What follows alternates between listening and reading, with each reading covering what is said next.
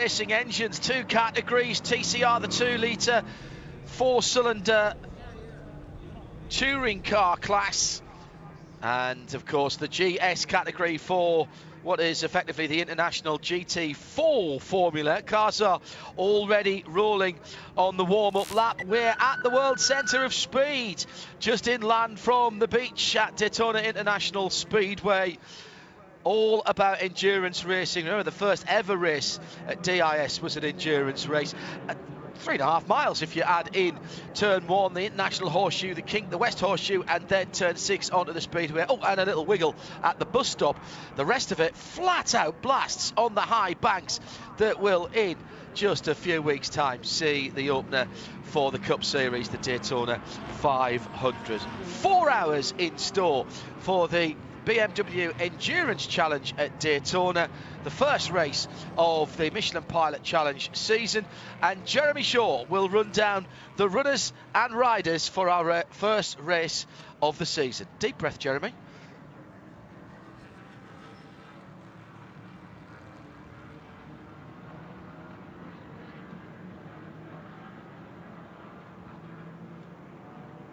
Are you ready? We will have 41 cars for the start of the 2021 season for the IMSA Michelin Pilot Challenge. Should have been 42. Unfortunately, Ryan Hardwick's number 16 Wright Motorsports Porsche 718 Cayman will not start the race. Heavy crash in practice. So there'll be 24 GS cars and 17 TCRs. Starting at the back in the 41st position, had a transponder problem in qualifying, so did not set a time.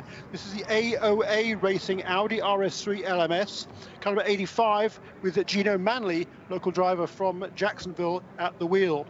Row 20 of the grid, Gavin Ernstone, car number 61, the Roadshagger Racing Audi, also did not set a time in qualifying and will start at the back. Another car that didn't set a time in qualifying is number 98, Brian Herter, Autosport with Curb Agajanian, Hyundai Elantra NTCR, one of the two new Elantras in the field.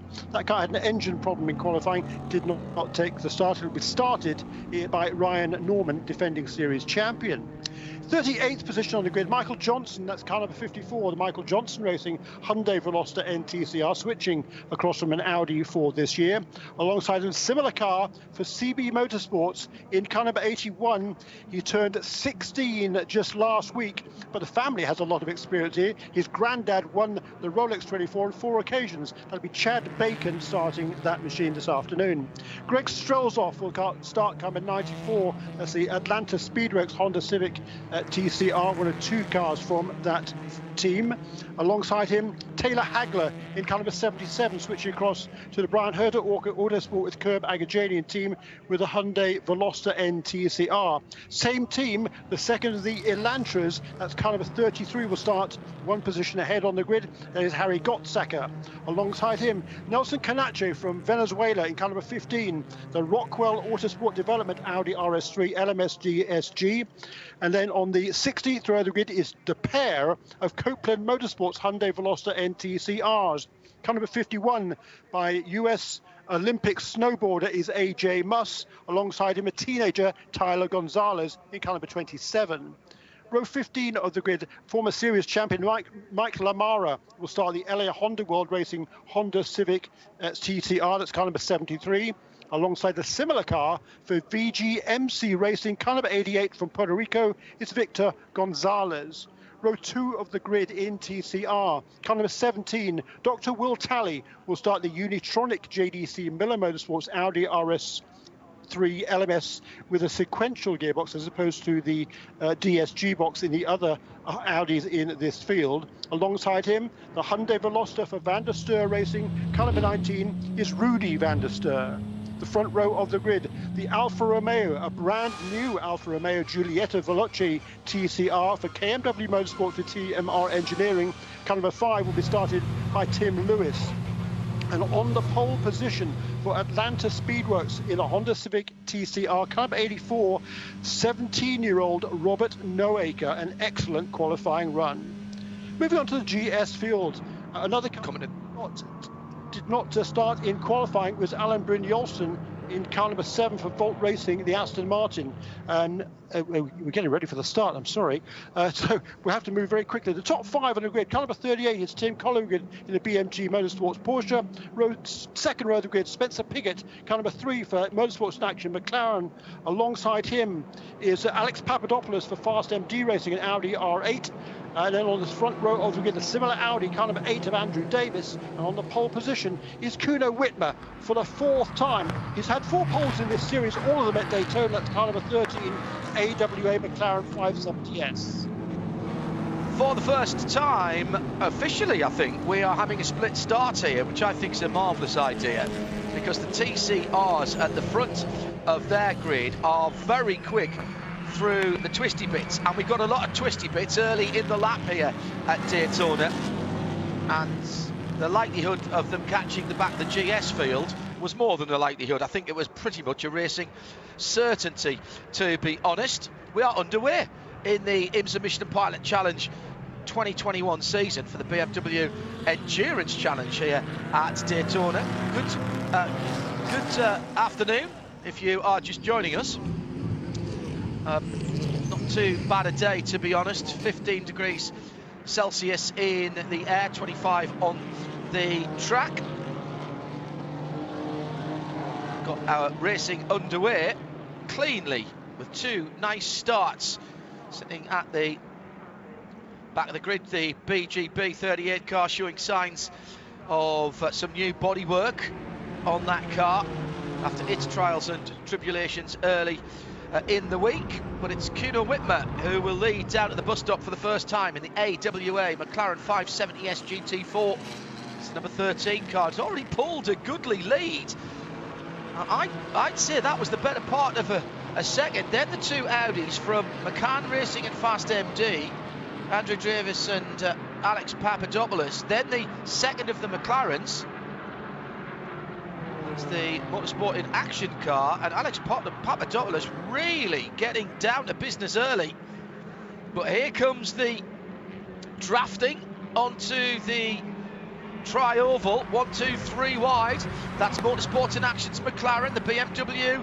The yellow car is Turner Motorsports, and the single carbon with Peregrine Audi all in there, and they've sort of stayed in the same position, although they tried very much to make a liar of me. Jeremy Shaw, 2 nice clean starts, and with 4 hours on the clock, really that is what you want to see. A bit of sensible driving by everybody, not too much leaning, and we are underway for the Pilot Challenge for 2021.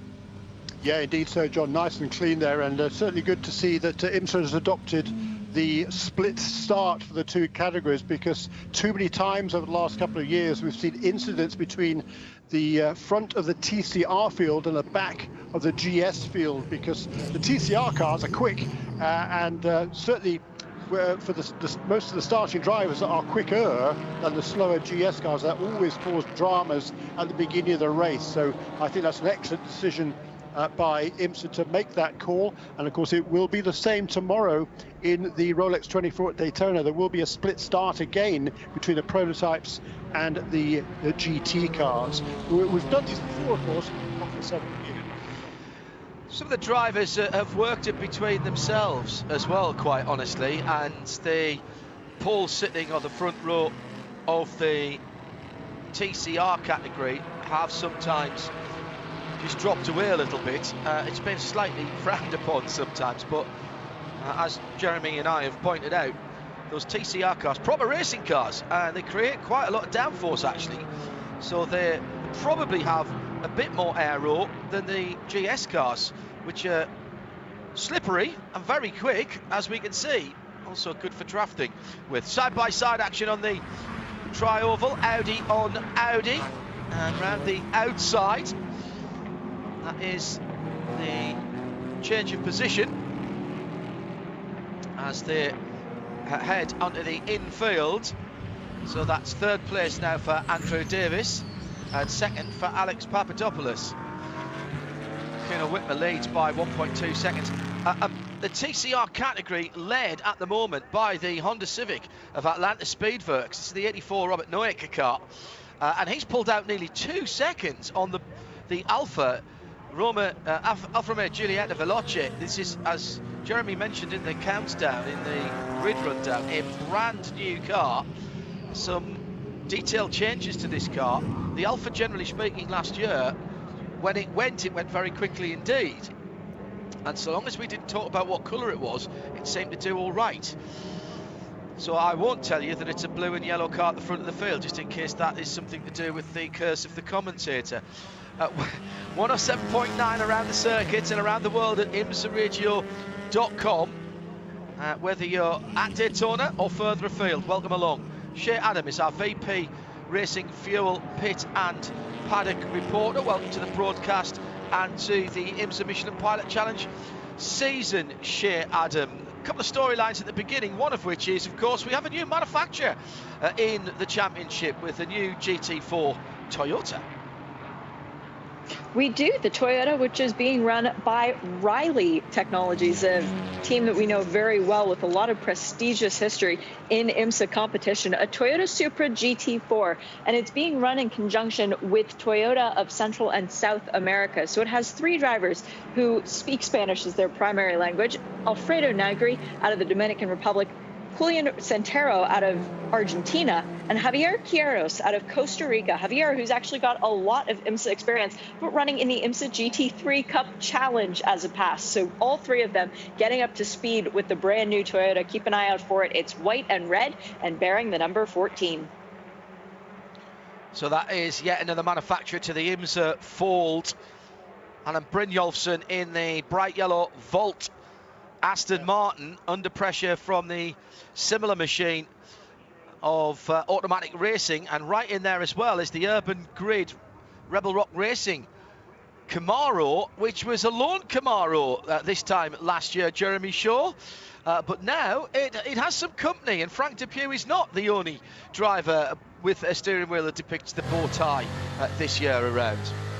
Very true. Well, welcome back Team TGM with its pair of Chevrolets. They ran this race last year, but not thereafter, as Ted Giovannis was very mindful and otherwise engaged with trying to combat the coronavirus global pandemic. Great to see all those three Chevys running here this weekend.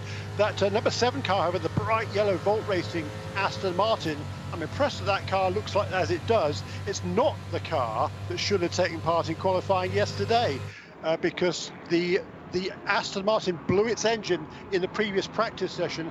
Apparently there are no spare Aston Martin engines in the country, and the only option was to try and get a hold of another car, which they did, because the Not Lad Racing, run by RS1 team, making its debut in the IMSA Michelin Pilot Challenge this weekend, does have a spare Aston Martin. They have loaned that car to Volt Racing with Archangel this weekend. That is the car that Alan Brynjolfsson had to start at the back of the field with, and already up into the 16th position and moving forward. That's car number 7, as Kuno Whitmer makes himself scarce at the front of the field. Been a very good start by Kuno Whitmer. Couple of new shapes, or a new shape at least, in TCR this year as well. We've been used to seeing the Hyundai Veloster, the quirky 4-door coupe. Yes, 2 doors on one side, one on the other, plus the hatchback. Well, it's joined by the new for 2021 Elantra. This new build from Hyundai Motorsport Group in Europe, and Andrea Adamo, who also looks after the highly successful World Rally Championship programme as well as the TCR programme.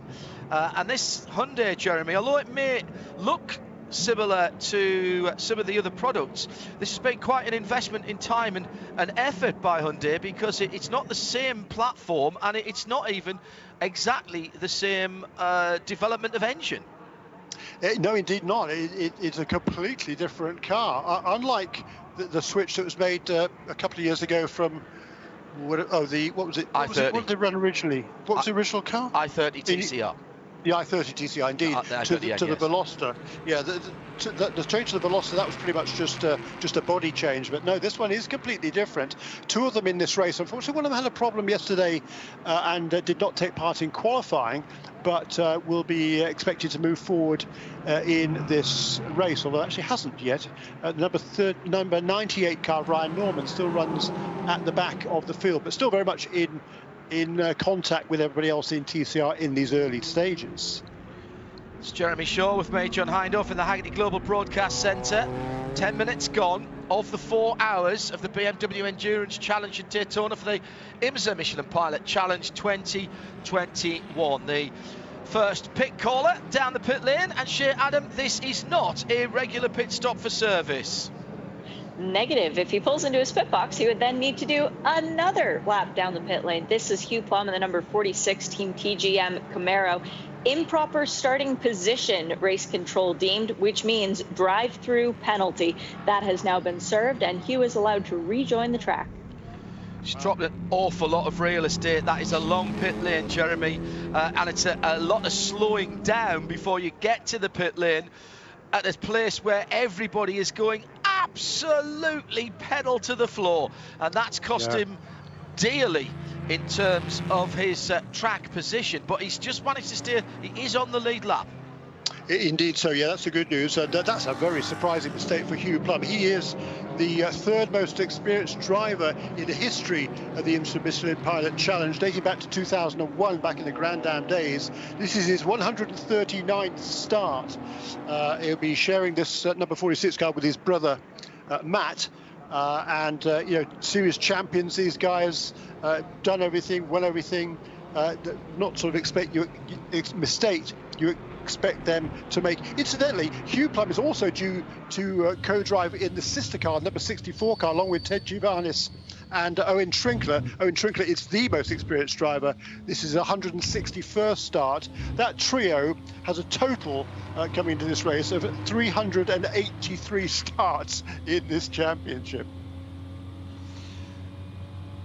That's a few. That is a few, no doubt about that. I think we can say they know which way is up, although they'll be annoyed at that very early mistake. Welcome to Toyota Supra GT4, Toyota Gazoo Racing, the overarching brand for Toyota's motorsport programme, the headquarters of which are in Cologne in Germany. Started off as TME, Toyota Motorsport Europe, back in the rally car days. Expanded into Formula One, remember. Huge, full-size wind tunnel there, which a lot of other manufacturers used. Last time I was there, which is a wee while ago now, Ferrari Formula One were there because they were having trouble with the calibration of their own wind tunnel. A huge place. People ride bicycles around because the corridors are so long. It has become in recent years the home for the endurance racing programme and now the GT programmes as well, and this GT4 is the product of that. Big announcement from IMSA yesterday about the formation of a GT3 Pro category, so the class up from what we're seeing here in the Pilot Challenge, the Michelin Pilot Challenge. And that's going to cause some big changes, and I suspect it will also change how some of the manufacturers look at GT3, particularly those who don't have a GT3 product at the moment. Follows, by the way, that GT4 and then you step up into the GT3. That is the way it works. TCR has been such a brilliant addition to the IMSA Michelin Pilots Challenge. These cars are built by the manufacturer's motorsport arms and come with a proper factory motorsport logbook racing chassis number. They didn't start life as a street car. They were built specifically as racing cars to the TCR International recommendations and formula. And indeed Marcello Lotti, who is the brains behind International Touring Cars, TCR, is at Daytona this weekend. Augusto Farfus demonstrating one of the new electric TCR cars, which has been wowing people around the circuit. And IMSA, in a partnership with Marcello Lotti, to run these cars in their championships, and rather sensibly, Jeremy, I think came to an arrangement with Marcello Lotti and the International TCR organisation to allow them to modify the balance of performance. They didn't have to take the global balance of performance from the models. They were gathering so much data themselves. They were allowed, and I think they're the first sanctioning body that has been allowed to do this. But it's not like they stick a finger in the wind at IMSA. It's all data driven. Yeah, it is, and yeah, that was a really great call, I think, by Marcello Lotti's team there to enable him to do that. It certainly worked out. I mean, last year over here at least, the Hyundais appeared to have a pretty significant advantage, and they were just kind of running away and hiding, and that led to a few people walking away from the series, including former series champion Mike Lamara, who's driving one of the only this weekend, LA Honda World Honda Civics. But they made some adjustments towards the end of last year. It was definitely a lot more equitable all around, no question about that. And this weekend, it might appear that the Hyundais aren't quite on a match with the Hyundai or the Honda, perhaps. Excuse me, not Honda, the Hondas or the Audis this weekend, perhaps. But I'm going to hold my judgment on that one until the end of this race, because we saw a couple of strong runs by Hyundai drivers in qualifying, perhaps not the factory team, but we saw Rudy van der Steur, who's a youngster. This was just his second start in this series. He qualified third, so if he can do it, so can the other guys in the quote-unquote, it's not a factory team, but it effectively is for Brian Herd Autosport with Kerb Agajanian. And while we're on that subject, it's the Honda Civic of Robert Noeka who leads now by about a second and a half over the Alfa, and then a super battle for third position behind them, which is currently led now by the veteran Puerto Rican Victor Gonzalez, Mike Lamara right with him. And also in that battle is Gavin Ernstone, who very quickly has moved his way through the field after starting from the back. And along with them as well is Tyler Gonzalez. So we've got Gonzalez is at front and back of that little train of cars at the moment. That's kind of a 27 for Copeland Motorsports, another of the Hyundais. At IMSA Radio if you'd like to get in touch with us, and it's hashtag R24 Radio for Rolex 24 Radio this weekend. Jeremy Shaw, John Hindhaugh, Shea Adam, your commentary team, will be joined for the 24 hours by some more regular Radio Show Limited and Radio Le Mans voices. And good to hear from you wherever you are. Hello to Drew Adamson, who up in Boston preparing for the iRacing Championship, the Porsche Super Cup Championship this weekend, esports, and just managing to tear himself away and the rest of the team from preparation to watch the IMSA Michelin Pilot Challenge here at Daytona. Drew, always a pleasure to hear from you, and even more so to work with you. Wish you best of luck for another busy season, I'm sure, with iRacing. And hello as well to Robin Liddell, who I know is listening in the paddock and pit lane. We're on 107.9 FM and on the PA system here at Daytona as well, just to make sure. 3 hours, 41 minutes, 40, 39, 38, 37 seconds to go in this one, so barely 20 minutes has elapsed, and here's how they stand. Kuno Whitmer has run away and hidden in that McLaren 570S GT4. If you were trying to get a missile lock on him, you'd be struggling right now. Alex Papadopoulos in second, 5.5 seconds back, with a 3/10 gap between himself in the Audi number 83, the red and white car, and the red and white car of Andrew Davis, the McCann Racing car, in fourth. Turner Motorsport still a Masherman in the 95 BMW is another 3/10 farther back, and then it's 5 seconds back to the car barn with Peregrine Audi R8 GT4, the number 93 car. In the TCR category, give you a quick update on that. Jeremy mentioned Robert Noeke for Atlanta Speedworks. 2.4 seconds to the good ahead of the KMW Motorsports with TMR Alfa Romeo Giulietta, the number 5 car. Then it is VGMC and the second of the Hondas, but that's 7.5 seconds back. So big gaps, unusually big gaps. But Gavin Ernstein's come right through from the back as we've got a problem on the race course. Get that into a moment. Gavin Ernstein is starting at the back. He's fought his way up to 4th position in the 61 Roadshagger racing car. The bad news is, if you are a Blue Oval fan, that the number 59 Ford Mustang has had contact and it's up in the wall. It's stopped on the high part of the banking. I can see smoke and a little bit of fluid coming out of it. It looks like it's had front end contact on that car. Resplendent in a very well-known livery from sports cars down the years. This is the Core Motorsports race for RP car, and fair play. It's in the runoff actually at turn 1, isn't it? I thought it was on the speedway, but then I was wondering why I couldn't see anybody driving past it. And now I've had a proper look. He's actually up on the banking, effectively in the runoff at turn 1 on the speedway. And I don't think that car's going anywhere. Shea Adam with this VP Racing Field Pit and Paddock report. What are you hearing from the team? Anything? Nothing from the team as of yet, but that is Chuck Cassero behind the wheel, a former champion in Trans Am competition in TA3 and in the GT category. He is a Ford guy through and through, but it looks like he had some contact, possibly rejoining the track at turn 6. Yeah, stopped on course at Speedway turn 1, so NASCAR turn 1, and race control trying to assess how to get to the car and then how to get it back.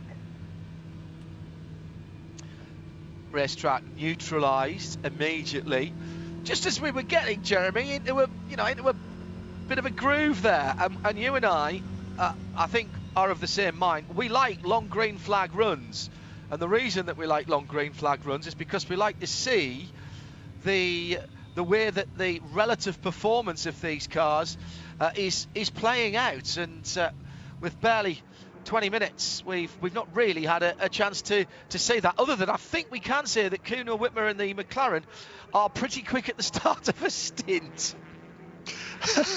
Yeah, indeed. He checked out there. He was 5.3 seconds ahead at the completion of both 8 and 9 laps. So basically half a second a lap he was pulling out on everybody. Has set the fastest lap of the race. That was a 1 minute 54.3. Put that into perspective, however, it's still a second and a half away outside the lap record that was set by the similar McLaren of Paul Holton a couple of years ago, 152.6. Kuno Whitmer's got a pretty remarkable record here at Daytona. His first start in this series here at this track was back in 2003, if you can believe it. That wasn't a particularly strong result, but next time back here was 2 years later in 07. He finished 3rd. Then it was in 08 he finished 2nd with the pole position. In 18 he finished 2nd with the pole position. In 19 he won the race. That was in the McLaren. And then last year he was on the pole position, as he was this year as well. So all 4 of his poles in this series have come at Daytonas. He's had a win and 2 seconds and a 3rd, and he's already way out front until he was brought back by this full course caution. At IMSA Radio, hashtag R24 Radio. Hello to Barnaby Scarf, listening to some live racing, tuning in on a Friday night. I'm presuming you must be in the UK. Nice to have an aperitif for the Rolex 24 with the Michelin Pilot Challenge in sound and vision. Also Phil Kinch, who's in Northampton in the UK. Oh, it's right on the edge of the carbon fibre triangle there, Phil. Good to know that you're tuned in, liking the look of the Hyundai Elantras this evening. They do look rather good. If you'd like to get in touch with us, you've got something you want to ask, or you have something you'd like to bring up, at IMSA Radio, hashtag R24 Radio. That's our hashtag for the whole weekend. And IMSA Radio, of course, is where you'll find us for the whole year. If you're outside of Daytona, listening on 107.9, I'm sure, at the circuit at the moment, or on the excellent public address system, it's www.imsaradio.com. That's our new portal for all things IMSA content in sound and vision for 2021. Yes, we still have the main website for everything else, but we decided that because there's so much IMSA content, it was probably a good idea to give it its own home. So www.imsaradio.com. We've just opened the pits for the GS cars. Shea Adam has this VP Racing Fuel pit and paddock report. It's definitely going to be a pit report this time, Shea. Yeah, it is. So staying out, because that's easier to tell you who stayed out. The AWA McLaren of Kuno Whitmer, the 83 Audi of Alex Papadopoulos, and Noel Siegel, who's done a great job so far in the Carbon Audi, and Spencer Piggott in the Miata McLaren. Everybody else in GS so far coming down the pit lane. We've got Turner Motorsports into the pits, the number 95 and 96, both in the race this year, not both being driven by Robbie Foley. Bill Oberlin is in the 96 for the end of that one, but staying in the 95 for now. Just getting a new set of right side tires is Dylan McIvern. He has had quite the start, going from 6th place up to 4th. We've got fuel and tires for going just about everyone up and down the pit lane. The number 10 Mercedes is still in the box getting service. Anton Diaz Pereira set to drive in that car, but it was Bimmer World was one of the first cars back into the fast line. Nick Galante staying aboard that number 82 machine, as there is only one Bimmer World car in the field for today's race. First time in a long time that's happened. First car back out, though, was the first car on the lane. That would be the 8 of Andrew Davis rejoining in the McCann Racing Audi. Let's see if he can stay in that. And I believe he does. Yes, he does. Showing up as out second off the lane. Also, good stop from the Windward Racing crew. Russell Ward staying aboard that car. Fuel and tires for the Mercedes as well.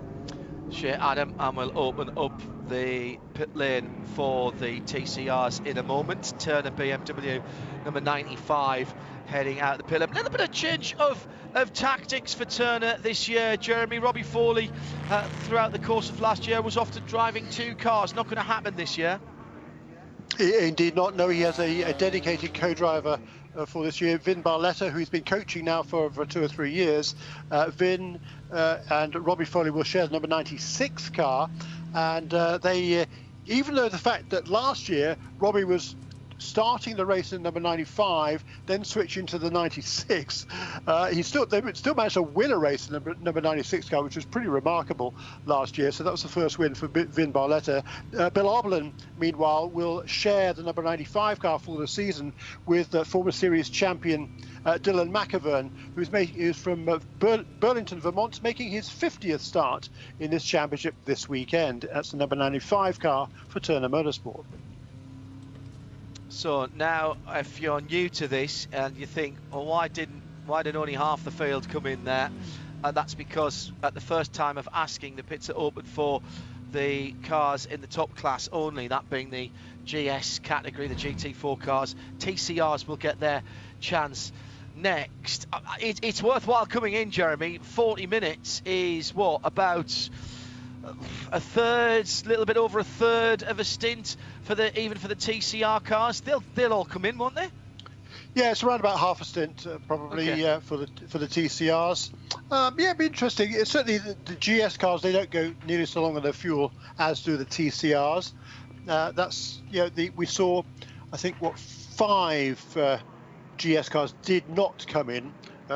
The 2 leaders, number 13 and 83, Nolan Siegel, as Shea was saying, number 93, he was running in the 5th position. The car behind him, Spencer Piggott, also did not stop. The only other one that didn't stop, I believe, was Ted Giovannis in the number 64 team at TGM Chevrolet. He was at the back of the field, so now will gain track position for his next stint. That makes sense. He has not yet completed the minimum drive time for this race, which is 40 minutes. So he will stay at the wheel of that car until the 40 minutes elapse. And then, if he's got good track position, which he should have now, the 40 minutes will will probably won't be much longer than when we go back to green. So I would expect that 64 car to come in shortly after the green flag, and then they have two more drivers. First of all, it'll be Owen Trinker and then Hugh Plum to finish the race as we see pit stops for TCR. And TCR cars in the pit lane, including our leader. It's Robert Noaker, who will stay behind the wheel of the 84 Honda for Atlanta Speedworks. No tire change going on there, just a little bit of fuel being added. Well, more than a little bit of fuel, let's face it, at this point in the race. Also into the pit lane, the number 88 Honda for their first ever pit stop as a team. The VGMC Racing Group doing a fairly good stop as back out onto the lane and right behind the Honda is the mighty Alpha, so fuel only for the Alpha as well. And then comes an Audi, a Honda, and the other Honda. So we didn't have the full spread of TCR cars coming down the pit lane. And our leader now, by dint of not pitting, is our race winner from a year ago. That's Gavin Ernstone in the Road Shacker Racing Audi, car number 61. Very smart strategy by that team. The Elantra, one of the Elantras going out as well. Also the 54, the Simpson Racing car, that is sitting in. That's the red and white car. That's a Hyundai. That's a good story as well, Jeremy, with the guys. We are used to seeing these two driving together in TCR, Michael Johnson Racing and Stephen Simpson. And a new car for these guys this year, and that's not as easy as anybody else just changing cars for this particular driver pairing. Indeed not, and different colours as well. For those of you not familiar with Michael Johnson, he's one of my heroes in this sport, is Michael. He's 28 years of age now, from Mount Morris in Michigan, Flint area. He was paralysed from the chest down in a motorcycle accident at the age of 12. That was back in 2005. When I say motorcycle, that was a motorcycle racing accident, dirt track motorcycles we raced back then. Was he daunted by that? Not a bit. He decided he wanted to try his hand at some karting after that, so he drove a kart with kart controls, moved from there to the Skip Barber Racing School, took part in their series, won several races, and then went professional as well. He was racing on the Road to Indy as well, and had some pretty strong finishes there, both in the USF 2000 and in what is now Indy Pro 2000. A remarkable character is Michael Johnson in that wheel of that car number 54 car. Very interesting goings on the pit lane at Copeland Motorsport. Shea, the team thought they were finished, but there was a safety issue spotted by one of the many of our IMSA officials down there on the pit lane. I love the men and women on the pit lane who serve as the IMSA officials, and I miss all of you guys. They are there not to try and be the cops or the bad guys. They're there to try and help and to keep things safe. There was a lug nut that wasn't completely tightened on the Copeland Motorsports Hyundai car number 23. So rather than send it back out onto the racetrack and perhaps be a little bit risky out there, they pointed it out and said, hey, tighten that up before the car goes out, rather than make it come back down to the pit lane to serve a penalty and have to serve an additional trip down the pit lane in effect. They're out there to try and make sure that everyone's safe, and they're not there to try and punish per se. That's exactly what we do. We work together, and I love that. Yeah, I think that's very smart officiating. We're under 3.5 hours to go. 3 hours 27 and 26:59, 8:765. If you are listening on IMSA Radio, channel RS2 at imsaradio.com. Around the world. And don't forget, tomorrow our Rolex 24-hour coverage here at Daytona, as well as being on the public address, as well as being on 107.9 around the circuit.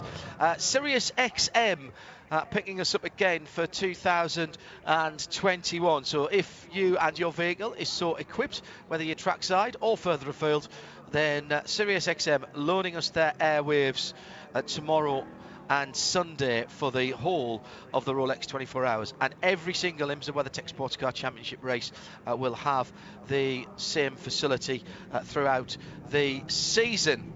Right, hope you've had a chance to, have a drink of your water, maybe a bite of your sandwich after that nasty looking incident for the Ford Mustang number 59.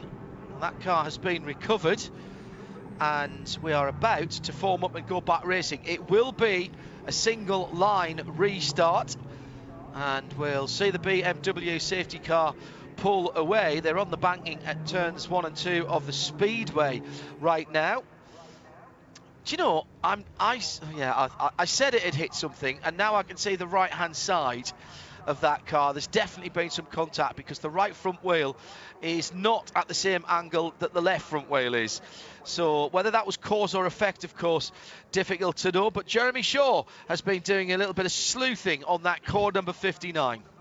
Well, not necessarily that. I mean, the car's on the hook on the way back, so unlikely to get out in this race. But what's most significant about that core team is last year, you remember, they were running a different chassis. I mean, core has always been about Ford, because one of the team principals there, Dean Martin, he was a Ford development engineer for many, many years.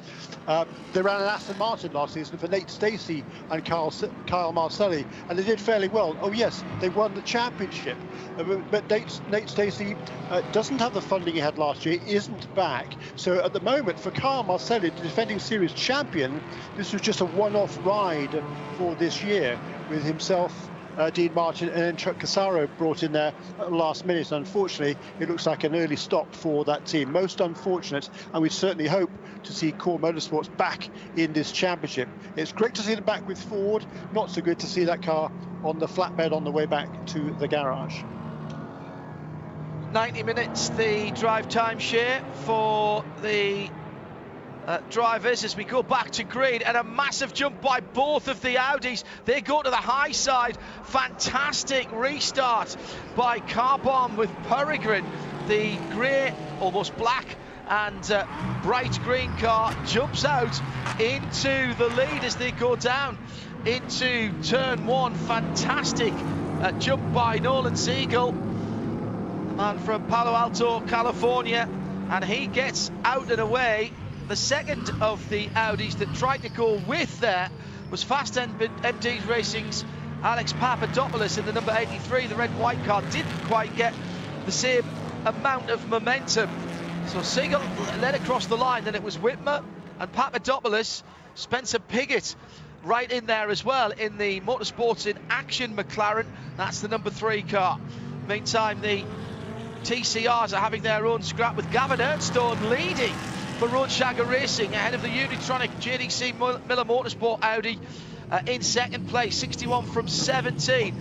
Look at the Audis though, getting up to speed very, very quickly indeed, and a slight mistake there going into the tricky turn 6, and that's going to be a whole bunch of places lost by Ted Giovannis in the Team TGM. The blue chrome car just outbraked himself, got on the dirtier part of the track, and had at least, Jeremy, I think there, 3 or 4 cars going by. It might be that he's just making sure that he stays out of the way, because this is not his race right now, in fairness.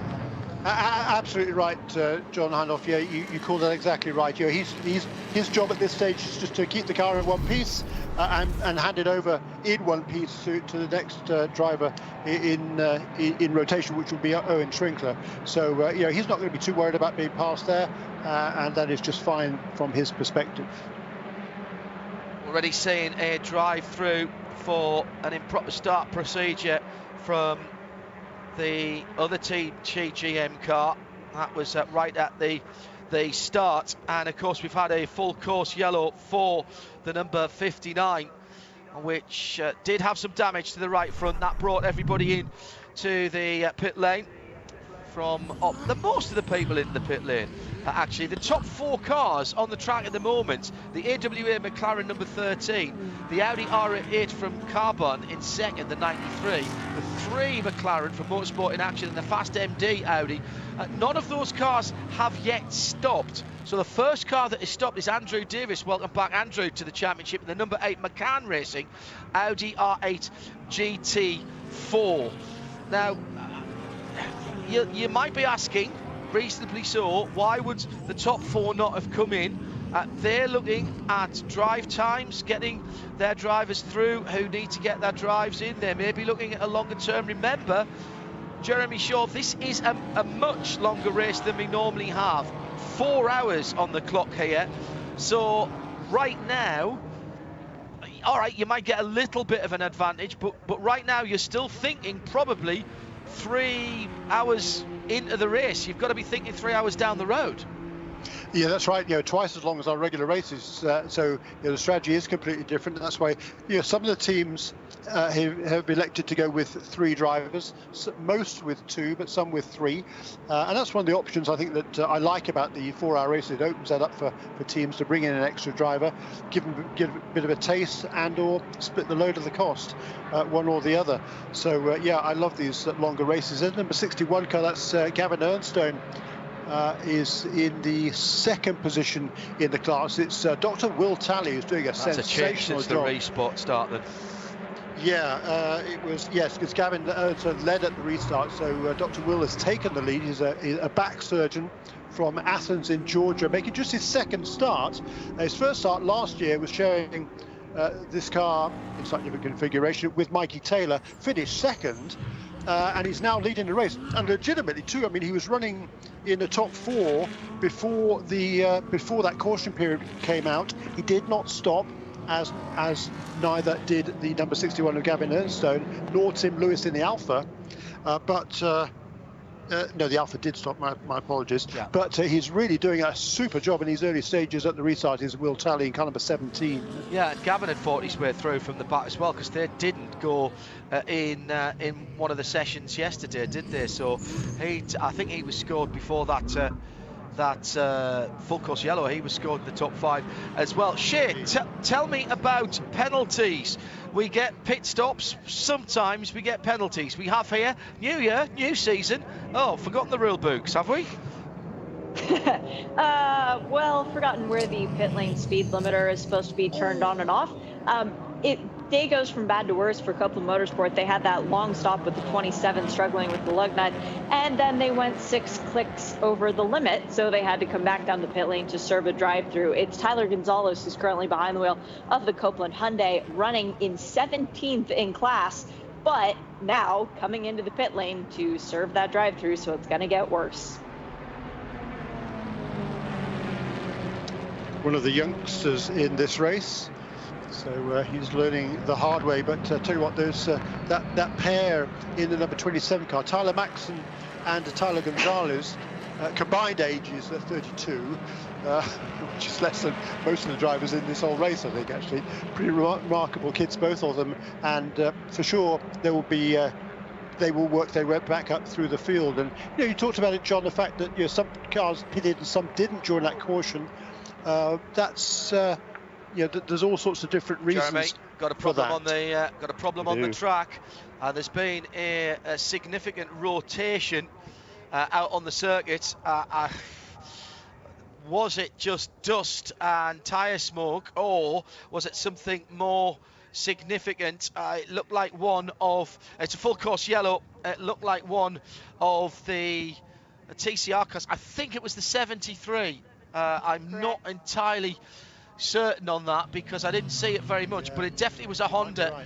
Right. The 2nd place, John. Yeah, I think you're right. Yeah, it was the 73 Mike Lamar and Matt Pombo LA Honda World car, 73 car, and they have, I think, that looks like they have got an engine problem.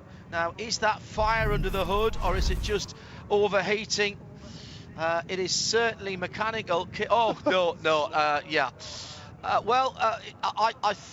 I think some of the interior were making a bid for freedom to the outside world. My goodness, that was a really big blow up. A lot of white smoke coming out of the exhausts of that car. That often means a turbo or a turbo seal has gone. They're having a look. There's no fire underneath the bonnet, underneath the hood in the engine compartment. That's the good news. And also the good news is the driver is out, but desperately bad news, Jeremy, as you say. The Hondas looking really good this weekend, and that white and blue car from LA Honda World was right at the sharp end.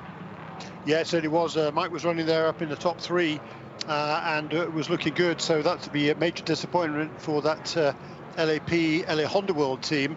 Very disappointing. They're running just the one Honda this year, but the LAP team is running also a Mercedes in the GS class for That's car number 10 for Anton Diaz-Pereira, who started the car and will be sharing it during this race with two very talented guys, Colin Brown and Scott Andrews, originally from Australia as well. So that car will be carrying the flag for LAP for the remainder of this event. After just about 45 minutes, we're already into our second full course yellow. Hello, Carol Brink. Nice to know that you're tuned in California at IMSA Radio. And don't forget, you can, even if you are in the US, if you'd prefer the commentary from Jeremy Shea, well, probably not me, but Jeremy and Shea's insights, then it's quite easy to sync that up with however you're watching at IMSA Radio if you'd like to get in touch with us, and it's www.imsaradio.com. And the LA Honda World Car is being pulled back on the end of a tow rope. Everything's pointing in the right direction, and just as Nick Damon might say, some of the uppy downy and roundy and bang pop suck things probably aren't functioning quite as well as they did a little while. This has come. Oh, Adam, hang on. Shea, Adam, you've got a Hyundai in the pit lane. Is that the same Copeland car? It is, isn't it? Yep, it's not a good day for these guys. Car number 27 in the pit lane again. They came down, they've served their drive-through penalty. They went back out on the track, and then they came back down the pit lane again. The hood went up. There were 3 crew members looking at the engine bay, not really touching anything, just looking. And now permission has been given. That car will be pushed back behind the wall, and it's going back to the garage. Jeremy Shaw, this could be very good time indeed for Ted Giovannis for the timing of this second full course yellow. Yeah, if the yellow had come out a lap earlier, it wouldn't have been so good, because this is a short yellow. It's within 15 minutes of the previous restart, so the pits would not be opened usually during this full course caution. But the number 64 car of Ted Giovannis was into the pits, as we suggested, right before, I believe, certainly hope, the caution period came out. So Ted Giovannis has already handed that car over to Owen Trinkler, and I presume will have remained on the lead lap. I'll have to wait for confirmation on that one before they come around again. But the stop was made before the caution came out, so the stop is legitimate. Ted Giovannis has completed his minimum 40-minute drive time, so he is done. It'll now be Owen Trinkler, and then later on Hugh Plum will take over for the final stint. Kuno Wittmer, meanwhile, we saw him lose the lead at the restart, very quickly regained it, but Nolan Siegel remains in second place.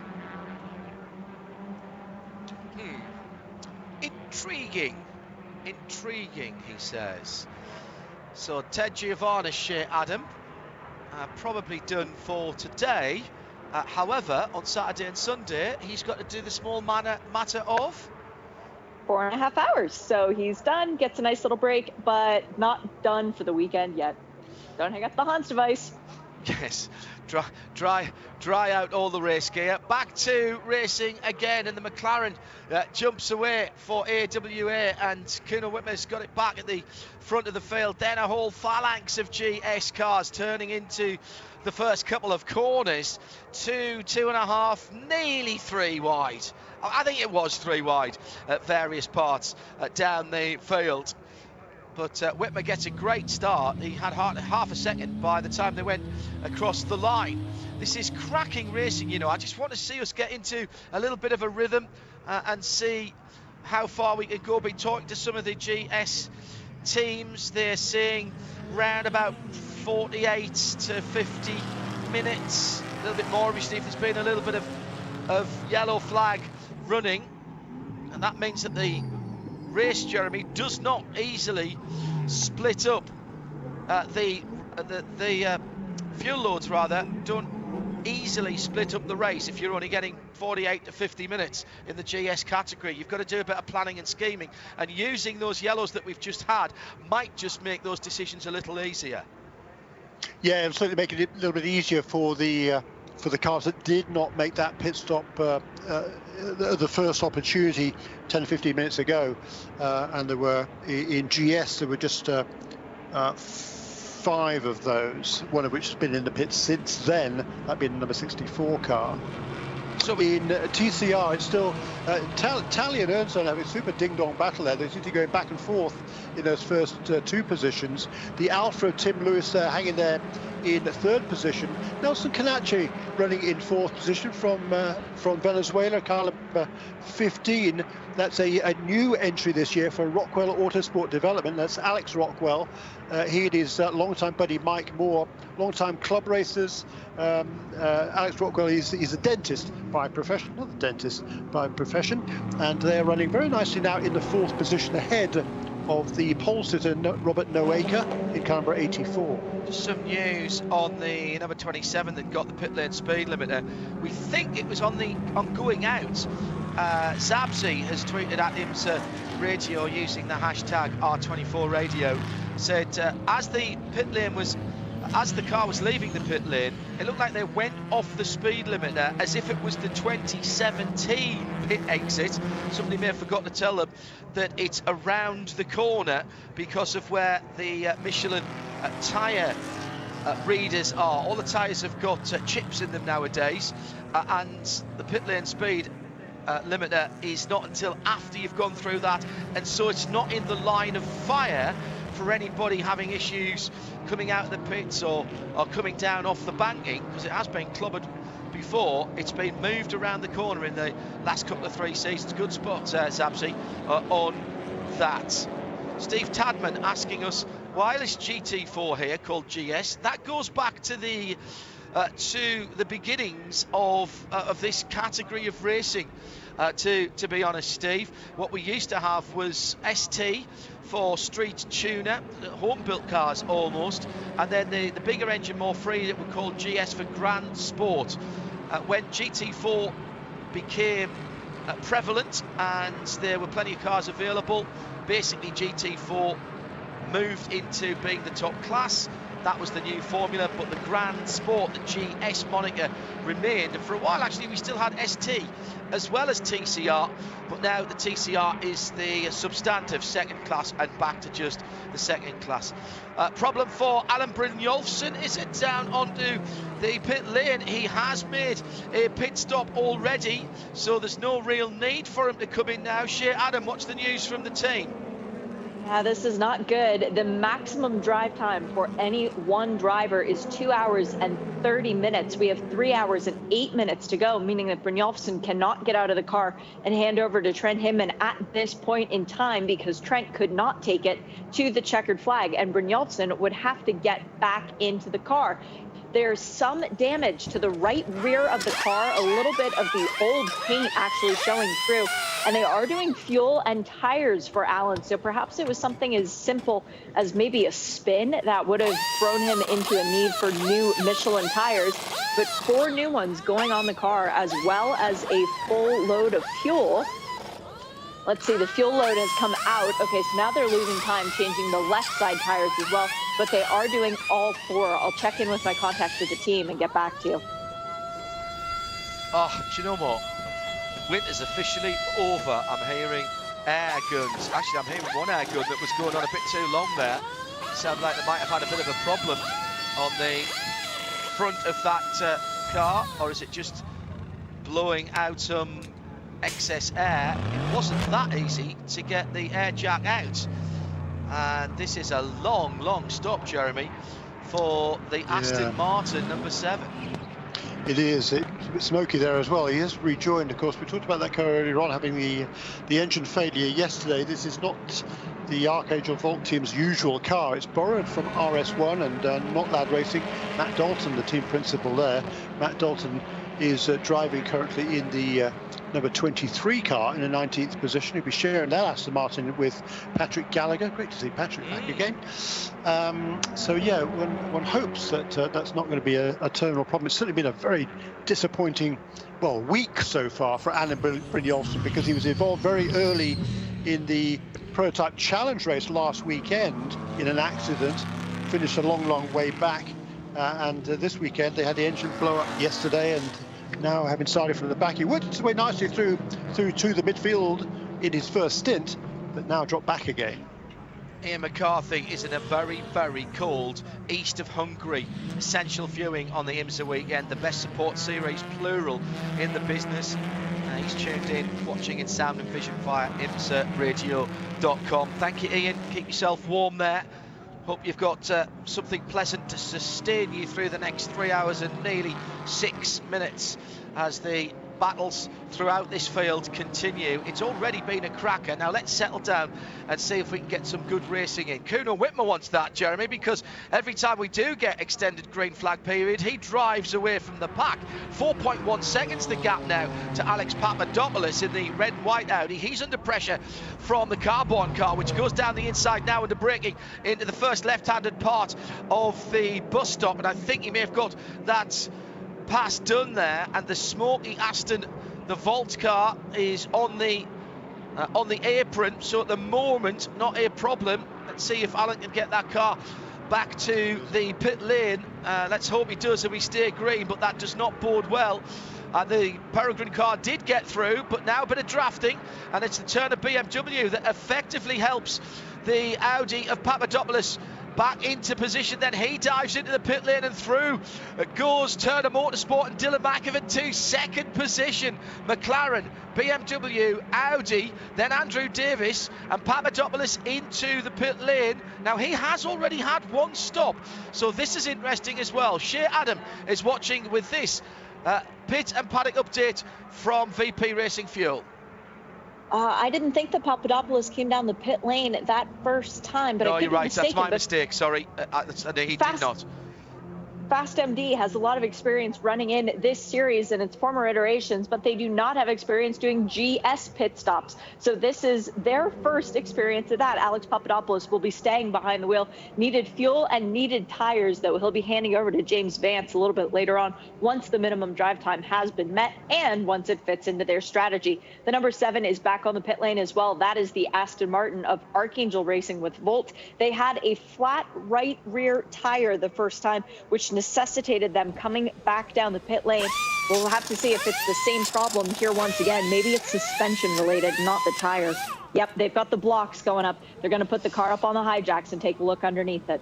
Yeah, that is not a good look for that Aston Martin. It looks like they may have some kind of lower wishbone issue there, because it did look when the car was up on the jacks the last time. I almost mentioned it, which I had now, but looked like that right rear wheel was dangling at a unusual angle. Let me just correct myself. Our timing and scoring updated so quickly that in fact I saw the number 1. That was the first pit stop for Papadopoulos, and the car has now rejoined with Alex behind the wheel. So Alex has stayed aboard that red and white machine, back out onto the racetrack in the number 83. Pace beginning to pick up, lots of green on the top of the timing and scoring as people get up to pace. In for the number 13, this is the man from the lead, Kuno Whitmer. Shea? He's in, and it is a driver change. This is expected. Ori Fidani is the second driver of this car. The Canadian, who is looking very much forward, trying to get some laps. They were planning to do a full season last year, was AWS. That got COVID affected, and they wound up running north of the border instead. So they're back in the Michelin Pilot Challenge, where they claimed the pole position last year. A bit of unfinished business, though, for this team, as they couldn't bring home the win last year from the pole, looking to try and do it this time around. They have one air gun over the wall because it's a McLaren, one central locking lug nut. Makes their pit stops a little bit quicker than those with the 5 lug nuts, meaning one air gun instead of 2. They've changed all 4 of the Michelin tires. Now they finish fueling the car. They lift the pit board and tell Ori to go. He waits about 3 seconds, but then continues on his merry way. VP Racing Fuel Pit and Paddock report from Shea Adam. Do you know what I like about that, Jeremy? Just how unfussed the getaway was from that car. Absolutely no doubt to me, by the way, that Volt car's had at least one bang, because it was not sitting, that suspension was not sitting correctly at the back. Yeah, good point. It didn't look right, did it? So pit stop there for the erstwhile leader. The number 93 car, by the way, also came into the pits on that lap around. That was Nolan Seal, a 16-year-old from Palo Alto, California. His dad, Mark, generally drives this car, but not doing so this weekend. And it'll be Tyler McQuarrie, who the champion of this series from 2 years ago for this car barn with the Peregrine team, who'll be sharing a driving also with Tom Dyer this afternoon. I don't think this has quite worked for those 4 cars that didn't stop, Jeremy. Spencer Piggott's still out there getting great fuel mileage from the Motorsport in Action car, but he's the only one that hasn't stopped. And those 4 that stayed out and didn't take the opportunity, they're losing a lot of real estate. All right, they're still going to be on the lead lap, and yes, I accept, you know, we've only done an hour of the 4, but I'm not sure that gamble actually paid off.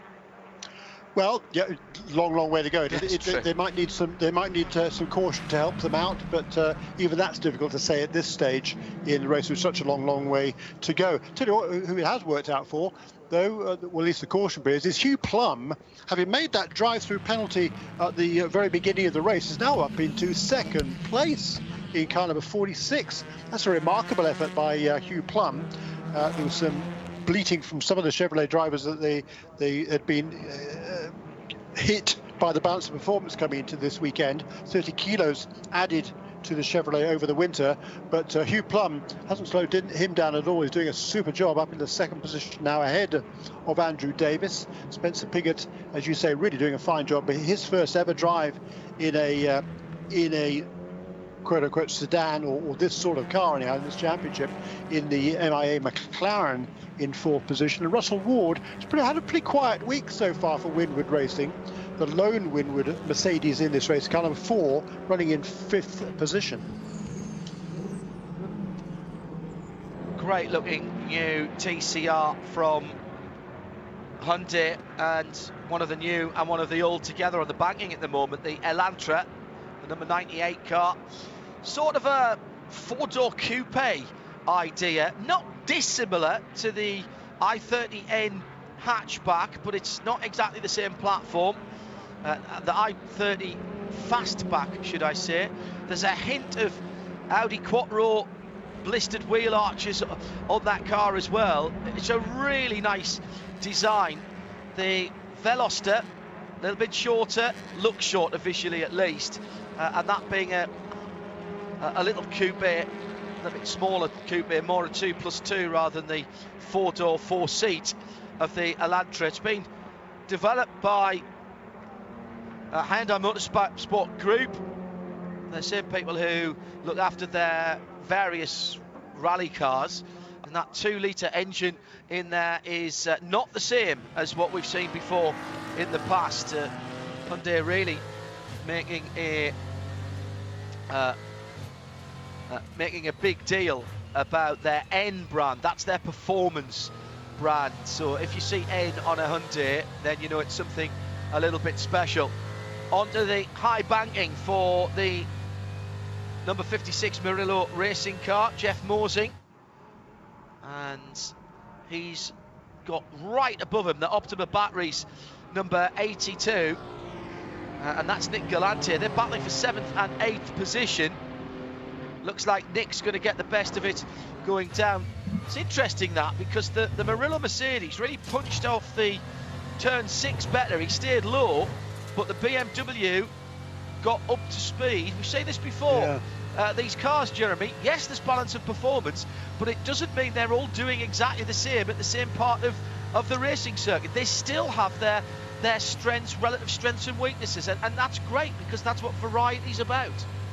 Very good point. As you're fond of saying, they make their speed in different places on the racetrack, and that is cool. That is what makes this racing exciting. And you know, the different tracks suit different cars in different ways. This track certainly suits the McLaren, as Spencer Piggott brings the MIA car. First pit stop. First pit stop for Mia. That's right.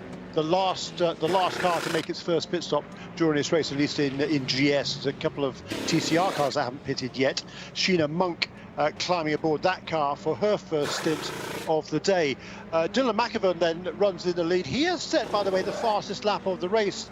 He did that right after we went back to green at a 1:54.034, so quicker than Kuno Whitmer, who had been running away with this race in the McLaren, John. Also a pit stop here for number 38, that is Thomas Collingwood.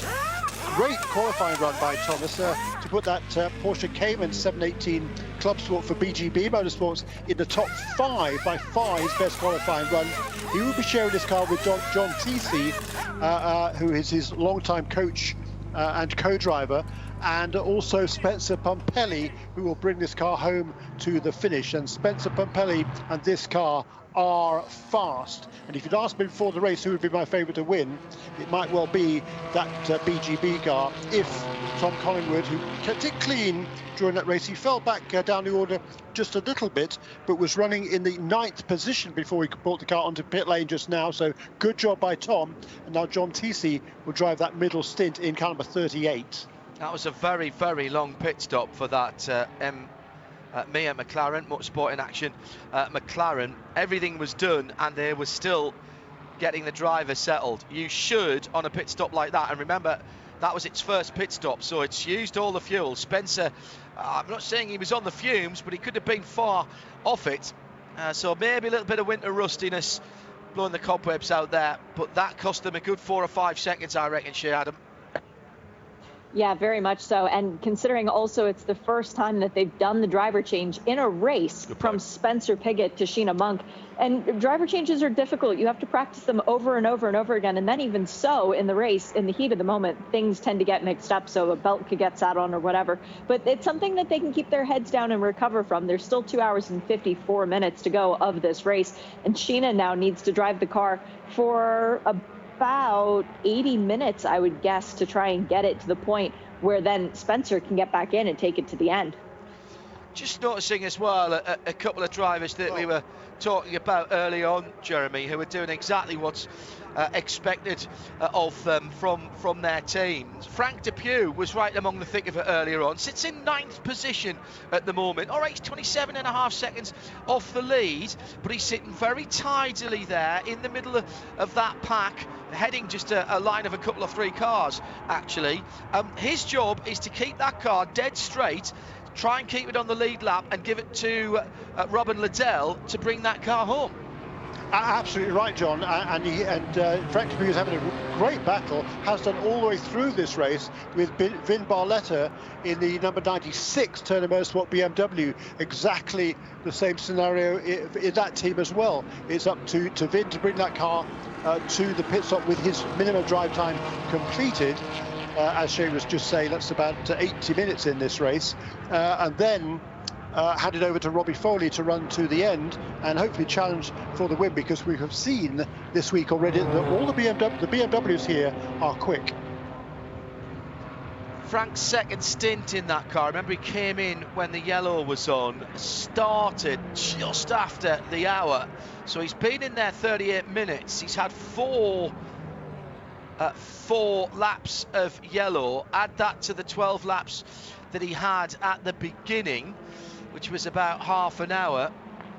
He's going to be tight to get to his driver time on this stint. And reminder, of course, that time spent, Shea Adam, in the pit lane does not count for what? Does not count for anything. It's only good for your ego to be behind the wheel for that little bit of extra time. But yes, from pit in to pit out, that time, it's almost as if you've entered a time machine. It doesn't exist anywhere. You are in the time-space continuum. Gavin Ernstone has come into the pit lane and he's followed in by the car with which he's been having the battle. That was the 2 cars right at the sharp end of TCR, the 2 Audis, the Roadshagger and the Unitronic JDC car. So they're now making their pit stops. That was a good run from Gavin. He'll be pleased with that. Meanwhile, out on the circuit, it's McLaren versus Carbon Autosport Audi, Carbon Peregrine Racing Audi, should I say. Those guys a little bit further down the field after their stops. Full service for Roadshagger, Shea Adam.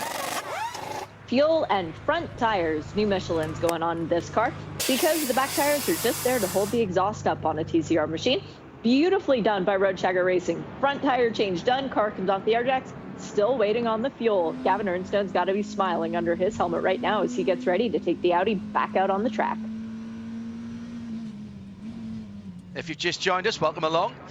We've still got 2 hours and 50 minutes and a bit more as the Unitronic, very, very attractive yellow, white, black with the Audi rhombus on the roof, the Audi Sport rhombus. Side-by-side race off pit lane for those two Audis. They came in nose to tail. They'll go out tail to nose. Fantastic stuff. And the battle is rejoined. Gavin Ernstone, I thought I saw Gavin get out of that car and John get in, but I'll just confirm that as they come round. No, he stayed in. So it wouldn't be yet. They can't reach minimum time as of yet for the drive time for the second driver. So Gavin is still in that car as far as the 61 is concerned. But for the 17, the other Audi, the one that came out with its nose spin behind. Frank Depew's gone round at the exit of the International Horseshoe. He was in close competition with Finn Barletta and Rob Eklund, and also going through some traffic. Now, the problem is he's facing the wrong direction. He's got to wait for a gap in the traffic, which he does very nicely. Gets the car out the way. There's a bit of hard standing, which he does a quick flick turn on, lights up the rear Michelins, and he's pointing in the right direction again. So, bit of an uptick in the heartbeat for Frank there. Now he's got to forget that, get the tyres clean, and continue racing. That's a shame because he was doing exactly what he needed to do. Part of the old racetrack there, Jeremy, that he had to use to get back pointing in the right direction. Yeah, the International Horseshoe, or that turn 3 was a bit further down in the old days, and it was shortened, I know, quite a lot of years ago now, I guess. But at least it's paved. That's the good news. He's able to use it. Use it. And it is used as a standby for the rescue vehicles. And there's also an opportunity. There's a gate there that you can double back and get somebody towed back into the paddock, should it be required. We've seen that happen in the past, not just in this race, but in the Rolex 24 as well. Toyota, a very quiet Toyota Supra. I'm turning up the onboard. Always wear earplugs in a race car, but I think you can have the radio on in that and you'd be able to hear it. That is extremely quiet, that Toyota Supra GT4 GR, Gazoo Racing. Welcome to the competition for them. Not sure Yacht Rock radio works in the GR, in the GR Supra. Maybe a bit of highway, I do like a bit of highway on Sirius XM. It's one of my favourites, one of my go-tos. So Hyundai's then, Jeremy, last year we know they dominated. Brian Herter Autosport and their customer teams did a cracking job. At the moment, it's the Alfa that leads by 1.6 seconds from Atlanta Speedworks in second in the yellow and blue number 84 Honda. Then the first of the Hyundais, and that's the Van der Steur racing car. Yeah, that Van der Steur car has been the quickest of the Hyundais pretty much all this week. The youngster there, Rory Van der Steur, is really doing a nice job in that car number 19. Just 20 years of age, from Chesapeake City in Maryland. His dad and I think uncle used to race P2 cars. You might remember back in a few years ago. He started off karting at the age of 7, did Rudy, and he made his debut in car racing, his professional car racing debut at the final race of last year. He had a different co-driver then, but he'd be joined for the rest of this season, I believe, by Dennis Dupont, who's from Belgium, although living now in Montreal because he's going to make a home in the at least in North America, for this Michelin Pilot Challenge season. Doing a super job there in that number 19 car is Rudy Van der Steur. Shea Adam said that Vin Barletta in the Turner Motorsport BMW and Frank Depew in the Urban Grip Rebel Rock Camaro were in close company. It seems as though that spin might not have happened on its own. Nope, race control is currently investigating whether or not there was any foul play or a bumper shared. And it has just come in, no further action. inconclusive, so they couldn't get a good enough camera angle to make a call one way or the other. Okay, thank you for keeping up on that, but Frank maybe then a little bit disappointed. Leader in TCR under pressure. The Atlanta Speedworks car right on his tail now. In there as well is the number 17, and that car is not in that fight, and indeed pulls out of the way. The white, blue and yellow Audi RS, fantastic colours that. So the leaders are allowed now to really battle it out. The 2-litre engines in these cars, front wheel drive mandated, and about 333-40 brake horsepower with 4-cylinder inline engines. Super competitive across the world. An awful lot of manufacturers have jumped into the TCR category, and of course the idea was that they were to replace Super Touring in 25-30 minute races. They have indeed become the World Touring Car Championship, but they very quickly became a staple of long distance racing right up to 24 hours in some of the series that we talk about on our sister channels, including the Dubai 24, which was a couple of weekends ago.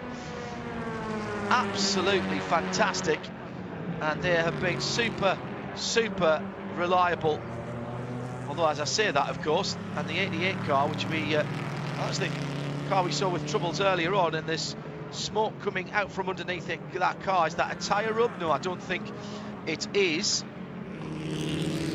I'm reminded that WTCR is not a World Championship. It is at the moment just a cup.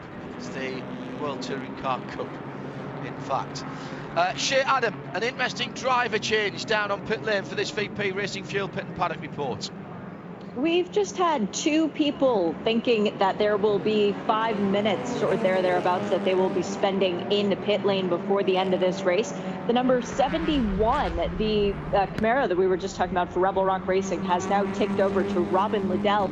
And the 82 Bimmer World BMW now shows James Clay behind the wheel. Now, the maximum drive time for any one driver is 2 hours and 40 minutes, 40, meaning that with 2 hours and 45 minutes left on the clock and the time not counting from pit in to pit out, they are hoping that they can get this done with 5 minutes spent in the pit lane and their drivers not going over maximum time. Now, the interesting thing, drive time elapses when the lead car crosses the checkered flag line. So potentially that could be a minute or 2 even after the maximum time has elapsed. So we could see 2 cars go over drive time, even though they think they played it perfect. Looks like we might be getting a full course yellow here, because that Honda has not. This is the 88 car that we were talking about, and we'll see a raft of people, I think, now diving into the pit lane, because the VGMC racing car has ground to a halt right on the entrance to the bus stop, and Andrew Davis for McCann Racing in the red, white and grey car has come in the pit lane. There's a local yellow there at the moment who's sweating on this. Nobody needs the pit stop right now, but we've had a few people just taking their pit stop. Who does this benefit, Jeremy? Well, no, I think they're not far short of pit stop time, so for quite a few of these cars. So actually, would be, yeah. 23 laps for Dylan McAvern in that car, so he's been in for 50 minutes in that car. Now, there was a little bit of yellow in that, so you're spot on. If the yellow flag comes out now, the pits will be closed until everybody gets in behind the safety car. I think race control is giving everybody a chance to come in under green here, but they can't keep this going forever. So if you're at the front of the field and you don't come in, you might feel a bit of aggrieved, but they've been given a chance here, Jeremy, I reckon, by race control. Definitely. I mean, the car there is very visible. Everybody knows about it. The spotters all know about it. They can tell their teams and drivers. So it's not as if there's nobody in any peril there necessarily. long as everybody's paying attention, the car has just come to a halt, it would appear. So that's why they're doing that. Interestingly, Turner Motorsport did not come in, which is a surprise because Don Salama is the master of pit strategies, or one of the masters of pit strategies. Oh, he is now getting opportunity to come in. I was going to say, what I was going to say was that I thought he'd already gone past the pit entrance when the yellow was shown. I think that is exactly what has happened. Hats off there to race control, allow everybody an opportunity to make this pit stop. Well done. Yeah, and you know why that is, Jeremy, and you and I have talked about this before. That's because we've got race folk in race control, surprisingly, perhaps, for IMSA. They are all racing people, and they understand. They're reading the race, as we're trying to do, and as all the competitors are trying to do. It would have been easy to just hit the big yellow button there and disadvantage the cars that were at the lead of the GS category. They've given them one more lap. As you said, it didn't have to be neutralised straight away. There's not a safety issue. If it'd been a safety issue, we'd have gone yellow straight away, no doubt. I think that's a great call by race control, Jeremy. Yeah, and the interesting thing about the time of this pit stop is it's just less than an hour and 20 minutes. And I think, Shay, is that right? That yeah, it is, isn't it? Because it's a 4-hour race. The maximum drive time is 2 hours and 40 minutes, so that leaves an hour and 20. So it is slightly early if you're a 2-driver car to make your driver change at this stage and have the first driver have completed what is effectively his minimum time. The minimum drive time for any driver is 40 minutes, but crucially, as Shay was pointing out early on, the maximum drive time is 2 hours and 40. Therefore, for a 2-driver car, the minimum driver time for the second driver is an hour and 20. Well, things are going to be turned upside down for a wee moment as the TGM Camaro, one of the TGM Camaros, goes past the stricken Honda on the back straight. We have the AMG Porsche Cayenne safety vehicle at the side and the rear of the car, pulling up as it would on the highway if you were getting some breakdown assistance, providing some cover there. And one of the tow trucks as well, one of the Chevrolet tow trucks, the official vehicles of IMSA. That car, again, it looks like all the wheels are on, there's nothing on fire. The likelihood that that will tow back, Jeremy, and it actually won't take that long, and by the time everybody's cycled through the pits, and we do have now we've had the 84 Speedworks car in the pits there. And Shay, just tell me, did they get in before the full course yellow was called? I thought I saw them in the pit lane before it started flashing yellow. It's still showing his Noaker behind the wheel of that car, though, which means that they haven't yet handed over to Brian Henderson. So a lot of drive time for the youngster. But yes, I think they did make it in. Okay. Obviously, once the yellow comes out, the pits are closed for a while. And only when the safety car's picked up the leader and we've got everything sorted out, do they open first for the GS and then for the TCR runners. And he said ST there, having been talking about the old categories earlier on. Yeah, John, as Shane was talking about earlier on, the minimum drive time conundrum for the teams is complicated by the fact that any time spent on pit lane does not count toward that drive time. So quite a few of these cars have already been in the pits once. That time spent on the pit lane does not count, and that is something that these teams have to take into account. Yeah, and on the other side of that, though, you can use that to your advantage if you're getting close to your maximum time and you know the car's going to be in the pit lane for another couple of, if you've got 2 hours and 42 minutes to run before the end of the race, your driver won't get 2 hours and 40 minutes on the track, Jeremy, because he will be in the pit lane for some of that. So it works both ways, but you've got to be aware of that and work your matrix the right way, because you get it wrong either way. We've seen small errors making huge differences.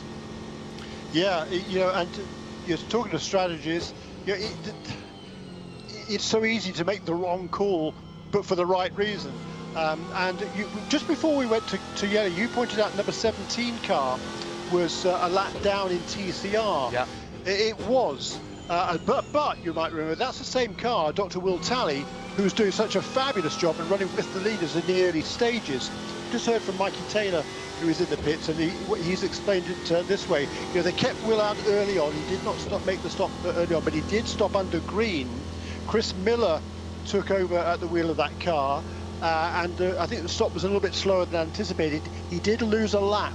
So Chris Miller is driving the number 17 car right now. He is a lap down to the leaders, but he will not need to make a pit stop if and when the other cars come in now. So he should get back on the lead lap. And in fairness, Jeremy, Chris Miller was very respectful, because we saw the leaders go past him as they were coming out of turn 1 into turn 2. They were having their own battle, and Chris let them go. And when you're fighting to stay on the lead lap, sometimes that doesn't happen. But Chris is a steady hand and a good head. The pits are open again. We will keep an eye on what is going on. Shea Adam has eyes everywhere. Who comes in? Well, one of the Murillo cars are in. As we start the pit stop, gives us a chance perhaps to speak to some drivers. But Shea, for the moment, let's have this VP Racing fuel, pit and paddock report.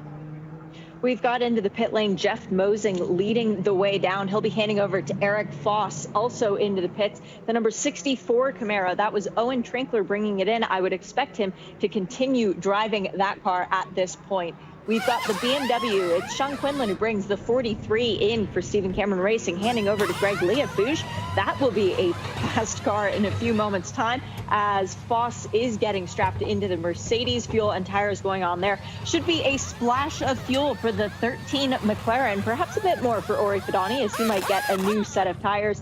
Also into the pit lane, we have the Audi, the number 93. That is the Carbon car, and that is being driven by Tyler McQuarrie. He brought the car in, spotting up on top of the spotter stand for him his 2019 GS co-champion, Jeff Westphal, who is part of the reason that it was such a good start for young Siegel. Back out onto the pit lane, though, we've got, Mia McLaren with a good recovery. They actually managed to get Sheena Monk out in front of Ori Fidani, so a very good stop there. And Murillo Racing goes back out. Eric Foss behind the wheel for the rest of this one. Sit back and get your popcorn.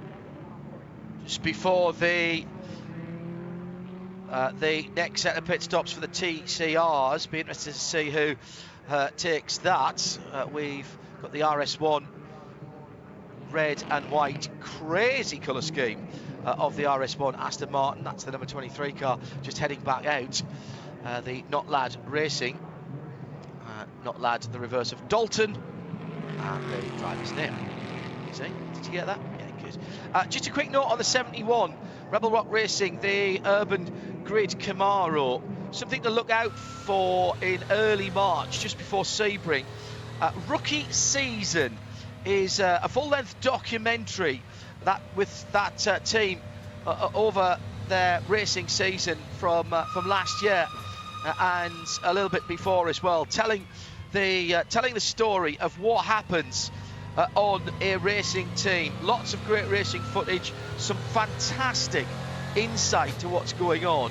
And if you search out the trailer, I recommend you search out the trailer, because I got goosebumps listening to the audio of Robin Liddell talking about racing in the trailer. And if that's just what the trailer's like, it's going to be worth watching. A really nice piece of work by the guys behind that. That is called Rookie Season, and it'll be available on all streaming platforms just before Sebring. So early March is when you can start looking out for that and seek out Rookie Season, the trailer, and give that a watch at the end of the IMSA Michelin Pilot Challenge for the BMW Endurance Challenge here at Daytona. Whilst we've got a moment, just something new for 2021. A new contingency award from Michelin Motorsport, the Michelin Pilot Challenge Moment of the Race. In both GS and TCR, one driver or team from each of the categories will be designated as winner of the Michelin Moment of the Race. And that's down to us, Jeremy. we've got to make that decision. So keep an eye out for what you might think is the Michelin moment of the race in GS or TCR. It could be an on-track race move that impacts the overall finishing position. It could be strategy, tyres, fuel, driver change that, again, positively impact. Doesn't have to be a winner, but the Michelin moment of the race winners, as decided by us here at IMSA Radio in GS and TCR, will get a full set of Michelin competition tyres at each round. And we'll get that sorted out for them in the coming weeks. So we're looking for our first Michelin Motorsport Michelin Pilot Challenge moment of the race in the next 2 hours and 31 minutes as the TCRs are back down the lane. I'll keep an eye on that. Meanwhile, we've got Nick Galante on the line. Nick, you must have been having so much fun out there in the 82 Bimmer World BMW because you had Jeff Mosing all over you for the entirety of that stint. How much fun was that? That was pretty fun. We had a great battle and a really good gentleman racing, and everybody giving people some room as they should. You know, you've seen in the past people kind of running a little tight and running people a little wide, and it was nice to run with such professionals out there and have a good battle. At one point, I gave Jeff Mosing a good thumbs up, and we were having a blast out there. Hopefully, we can contend for the win and you know, and bring this home and have a good chat about it afterwards. Yeah, you guys played the cards pretty well, coming in exactly with 2 hours and 45 minutes to go, meaning that you're hoping to spend about 5 minutes on the pit lane before this race is over. Does that seem realistic to you guys? Absolutely. Wayne Yawn and Jason Marks and James Clay and Mike Skeen have been, you know, deliberating, you know, on how to play this over and over again, and they are just professionals in the sport and making great choices, and they gave me a great car, and Bimmer World crew is amazing, and I think we got a chance at this if we can get a tiny bit of luck here in the next hour. I think we should be able to move up real quickly.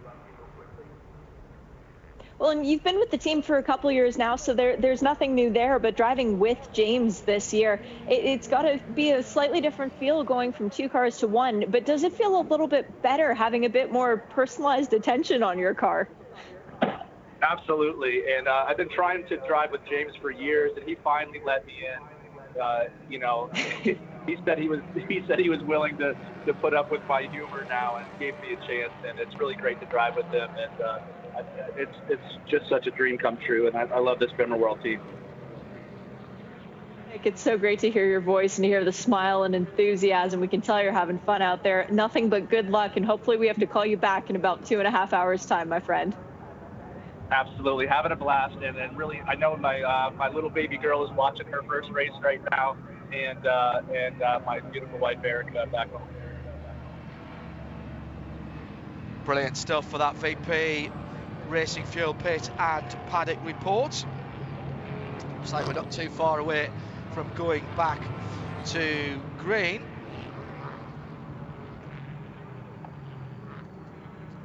So we reset behind the BMW safety car.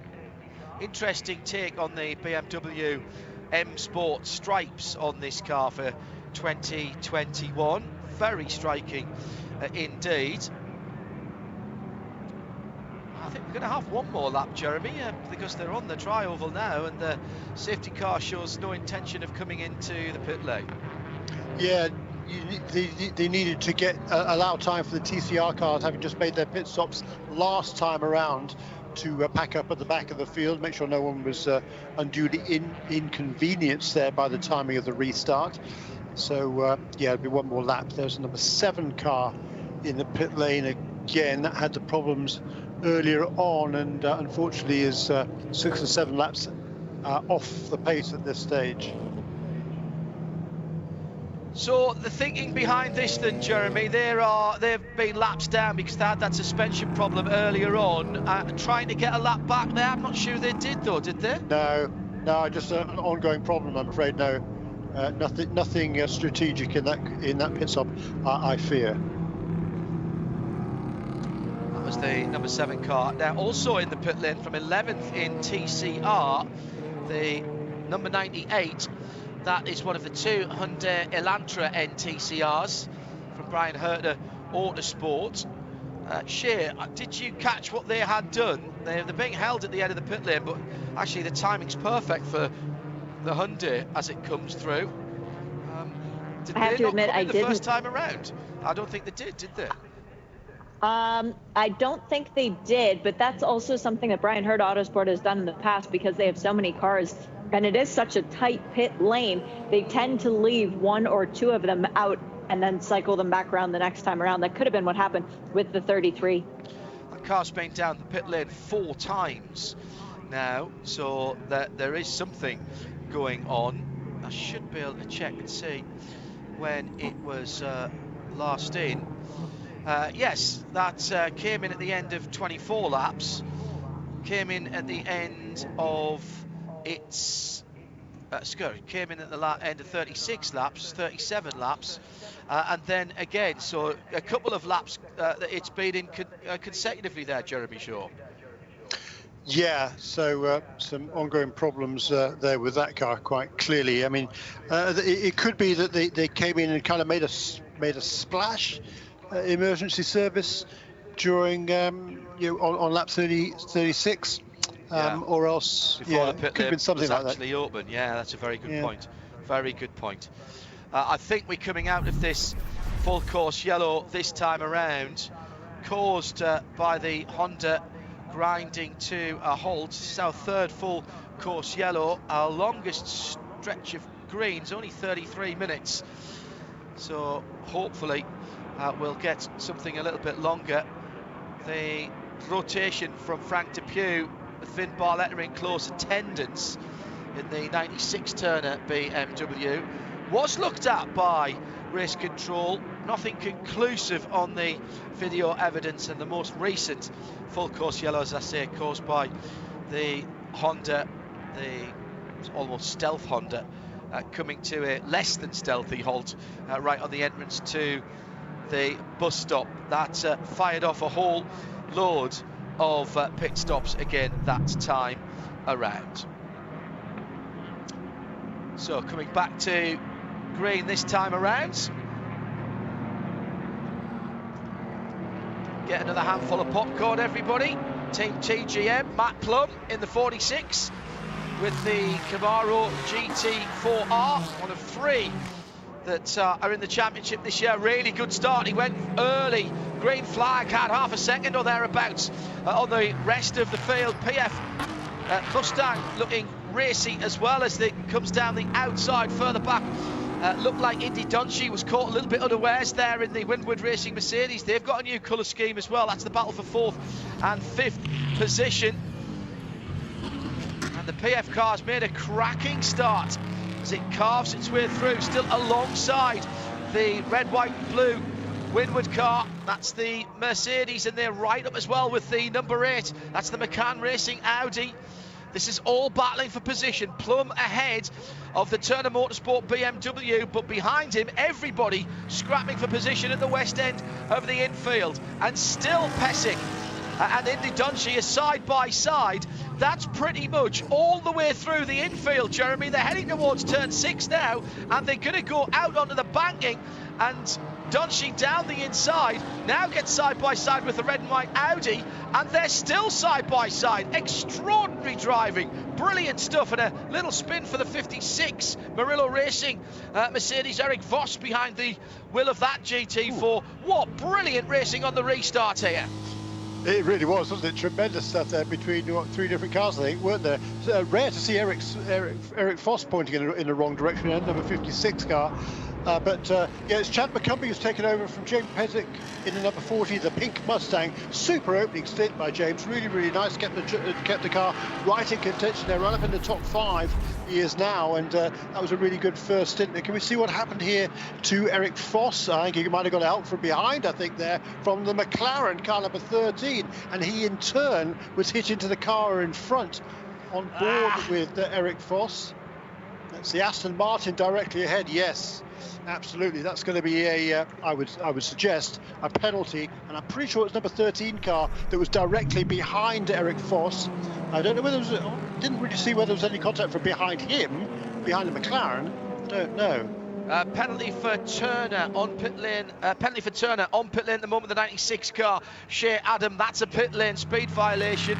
3 clicks get you a drive-through, but race control laying down an improper pass around. That's a big issue, and that is penalised fairly heavily. Give us the details, Shea Adam. That is a come down the pit lane and sit in the penalty box for 3 minutes and 50 seconds for Robin Liddell for the improper pass around. And we've just had another very severe penalty handed down from race control. I thought I saw the Murillo racing car pulling into the pit lane a little bit too far ahead of everyone else. It passed the safety car at the pit entry. So this is Jeff Mosing, who was driving at the time. This is a drive-through penalty for the 56 Murillo Racing Mercedes that we just saw that was attacked by Ore Fidani in the McLaren. So he not only spins in turn 6, he now has to come back and serve a drive-through. You know, we talk in our Porsche keys to the race in Michelin Countdown to Green for the IMSA WeatherTech Sports Car Championship so many times, Jeremy, about executing. You can have the fastest car in the world on any given day, but you've still got to get it to the right place and keep it there. And we often say small mistakes, even in these 4-hour races, they have big consequences, and that's what we're seeing here. Maybe the team's just a little bit ring rusty coming into the first IMSA Michelin Pilot Challenge race of the season. Yeah, could be. Don't know. There's the Alpha Caliber 5 that was running right up front early on. That's dropped back. It was in, I think, 1, 2, 3, 4, 5th place at the restart. So I'm not quite sure whether there's a spin there, perhaps for. I presume it's Roy Bloch driving. Yeah, Roy Bloch who's driving that car now from Argentina. But he is on the lead lap, so he's got going again, and he's been super fast as Roy in this car this week. So hopefully he can get himself back into contention. Yeah, that's unfortunate. As we did say, Jeremy, that's a brand new Alpha. It's not the same car that were racing last year. Indeed so, yeah, and it looks fabulous. And you know, it should be a big step forward. The previous car was from 2017. We saw how well that car ran. The BOP is a bit different on this car. It's quite a bit heavier than the older car, but it's better in every conceivable way, and hopefully returns to reliability as well. So it's been a great weekend so far for that little Alpha team. The KMW Motorsports with TMR Engineering. The car's been right up at the sharp end all the way through, and has been through the early stint of this race as well, with what an hour and 40 minutes now elapsed in this 4-hour race. Nobody's going to be surprised with the next penalty from Shea Adam, reporting from what's been handed down from race control in this VP Racing Fuel pit and paddock report. Incident responsibility handed over to Ore Fidani in the 13 AWA McLaren for the contact with the 56 Murillo Racing Mercedes of Eric Boss, necessitating a drive-through penalty of the McLaren, and that needs to be served within 4 laps. As I say, I don't think anybody is surprised about that. So we still haven't reached half distance, let's remind ourselves, and the battle for the lead at the moment is Matt Plum and Dylan McAvan. Team TGM Chevrolet Camaro and the BMW M4 GT4, the number 95 car. They're heading into the International Horseshoe now at the eastern end of the infield. Deceptively, Jeremy, deceptively easy looking infield section here. When you look at a track map, you think, well, that can't be that hard, but there's vagaries of just the way the cambers work, and there is actually a little bit of rise and fall in various places there that the people who know this track know how to get exactly the best out of. Yeah, it is. It isn't as easy as it looks, and but it is fairly flat on portions of it, which again makes it tricky as well. It's its own challenge as well in some ways. But you know, it's a super little road course here, and it's a lot more challenging perhaps than it's given credit for often. But it always provides great racing as well. There's Matt Plum in the lead of this race. Matt Plum is at the wheel of the number 46 car right now. He is the most successful driver in this championship with 23 wins to his credit. He shares that actually with Billy Johnson, number 23 victories in the Michelin Pilot Challenge, going back to 2001. And he is battling away with Dylan McIvern, who has set the fastest lap of the race. Last time around was the fastest lap by Matt Plum in this race, 1:54.54. Here's the pass for the lead, Jeremy, over the top on the tri-oval. Great run from the BMW, but Plum's holding down the inside, side by side, and Plum will hold on to it. This is magnificent stuff, absolutely brilliant. Couple of coupe, two doors. Well, it won't be very long in terms of weeks before we see the Xfinity and the Cup cars here at Daytona, and that was very reminiscent of some stock car racing there. A bit of American muscle against the European Exotica, and for the moment it's the pony car that had the ponies. The latest iteration of the Camaro heads down to the kink and holds on to the lead. Magnificent stuff, and that is exactly, Jeremy Shaw, what racing at Daytona is all about. It is, isn't it? A super battle between these two very experienced drivers. Matt Plum, of course, former series, well, both former series champions, in fact. Matt Plum and Dylan McIvern. Matt Plum won the GS Championship back in 2013. Just a note, by the way, Jeremy, thank you to Nate Johnson, among others, who spotted this. The Alfa Romeo was involved with the two cars that had that coming together at turn 6 when they were rejoining. That's why it dropped down through the field. So evasive action. Yeah, very bad luck for Roy Block in that car, because that was, I don't think that was of his making at all. Thank you to those of you who've tweeted in at IMSA Radio, hashtag R24 Radio. TCR battle out on the circuit. Atlanta Speedworks leading in the Honda by nearly 3 seconds now.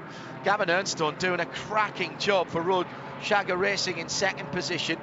He's coming under a wee bit of pressure now from the Van der Steur racing car, the first of the Hyundai Velocitas. Meantime, the lead at the head of the field's changed, and this time the Turner Motorsport car does get through before turn 1 and holds on to it.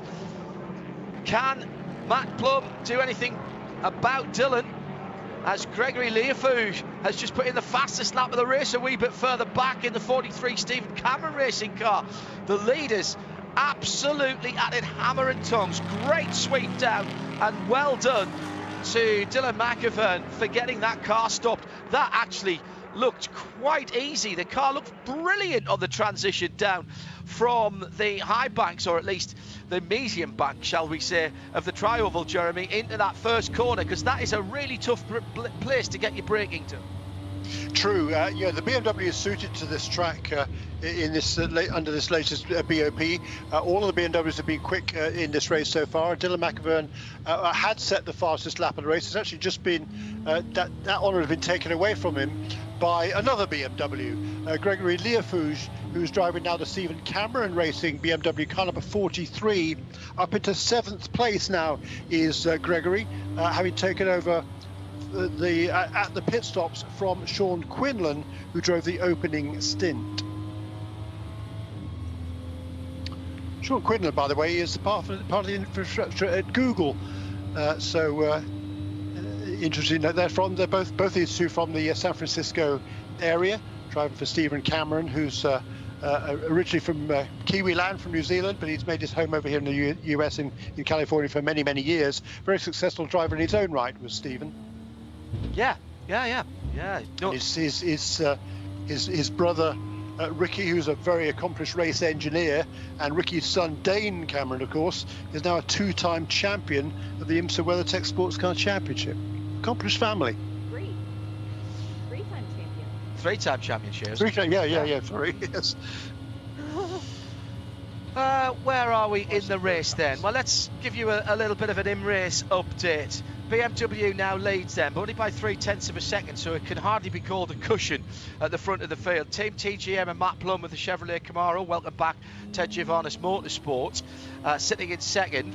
Third, different manufacturer In third place, Chad McCumbee in the PF Racing pink Ford Mustang, the number 40 car. I said that car was moving up.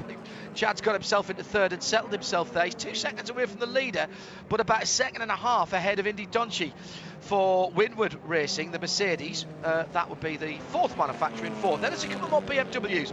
James Clay and Gregory Leafuge in the Bimmer World and Stephen Cameron cars, 82 and 43. Then 3 Audis, 8, 93 and 83. That's McCann, Carbon and Fast MD. That takes us to position 9. Another different manufacturer there with Audi. And here's yet another in 10th position, the Aston Martin Vantage for Not Lad Racing by RS1. That's the funky red, white and black car. In TCR, Atlanta Speedworks leads from Van der Steur, from Roadshagger. Those 3 a little bit further ahead of anything else. Got an incident warning for responsibility contact with the number 23, that car I was talking about in 10th position. Not sure we picked that one up, but race control sees more than we do. When I said funky, Jeremy, in terms of the livery on that number 23 car, I should have said rocking really rather than funky, shouldn't I? Indeed you should. The delivery of that number 23 car is derived from Eddie Van Halen's Frankenstrat guitar, which I think is in the Smithsonian Museum, isn't it? Matt Dillon, who is the team principal there at Not Lad Racing, he's a huge Eddie Van Halen fan. Great character, actually. He came up with all sorts of fun stories when I spoke to him for the first time earlier this week. Did a really nice job in the opening stint. He's handed that car over to Patrick Gallagher now, who's got inside the top 10. He just earned his best lap last time around, and that car is charging pretty hard, now up into 9th positions indeed for Patrick Gallagher. That's car number 23. It's Jeremy Shaw and John Hindorf in the Haggerty Global Broadcast Centre with Shea Adam, our VP Racing, Fuel Pit and Paddock reporter. And Shea, I got part of the way there, I just missed the A off the end. And Shea has an update on Atlanta Speedworks. Shea, what do you have? I'm an A student, I deserve that A. Maybe I wasn't. Yeah, no, I wasn't an A student, I'm not going to lie. Ryan Eversley is reporting that Atlanta Speedworks, with their Hondas, they've got one leading the race right now, the 84, with Robert Noaker still behind the wheel of that one. But the 94, the sister car, currently running in the 4th position. Greg Streltzoff did the starting stint. It's now Todd Lambman for the minimum drive time, and then Eversley will be taking over. They've had a bad vibration on that car all weekend that's affected their performance.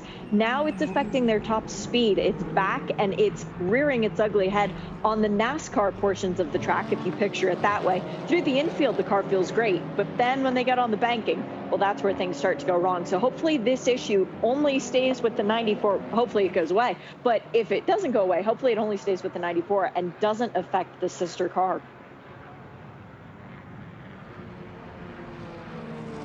Thanks, Shep.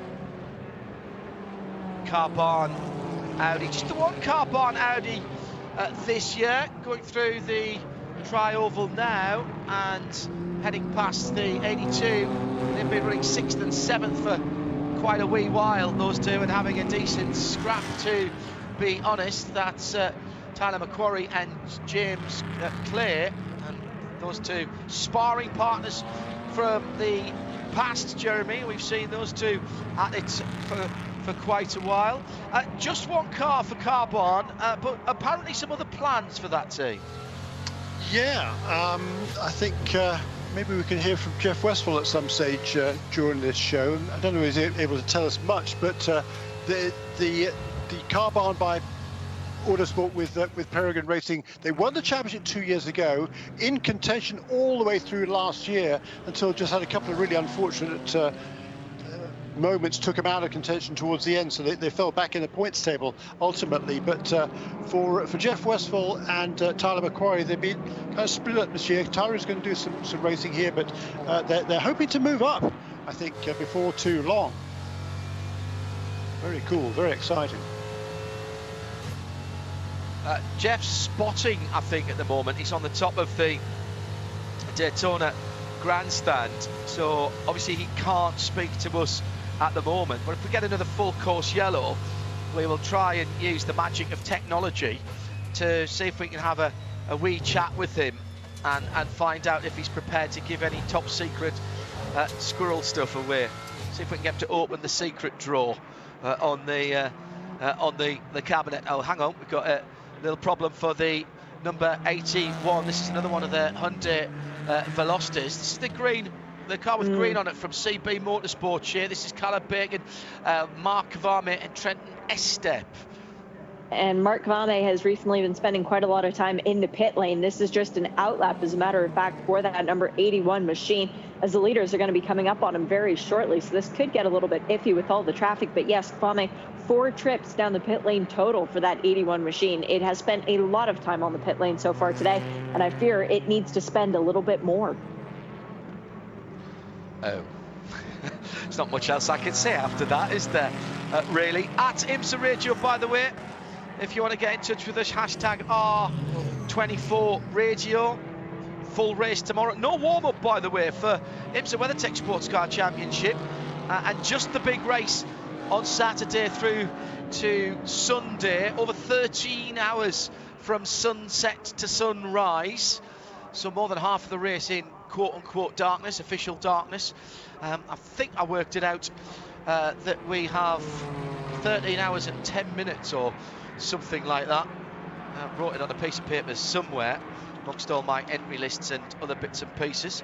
It was just a bit shy of the, I think it was 13 and 16 minutes that we had at the Dubai 24, which is one of the longest. They're always around about the same, just depending on which weekend of the year that they fall on, but proper darkness races both.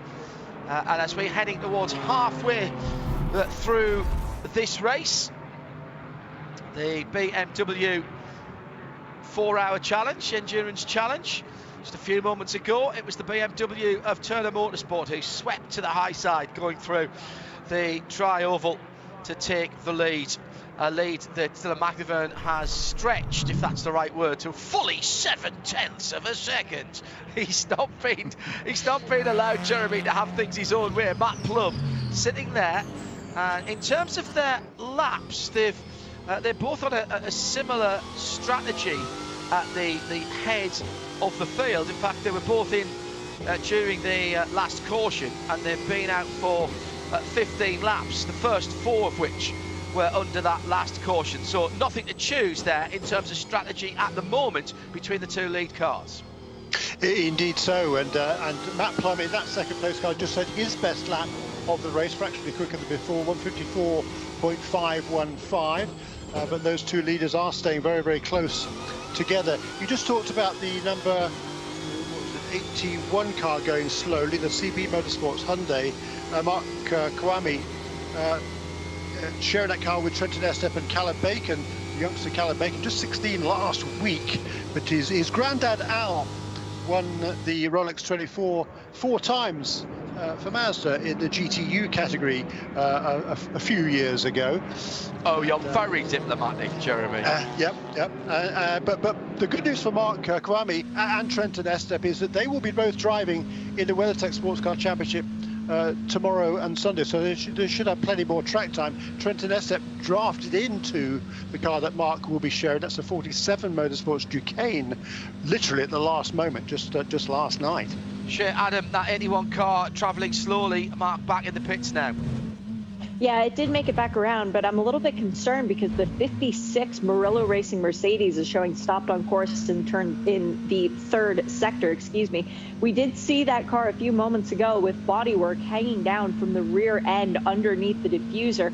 I'm wondering if maybe that bodywork came off and if perhaps it took the transponder with it, because the car is no longer showing as registering laps on timing and scoring, meaning if he is still out there, there's no point because it's not counting for anything.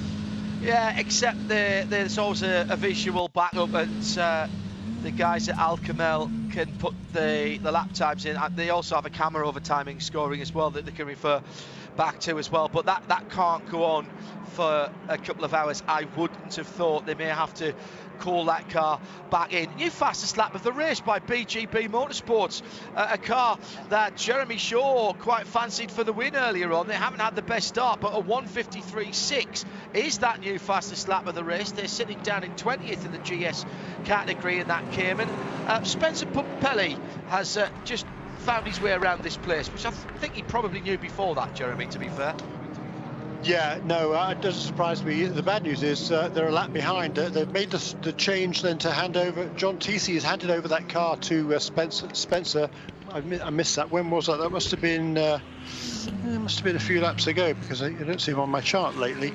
Because I think I'm pretty sure it was John Teesey who got in that car for the middle stint. So if he's done his 40 minutes, that was a very quick 40 minutes. But yeah, Spencer, that car has been fantastically quick all the way through this week so far, but he's got an uphill battle if he's a lap down.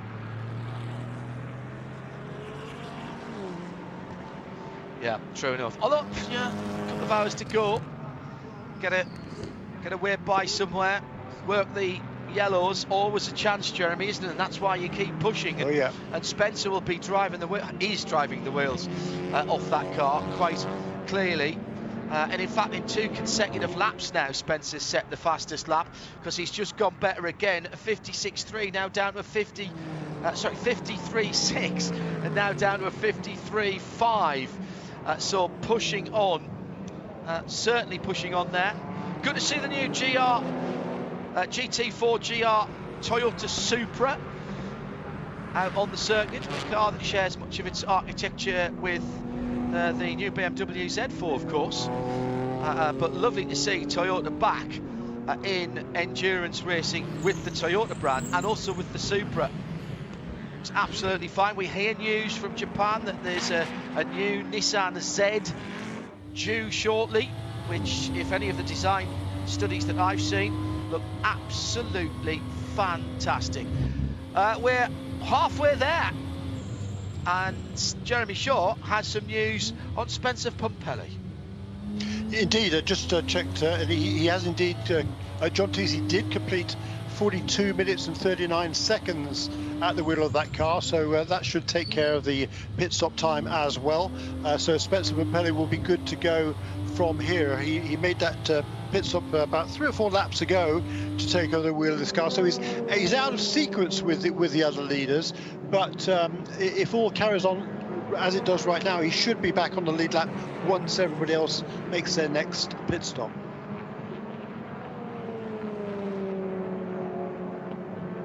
It's the first round of the IMSA Michelin Pilot Challenge, the BMW Endurance Challenge at Daytona, and we are into the second half of this 4-hour event. Pit stop for the AOA Audi, another bright yellow car. Looking absolutely fantastic. Came in from 4th position, just driving down the pit lane. It dropped to 11th, Shea. That's how tight it is in TCR at the moment. That looked like fuel only. It was fuel only. They have 3 drivers to cycle through that car right now. Patrick Wilmot out of Georgia behind the wheel. He made his TCR debut in 2018 driving a Volkswagen, so he's just slowly ticking off all the manufacturers that he can in TCR. But yes, fuel only for the 85, and Wilmot will resume the race. Yeah, that's very good. He's collecting overalls from major manufacturers. That's always a good thing to do.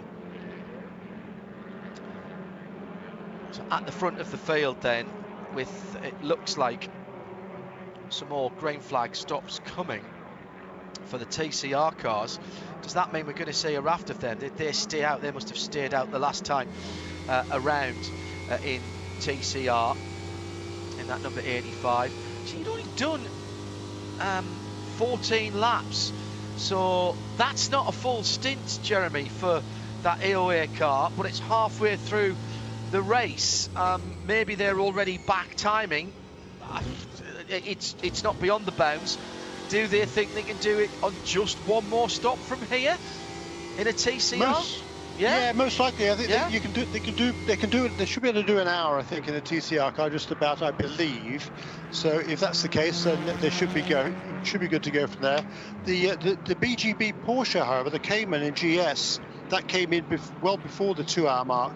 So that certainly will need 2 more stops to get to the end from here. So that's an interesting bit of tactics from the EOA Audi crew. This battle for second place in TCR continues to go along, doesn't it? It's Rory mega. van der Steur and Gavin Ernstone.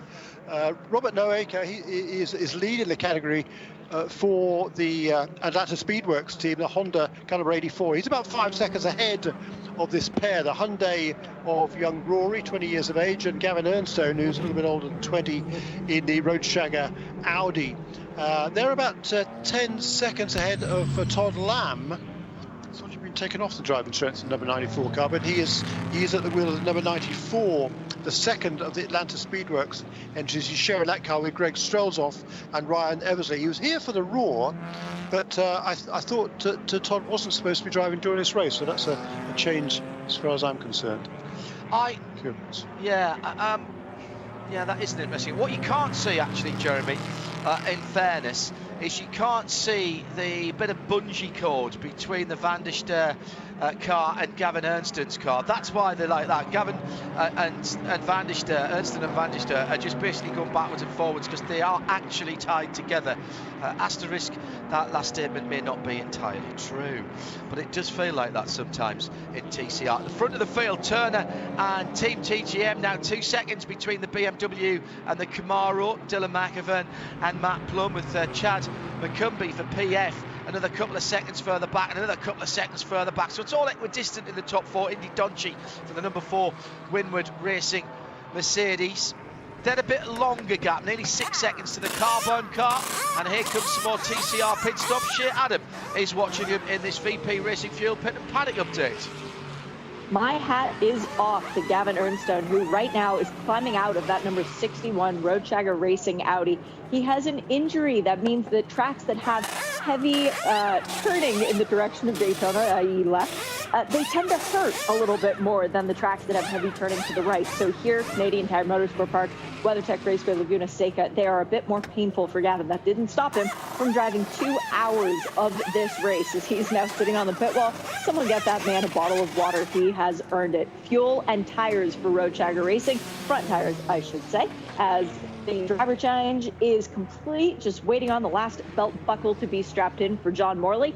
And all of this done well and truly before the fuel is done going in the car. Once again, a good stop from Roadshagger. Just one more stop after this one to the end. That is a picture-perfect stop, Jeremy. One driver out, one driver in, tyres changed, and the only thing that you're waiting for, which is the thing that should determine how long the car is sitting still, is you're waiting for the fuel to finish and the fuel hose to come out. Nice job, guys. Yep, that's exactly how it should be done. Absolutely right. So that stop is pretty much on schedule, I think, for this team. They I think should be able to make it with just one more pit stop, a little bit less than an hour, or around about an hour from now, a little bit less than that, possibly. Yeah, that last run for Gavin, obviously interrupted with all kinds of yellow flags, so difficult to get a full... Yeah, just the one. Yeah, true. It was quite a long one. Yeah, true enough.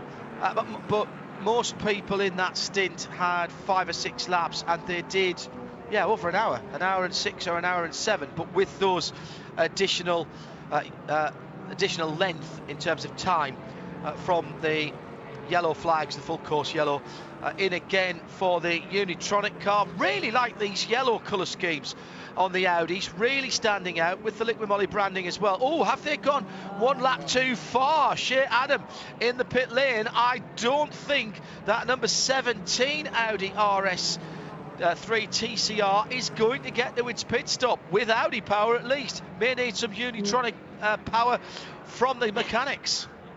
There's no go-go juice left in the number 17 Audi for Chris Miller as he tried desperately to will the car forward. He's got quite a long way to go still, though, as the crew members sprinting down the pit lane to try and reclaim their car. Now, Chris managed to steer the Audi out of the fast lane so the mechanics can push it down. He does need to get it closer over to the boxes, as the IMSA officials even lending a hand to try and help the wayward car get back down to where it belongs. But this is a safety issue if more cars come into the pit lane, which thankfully right now they're not. But this will be Chris Miller's drive time done. It started out with William Talley in that car, did it not? The number 17 Audi TCR machine for JDC Miller Motorsports. And now there's one driver left to put in. And if you've got one driver left and it's Daytona, you want to put Mikey Taylor, the South African kid who brought the car home second last year. He wants to do one step better, so let's see what he can do. Hopefully, it just ran out of fuel and they still have enough power to be able to fire it back up once service is done. A lot of time there, Shay. And we talked about that car a little while ago. It was on a slightly different strategy to most of the other cars in TCR. It was briefly off the lead laps. John, you talked about him, about Chris Miller when he took over the wheel with that car. He didn't put up too much of a fight when he was being lapped by the leaders, having just made his pit stop. Through the strategies, got back on the lead lap, was running back up there in the top six certainly in TCR before this stop to hand over to Mikey. So that's a major blow for that team, because that will have cost them a lot of time. In fact, they still haven't even got to their pit stop. That's really unfortunate for that Unitronic team. Why is it, and this is a law of racing, if your car's going to have problems coming into the pit, if your car's going to have problems in the pit lane, if you're pitted right at the end, it will be at the start of the pit lane when it has the problem on its way in. If you're pitted at the front of the pit lane, on the pit entrance, your car will have a problem just before it gets out of the pit lane at the other end, because it's never right next to your pit stop when you've got your pit stall, is it? That is an unwritten, but honestly, that is the law of motor racing, Jeremy. It just happens that way. That's right, yes, it's Sod's Law that comes under. Indeed. Shea Adam, AM, in the pit lane with the Mustang. I believe I just saw a driver change back to James Pesic, which would be a little bit surprising, because when you've got a Chad McCumbee, you tend to use a Chad McCumbee. But we'll wait and see when they register at the pit out. And yes, that is Pesic behind the wheel once again. So the Mustang has a new driver, it has new tires, and it has fuel. And the Alpha, we were not talking about it, but it has had a slight issue missing the bus stop. But again, that's not our fault. We didn't mention the color. Yeah, good point. Was involved in somebody else's incident as well earlier on when Roy Block was at the wheel. The Atlanta Speedworks Honda was right there. Oh, actually, very nearly a much bigger incident. Roy again having to avoid. Looked like he just dragged a brake, maybe ran over something, locked up the rear wheels actually there, and did a pretty good job not to drive into the driver's door, the left-hand side door of the number 94 Atlanta Speedworks car. Just locked it up on the yellow line, down on the transition there, I think, Jeremy. And actually, that was a pretty fine, it was a fine save. It wasn't a pretty fine save, it was a fine save by Roy to A, not end up in the wall, and B, not end up in the Atlanta Speedworks number 94 Honda. Yeah, did a brilliant job to avoid the Honda. You're absolutely right. That would have been easier to hit the Honda than not. So hats off to him there. That car, was back up in the top. It's back up in the fourth position, challenging Todd Lamb for third in TCR. Behind them is the next of the Hyundais. There's one running in second place, of course. That's still Rory van der Steur in car number 19. The Brian Herder cars, though, they've been struggling this weekend. But Michael Lewis is now running in fifth place in car number 77. That's the car he's sharing with Taylor Hagler. And pretty much right behind him is his teammate Mason Filippi in car number 51. That's a Copeland Motorsports entry, excuse me. And then right behind them also is Stephen Simpson in the Michael Johnson Racing entry. There's also run by Brian Herter. The best of the Elantras is now Parker Chase in car number 98 in 8th positions. I just heard from the Brian Herter Motorsport team the Elantras, they've been just down on power. They're just not where they thought they would be coming into this weekend. So the newer car doesn't seem to be quite on the par with the older Velosters, at least not here. But this is the first time these cars, of course, have been seen in action.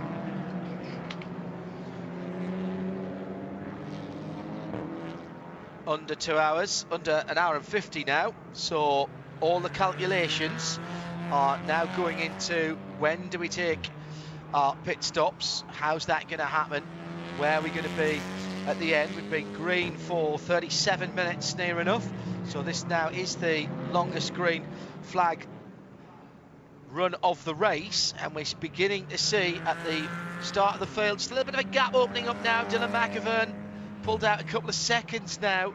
It's a 10th here, half a 10th there. Matt Plum pulled back a 10th or so last time around. Indy Doncic dropped to 6 seconds away from the Team TGM Chevy Camaro in second place, but he's got 5 on the Stephen Cameron Racing BMW. They're actually being closed down on because the carbine car is still there, so that battle for 4th and 5th still one of the closest on the circuit. Shea Adam, a slap on the wrist for which car in the pit lane? For the 61 Roadshagger Racing car. Now, this is an interesting penalty because I don't often see it issued as a warning. There were more than the permitted number of people over the wall considered working on the car, which issued a warning, which means that they might not have been necessarily doing anything, but they did have too many people on the hot side of the pit lane. So an interesting call for it to be a warning, and clearly one that the team would like to argue a little bit further as to who was doing what, and perhaps it was as simple as someone reaching over the wall to try and grab something.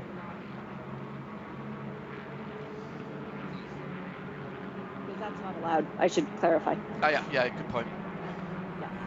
Down the years, there have been some very, very creative ways of getting more hands into a pit stop or handing things over. Long things on sticks. I always like long, drinks on sticks, go through the window, handing stuff over to people holding on to somebody's feet while they were trying to grab a tyre, all that kind of thing. We've seen it all down to the years and some of the pit officials. Just a little bit tighter on pit lane this year, not just because we've got 11 cars more in the main race than we had before.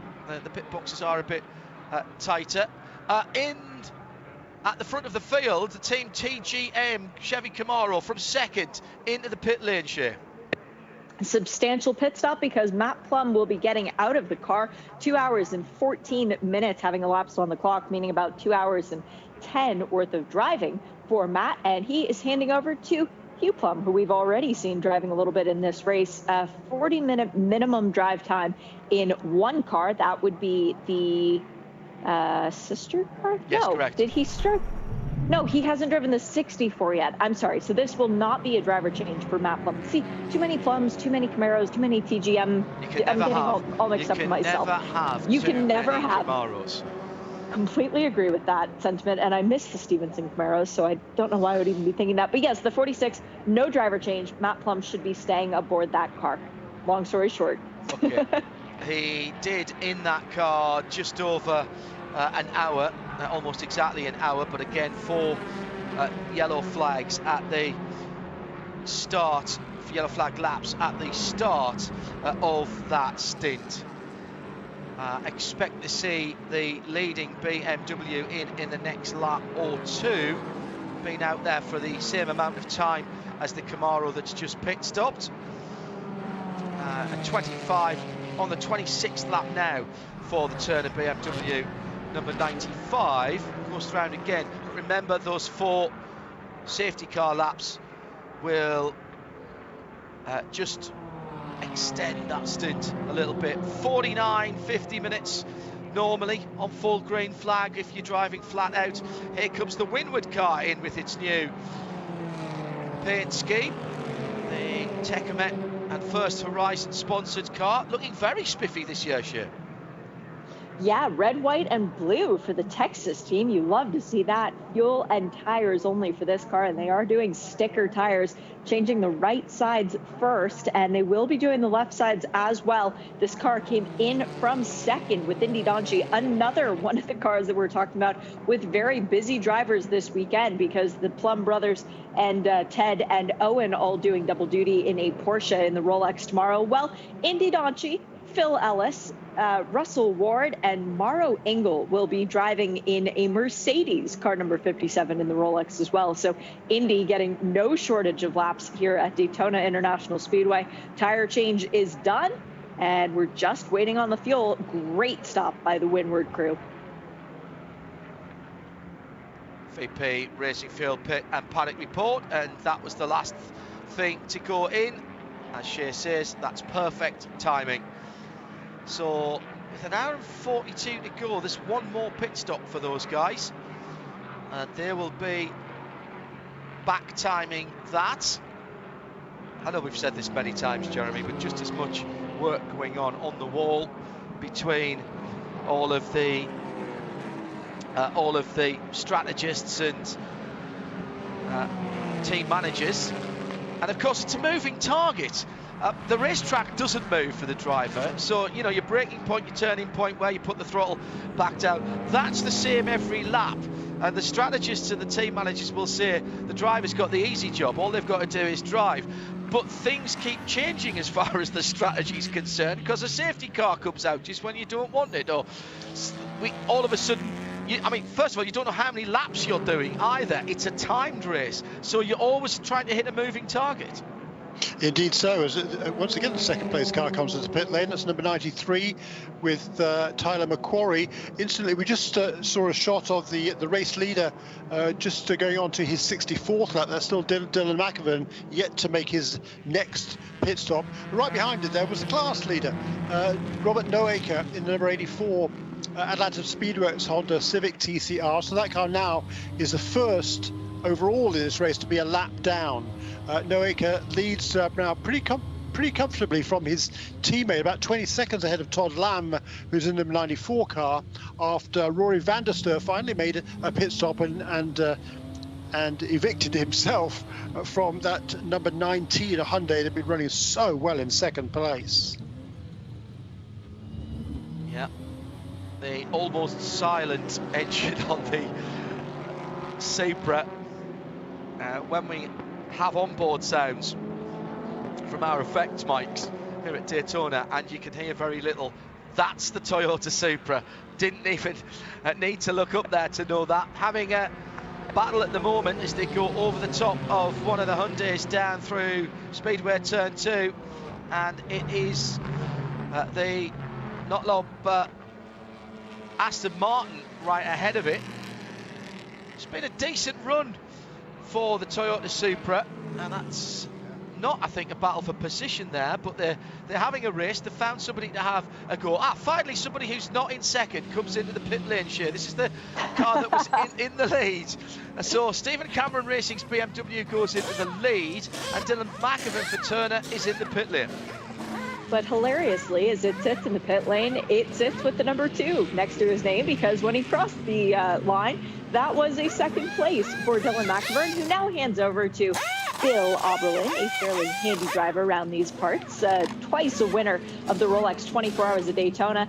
And as of tomorrow, seeing that his car takes the green flag, 33 times he will have competed in the Rolex 24 Hours. So a lot of experience here at this track. Fuel and new tires for Bill, as the Bill Power BMW just waiting on that left front to be complete. Now it is. Right rear is complete. And fuel, the last remaining factor of this team. Once again, Bill Power goes out on track as Will Turner's boys and girls service the 96 also into the pit lane. So it's about to get very confusing, because Robbie Foley and Bill Oberlin out on track in Turner Motorsport BMWs at the same time. No, that shouldn't happen. Is that like crossing the streams in Ghostbusters? Is that not allowed to happen in racing terms? It's not quite as bad as having Bergmeister and Pat Long out on track at the same time, but it's not too far off in my brain. Okay, yeah, okay, that makes sense. coming up to almost 4 o'clock in the afternoon here at Daytona. Wherever you are in the world, thank you for joining us and spending some of your Friday evening with the first round of the IMSA Michelin Pilot Challenge, the BMW Endurance Challenge at Daytona. Don't forget, we are looking for the Michelin Pilot Challenge moment of the race for both GS and TCR. We've got to decide, but I'm quite happy if you want to nominate things that you've seen on the circuit, round the track. GS and TCR both need a nomination before the end of the race. We're looking for something that maybe was on track, that impacted the overall finishing position for the team, or some off-track strategy that again had a positive impact. Maybe that save from Roy Block when he didn't run into somebody. Was that the moment of the race? It might have been for them. What about that pass for the lead over the top by the Turner BMW? Was that good enough to be a Michelin Pilot Challenge moment of the race? At IMSA Radio, please. And we'll keep an eye on those coming in. Shea, Jeremy and me will be making those decisions. Shea, Jeremy and I will be making those decisions at the end of the race. And one winner for the Pilot Challenge moment of the race from TCR and from GS will get a set of racing tyres. Just under 100 minutes to go. Shea, Adam, Atlanta Speedworks back with you. Finally, Noaker decides to come into the pit lane and share his number 84 Honda with Brian Henderson. It's a great opening stint, and fuel, tires, driver change, pretty much all done at the same time. A little bit of loss there as the car was waiting on the air jacks, but we did have the 43 BMW into the pit lane as well. The Stephen Cameron BMW came in. Greg Leafouche should be staying behind the wheel of that one, as finally we see the Murillo Racing number 56 Mercedes, and that is driving back down to the garage area. So I guess it was still circulating without a transponder. But before you leave me, we've got a couple of penalties to report on. In terms of pit lane speeding, they are very serious about this. 1 click over the limit for James Vance in the Fast MD Racing Audi means a serve trip down the pit lane, so a drive-through penalty for speeding. And also the 09, which is the automatic racing Aston Martin, they had an issue where they ran over pit equipment leaving their box. That too is a drive-through penalty. VP Racing Fuels Pit and Paddock Report with Shea, Adam, and a new leader, Jeremy Shaw, and a new name in terms of the driver and the team at the head of the IMSA Michelin Pilot Challenge timing and scoring screen, and good for them. Absolutely right. Making their debut in this championship this weekend, Freyson Racing, Jason Fraser and Mark Sundberg, both from the Pacific Northwest, from Snohomish, Washington is Jason. Both these two have a background primarily in short track racing up in the Northwest, but they've done a fair bit of road racing in mainly club events, I think, over the last year or so, and they're doing an excellent job here. They've kept themselves right in the mix. They were running kind of just outside the top 10, top 15 or so for most of this stint, but they have yet to make this kind of, well, they're just in the pits now, so they do give up the lead, and Ori Fidani in number 13 McLaren will take over the lead of the race for the moment. But good job by Jason Fraser and by his teammate there in that number 37 car, Mark Sundberg. There's that car picked. It'll be the AWA McLaren that goes back to the top. That's the number 13 car. So you're seeing the strategy, you're seeing the stagger play out. 3 pit stops for most of the leading runners, 4 for Team TGM, and Matt Plum in 4th position. But effectively, they are pretty much all on the same strategy at the front of the field. Ori Fidani, 22 laps into his stint. Spencer Pumpelly on his 20th lap. Turner Motorsport, actually, Bill Oberlin is the one that's just gone out there. Matt Plum's only on his 6th lap as well. Indy Donchi on his 4th. And then the Stephen Cameron BMW next up, the 43 car, just out of the pits as well. So you can see how this is beginning to, with what, 93 minutes left, and let's call it 45 to 50 minutes of green flag racing in the tanks of those GSs. You can see that we are getting down towards people who particularly those who've stopped in the last 3 or 4 laps, they've only got one stop to make. For the others, if we go full green, it might be one and a splash. It just depends how good their fuel mileage is and when they last stopped. And that is going to be how it played out. I'm still interested to see, Jeremy, and this might be one of our Michelin moments of the Michelin Pilot Challenge moment of the race. Those people who didn't stop at the start and then got off strategy a bit. I know we've had some yellows since then, but that still might actually play a part in this race, depending on how much fuel they've got. Yeah, you know, I mean, 4-hour races, there is a lot of strategy that does take part when you make your pit stops. What you do during the pit stops, do you change drivers, how long each driver drives during the race? So there's an awful lot of thinking that goes on behind the scenes. And, you know, there's maybe a handful or so of guys on the pit wall that are acknowledged masters of this trade. Joe Vardy would be one. Very accomplished former driver himself, and yeah, there's a bunch of others as well. Don Salama for Turner Motorsports, ditto. So you know, it's an art there, very much so. And yeah, Mike Johnson too from Archangel Motorsports. They'd be 3 that spring to mind, but there are others as well. But there is a lot to think about rather than just watching your cars go past or maybe even timing it. Oh, really? Is that not what you do, Jeremy? You sit there with your stopwatch and watch them go around. Oh, look, that's a pretty one. Oh, look, that's a pretty one. Oh, time to come into the pits. Look who's in the lead of the race. Yes, I know. In TCR, after all of their trials and tribulations, the number 5, KMW Motorsports, Alfa Romeo Giulietta, just looking slightly different from the car we saw last year. As Jeremy was saying, it is a new shell. The old car was about 3 years old in terms of the shell. That car's due its pit stop within the next lap or so. So we'll well, in fact, as is Stephen Simpson, to be honest, in second, and Todd Lamb in third. So it might well be, I'll have to say how far back it is. The Van der Ster car might be in the lead here on count back, Jeremy. Yeah, I think that car's where's the 84 car compared to the number 90? Yes, behind it. You're right. Yeah, Brandon to come out behind Dennis Dupont. Oh, you're right. So that's a change there. Right rear problem, Jeremy. That's a leading car for the leader. That's Spencer Pumpelly. Yeah. Spencer Pumpelly with a right rear tyre issue. Looked like the tyre was at a jaunty angle now. Was that finger trouble? He's dived off the raceway. We're going to get a full course yellow because the tyre carcass is right in the middle of the tri-oval. He's got the car into the pit lane, and we have gone full course yellow for debris on the track. Shea Adam, what do you know about the number 38 car? What a shame for Spencer Pumpelly and BGB Motorsports Porsche Cayman.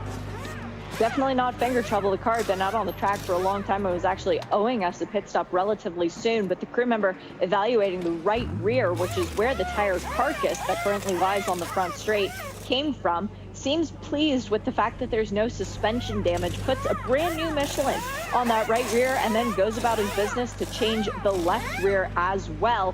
So this will be fuel and tires for Pumpelly. It's not terribly off of their strategy when they needed to come in, but let's see how it pans out for their end game. And he did get in before the yellow flag. He caused the full course yellow, but as soon as he realised the tyre was going, he dived for the pit lane, and it was only when the car stopped in the middle of the tri-oval that the full course yellow came out. So he got in around about 5 seconds before the full course yellow came through. Shea Adam, we promised another interview in the next full course yellow, and there's a good reason why we can't talk to our next interviewee when we're in green. He's up on the spotter stand.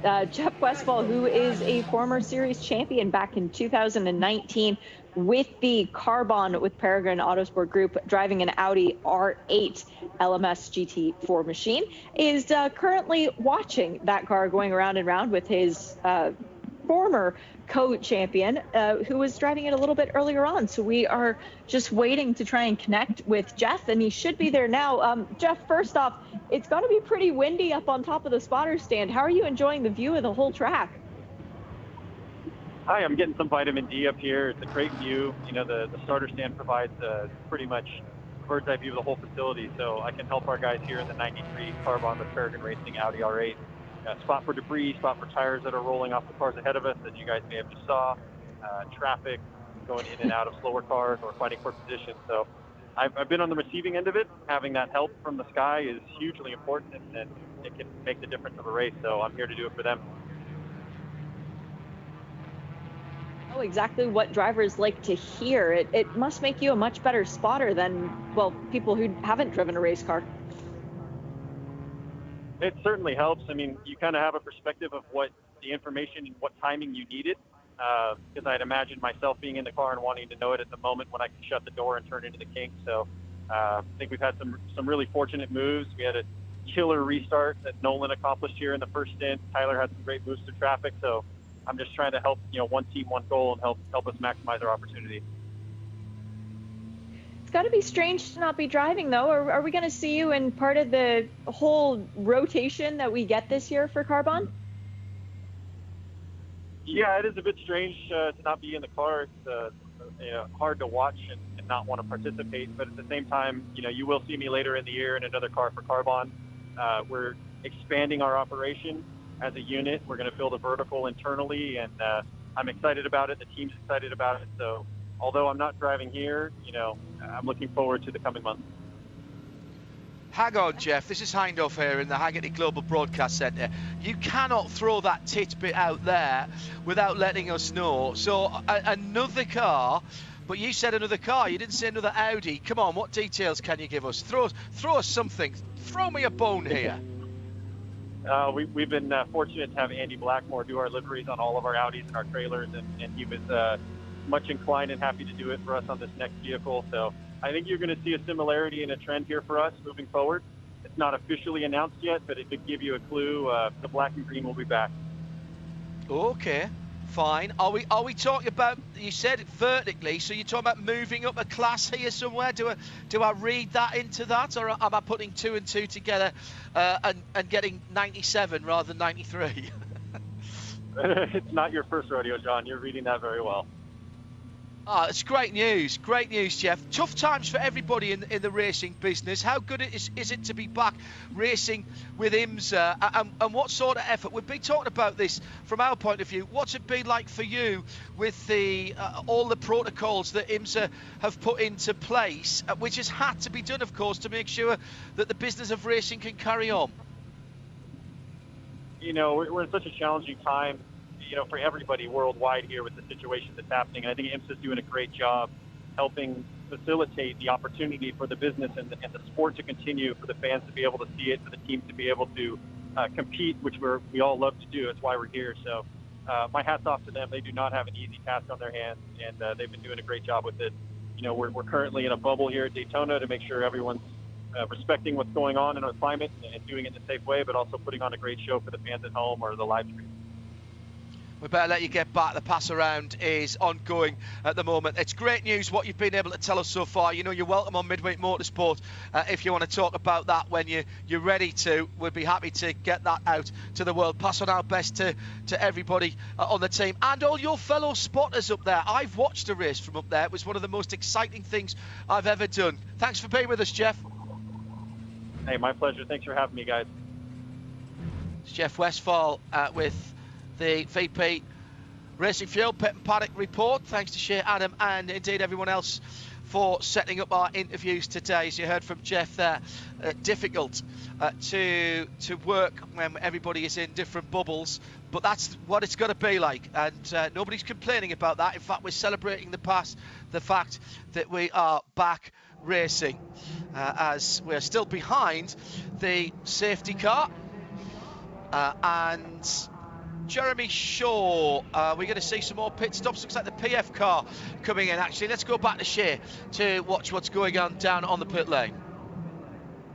This is another pit stop for PF Racing. I'm wondering if maybe James Pesek was a tiny bit short on his drive time and they put him back into that Ford Mustang, or perhaps Chad McCumbee was going to go over the maximum amount of drive time because they did do the driver change the last time around. Nope, they're leaving James in the car. He has been doing so well lately in the last few races.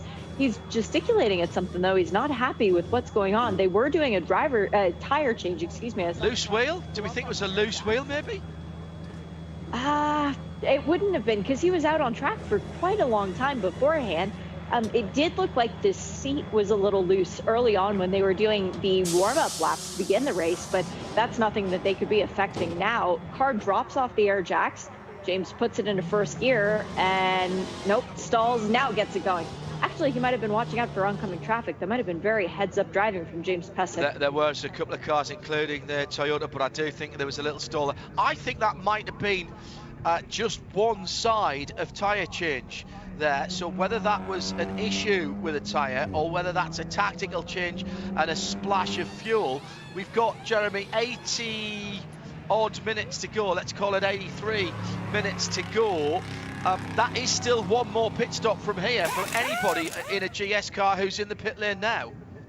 Yes, it is. That's right. But they should be able to stop now and get to the end. Most of the other contenders have made their pit stops within the last 10, 12 minutes or so.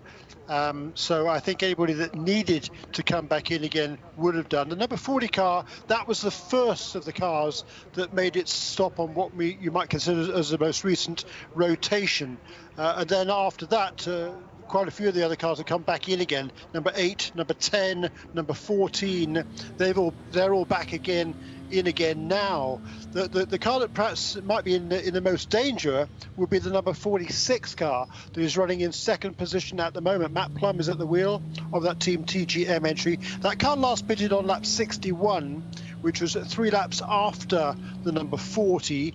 But with this, what should now be an fairly extended caution period, with all the pit openings now going for TCR next time around, I'm sure Joe Vardy has figured out that they should be able to get to the end of the race from here with just the one more pit stop that everybody else has to make. Yeah, and that is the key, isn't it? What you've got to make sure is that you're not disadvantaged to anybody else. If you can get an advantage, great. That's hard to do. But if you can, fab. But the absolute thing you've got to make sure is that you're not disadvantaged to what is going on. We were speculating a little bit on that, the Pesek family, the PF number 40 Mustang. Shea Adam, what can you tell us about that pit stop that we just saw? There was some frustration from the driver. Well, they've been having some issues with the car. I was told, quote, hiccups with the gears and the pedals. But the good news is that the Ford expert who's embedded with the team seems to think it's not going to become any worse and that they will be able to finish the race with the current issues. So that's the good news. The bad news is that during Chad McCumbee's stint, the gas pedal broke. I've had that happen to me in a race before. Just wanting to go too fast and thinking if I pressed harder it would go quicker. Well, when it hits the stop, it's on the stop. Actually, it was waving around a bit to start with. I had to keep getting my right foot under it to pull it back so that I could heel and toe down through the gearbox. TCR opened, and in comes the another great livery. This is the ADAP number 19 Hyundai Veloster diving into the pit lane now for the Van der Steur Racing team. Ship. It's Dennis Dupont who will stay behind the wheel of this car. No new tires going on. I love the fact that it has white rims on the front and black rims on the black to distinguish between the paint, actually, on the livery of the car, too. Just fuel for the Hyundai. And then Dennis Dupont, the Canadian driver, will be taking it back out. He does have stock car experience. He's got a NASCAR background north of the border. So this has got to be a very fun experience for him getting to drive around Daytona International Speedway. It's a pit stop for the Alpha. Driver change going on. Roadblock out. Tim Lewis Jr. back in. Fuel and 2 new tires. 4 potentially on that Alpha. I did see a mechanic in the back of the car, and it is 4 new tires for one of the Elantras as well as just waiting on service for that one to be completed. I believe that's the 33 of Mark Wilkins, Correct. 2018 TCR champion. Yeah, it was Mark that brought it in. I didn't see him get out of that new for 2021 Elantra. Out goes the new for 2021 Giulietta. It looks kind of like last year's car, but not. I think, Jeremy, you were telling me, weren't you, in one of our earlier shows this week on IMSA Radio via imsaradio.com, that it's a little bit longer, that car. It's had a slight evo on the body kit, and of course it's a brand new build on the chassis. Yeah, brand new car. Everything I think about it is different and improved in every single way for that Alfa. It's a great looking car, and should be looking good. Yeah, this pit stop. The time of this caution allowed a lot of the TCR cars to get kind of back on strategy with everybody else. The leading the class before this round of pit stops was number 5 and a number 54. Everybody else had been lapped by the race leader, but they had not been lapped by the class leader. So before these pit stops were made, for those of you who are unfamiliar with the IMSA system, the other TCR cars that had been on the lead lap with the TCR leader were able to go past the safety car and run around to the back of the pack before the pits were opened. And now we saw those cars that had not stopped earlier on back into the pits this time. So that would be number 5. The number 60, number 54, both came in during this pit stop as well. Hello to Access Lacrosse, who's tweeted in at IMSA Radio using the hashtag R24 Radio. He's following Colin Brown this weekend, and it's good to have Colin back in the paddock as well. Another great looking day at Daytona. Great looking, great sounding, 15 Celsius in the air, been pretty steady right the way through. The IMSA Michelin Pilot Challenge BMW Endurance 4 hours at Daytona, about 17 on the track. We're doing the class split at the moment, so we are not too far away from getting back to racing. We'll have about an hour and 15 minutes to go, so let's tell you how they will restart, unless somebody dives back into the pits, which I doubt from the front of the field. It will be Bill Oberlin, Bill Power for Turner Motorsport. Funny how they find themselves at the front when we start to get down to the important laps, isn't it? The Turner Motorsport BMW M4 GT4, the 95 car, leads it then from Team TGM. That battle is resumed with Matt Plum behind the wheel of the Camaro GT4R. That's the 46. Then it's Indy Donchi, who's been there or thereabouts in the Mercedes, the AMG GT4 for Winwood, the number 4 car. Gregory Leafouge for Stephen Cameron Racing and the BMW GT4 in 4th position. That's the 43. The 93 is in 5th. That's the grey and the green of Tom Dyer and Carbon with Peregrine. Great to speak to Jeff Westphal, spotting for that team live just a few moments ago. The Audi then in 5th position. 6th, the Bimmer World and Mike Skeen. I'm seeing a lot of BMWs. That's 3 in the top 6. Not Lad Racing, RS1, 7th, 8th, another BMW. Turner Motorsport, Robbie Foley, both have their gun drivers into the end. Spencer Piggott for Motorsports and Actions McLaren in 9th, and James Fraser for Fraser Racing is in 10th position. That's how they'll restart. It'll be Ryan Eversley for Atlanta Speedworks and the Honda at the front. That's the 94 car. Copeland Motorsports Hyundai Veloster, the 51 red and white car in 2nd. Then it's Brian Herner Autosport with another one of their Velosters, the 77 car. Then the 2nd Atlanta Speedworks car. So 2 cars from each of the 2 big teams at the front there, Atlanta and Hyundai, the Brian Hertner Motorsport and Copeland cars. Then it's Atlanta, after Atlanta Speedworks, it's Roadshagger Racing. John Morley's right there, and the top 6 made up by KMW Motorsports with that Alpha with the number 5 car. That's how they will restart. Very interesting, Jeremy Shaw, as we now get to the stage where really, unless something changes, somebody gets a flat tyre, puncture, there's damage, the strategy is pretty much set for both of the categories now. Everybody who's taken pit stops need to. So now, after that run that we had of 53, 54 minutes, what we need is about another hour and 14 minutes of green, and we'll see who has got the pace to the checkered flag. Yeah, this is going to be really interesting, and we talked about it when this caution was caused by the number 38 car with that tyre coming off the rim there on the front straight.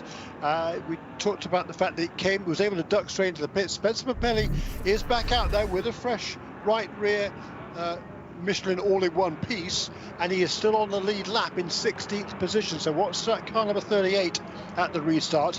He did a really good job to keep that car going at a sensible speed, but without causing any extra damage to that car. And that's all experience. Spencer would have felt that tyre going down, losing air as it went up onto the banking, and was able to bring it around and not lose too much time and not cause any other damage to that number 38 BGB Motorsports Porsche Cayman GT4. This, though, is going to be fun. Yeah, and we're coming back to green very shortly. So whatever you're doing now, put your phone down. If you're doing your Twitter or you're looking at anything else, get your eyes on the screen, get the timing up, get ready to go, because Bill Oberlin's not going to hang around. The safety car is in the pits, the green flag's in the air with an hour and 13 minutes to go by.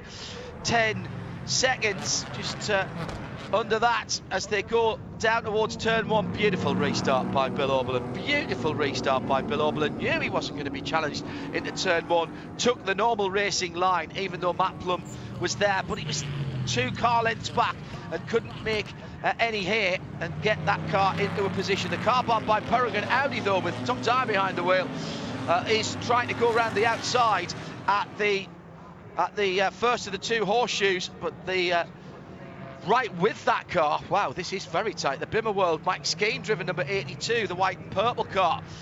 But it's Bill Oberlin that leads. My, Jeremy. How many times down the year have we said Bill Oberlin that leads? And also trying to get back, although laps down now. The Volt Aston Martin is in the mix towards the sharp end of the field. That's a quick car, but it dropped laps earlier on. And Oberlin has pulled out the lead. He's got, what, 2, 3, 4, 5, 6 car lengths now as he comes through Speedway turn 2, getting the Michelins back up to temperature and pressure, sitting in the afternoon sunshine at just coming on to 4:30, 23 minutes past 4 at Daytona. Copy boot stuff by Bill Power. Jeremy Shaw.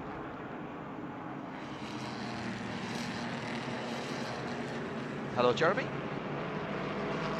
Lost Jeremy for a moment there then. Up onto the high banks for Bill. Shea Adam has some news of infractions. 2 more penalties, both of these applying to the TCR category. Car number 98 penalty, refueling while on the jack stands. That is a drive-through penalty and also a giant safety concern. Yes. So the Hyundai Elantra of Parker Chase is still showing is in the pit lane, but if it leaves, it will need to come back down. Also needing to serve a drive-through penalty, Steven Simpson, car number 54, not fulfilling emergency service requirements. That is a stop plus 10-second hold for that car, which now pulls into the pit lane. Thank you, Jeremy. Thank you, Shea, sorry. Jeremy Shaw with me in the Haggerty Global Broadcast Centre, getting that beautiful late afternoon, early evening light. This time tomorrow we'll be just coming up to the first hour completed in the Rolex 24 Hours of Daytona and heading into a sunset at just after 6 o'clock in the evening. Lot of darkness in the Rolex 24. Really going to be a proper endurance over this weekend. So everybody jostling for position. Good opportunity on the restarts, Jeremy, to make up a few places, and of course everybody knows that, so they push that extra little bit harder, but we've still got over an hour and 9 minutes to go. Yeah, Robbie Foley made up a couple of positions at that restart in the second of the Daytona Motorsport BMWs. His teammate Bill Oberlin leads. 16 prior wins in this championship for Bill. And looking for number 17 this weekend. Big battles down in TCR as well. That pit stop for the number 98 car, that was off the pace in any case, but that was very significant for that the penalty for number 54. That was on the lead lap, and that's the car that came in to make emergency service, just i.e. he needed the pit stop when the caution came out. He couldn't afford to wait out there 2 more laps before the pits were going to be opened. What he should have done after making that stop, he should have come in again before we went back to green. Apparently he didn't, so that's why he's got a penalty. So it's Ryan Eversley who now leads in TCR from his teammate,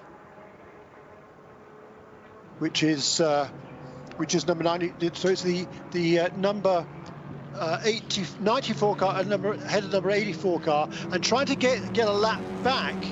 He's actually 2 laps down. Is Mikey Taylor in the number 17 car. That was the problem. The car we saw earlier on stopped on the pit lane.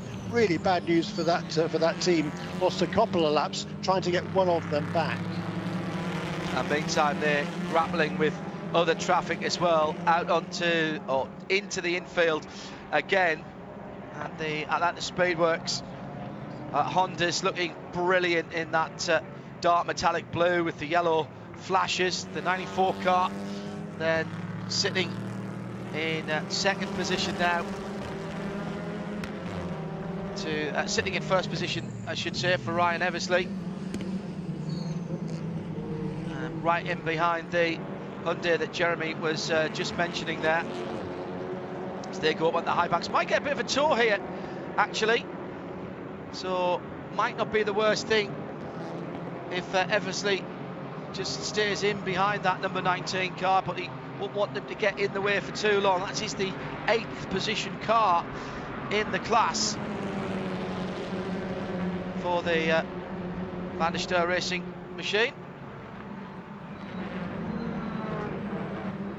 Through the bus stop, touring car lines taken by all the TCRs, and by that I mean right across the curbs, pretty much all 4 wheels. New fastest lap of the race, Jeremy Shaw, and once again the car that seems to have had the pace when it requires it, the McLaren 570S from AWA. Yeah, indeed. Kuna Whitner back at the wheel of that car now. I mean, with Ori Fadani having completed his driving stint, Kuna Whitner will now march his way toward the front, I believe. He's up into the 5th position now. He took the restart in 12th place. 11th place, I guess, because number 64 car came into pits to take on the splash of fuel right before we went back to green, so that's work its way back through the field. But Kuna Whitmer is certainly on a charge there, up into the top 5 in the McLaren.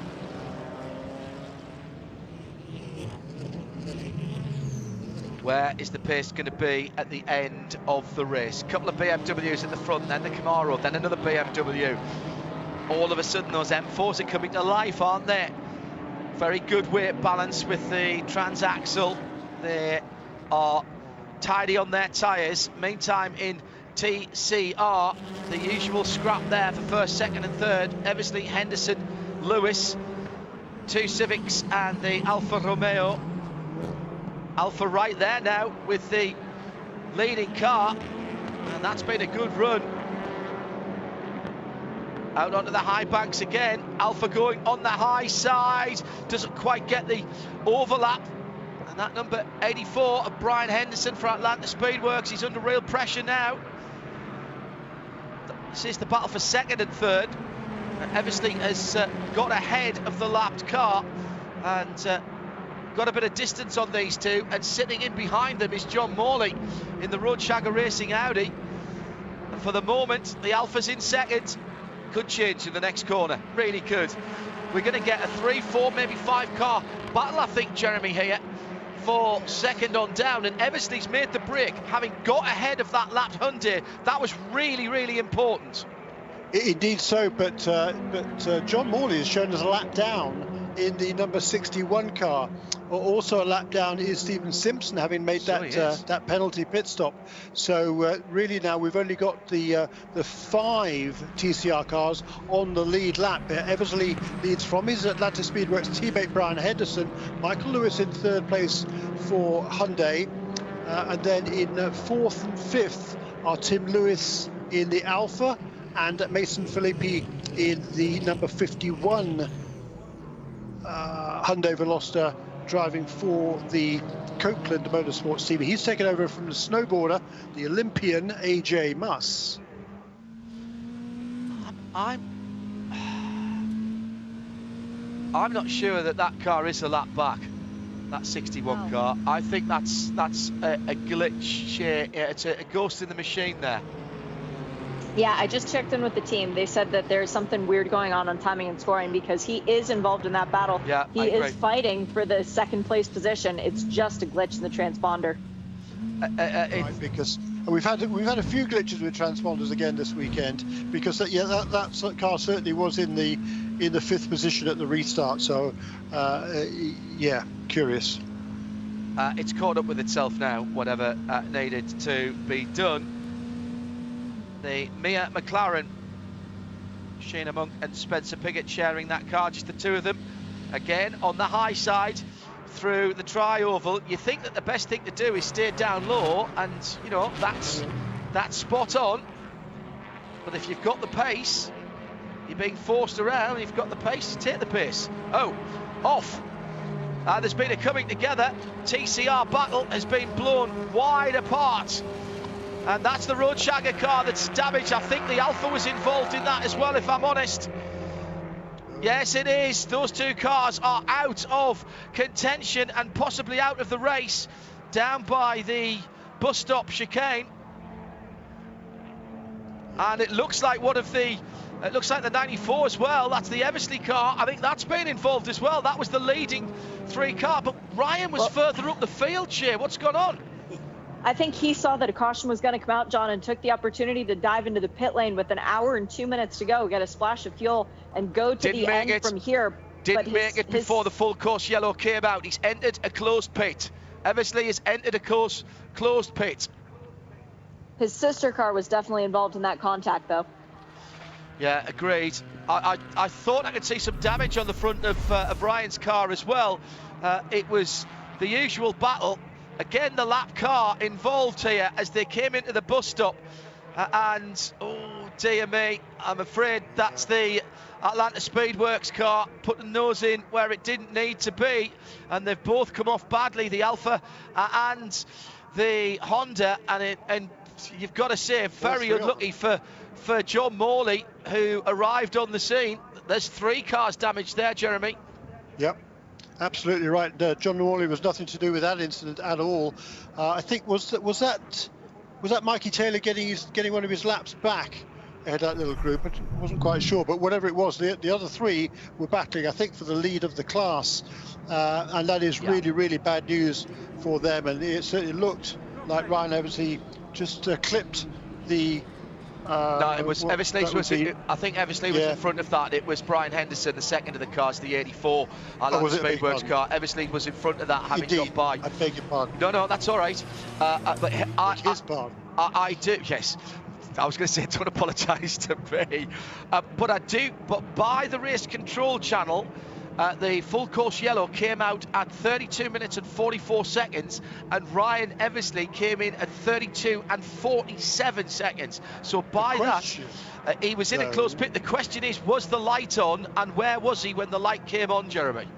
Yeah, where was he committed? Correct. And there is a camera there that race control can see that.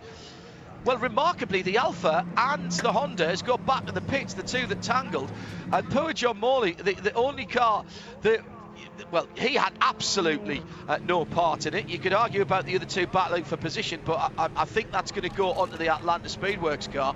But poor John Morley's the only car that hasn't got back to the pit lane. Wheel missing, hasn't he, effectively? That was a hard impact that he took there. That's a really unfortunate incident. Especially after how Gavin drove early on as well. That was a really good drive by Gav. amazingly, the 84 Atlanta Speedworks car is driving out of the pit lane under its own steam after what looked like quite a big hit in side-by-side contact. The Alpha had front-end damage.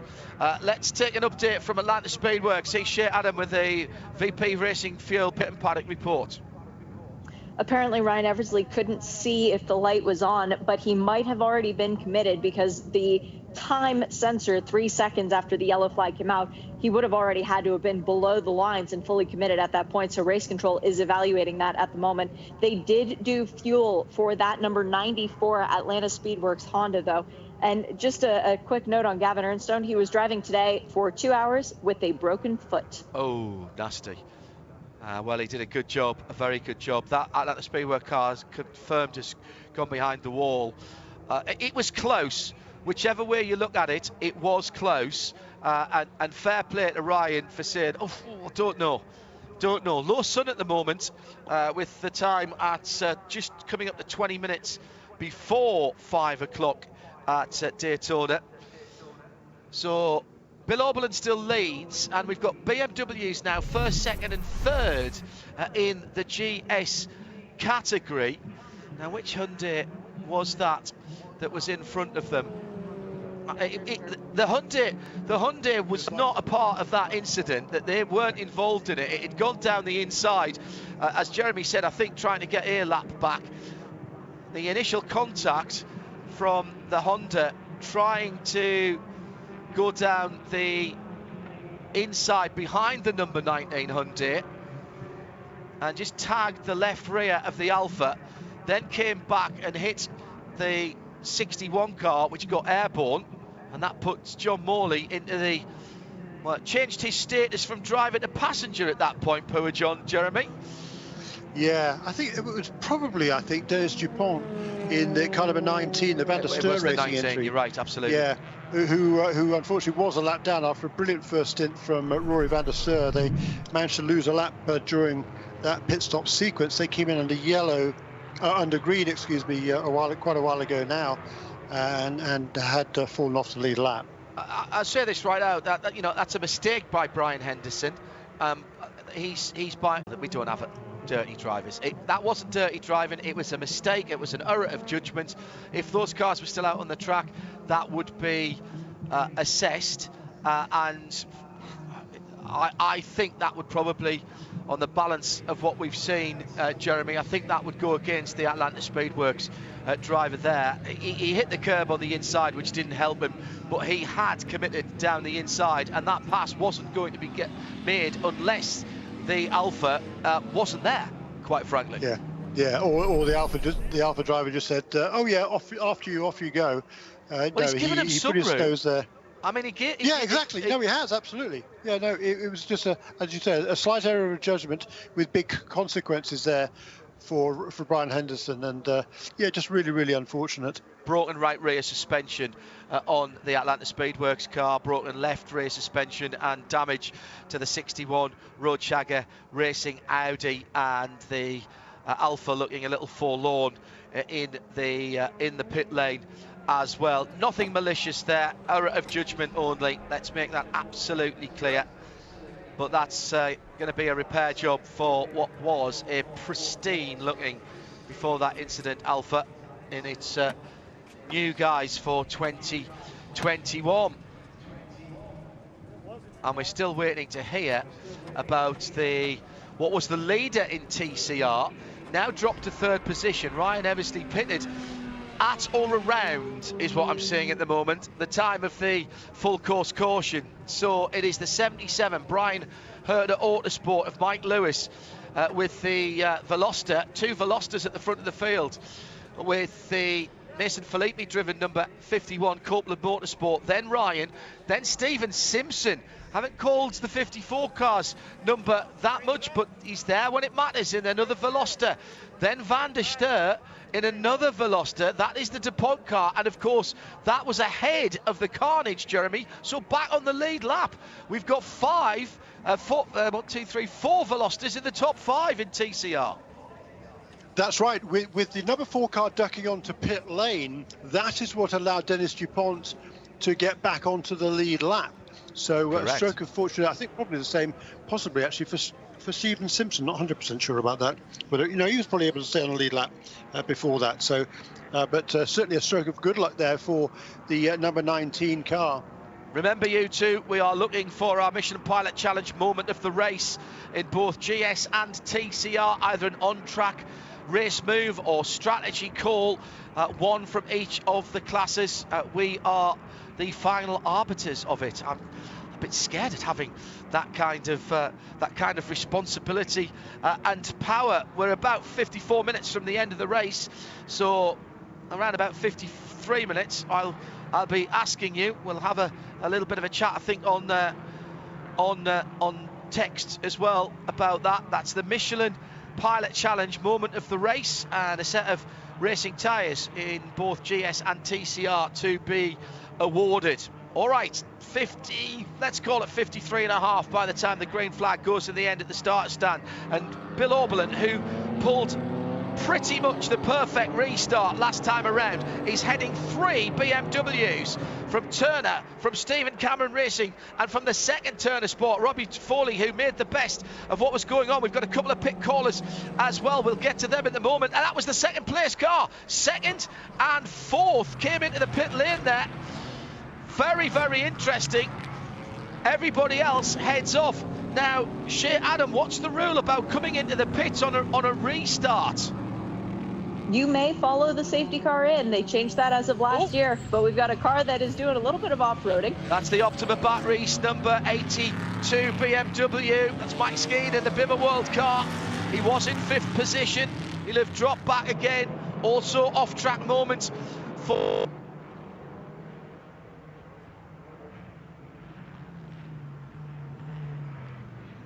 Motorsport development car, sitting in 7th in TCR. So things are hotting up, Jeremy. You can tell we're getting into the money laps, because having been really sensible on the restarts, everybody's now going mad. They want to find track position for the last 52 minutes. Yeah, and those cars that just ducked into the pits now, they reckon they can get to the end from here. I think everybody else is going to have to stop as well at some stage. So this is going to be really interesting. How long do you stay out there before you make that pit stop? If there's another full course caution, then these cars that have already made what will be their final pit stops will be in good shape, because the pits will be closed next time around. Having said that, if there's a long caution, it may enable the cars that are out on track to get to the end without needing that extra pit stop. So a lot more strategy to be played out yet.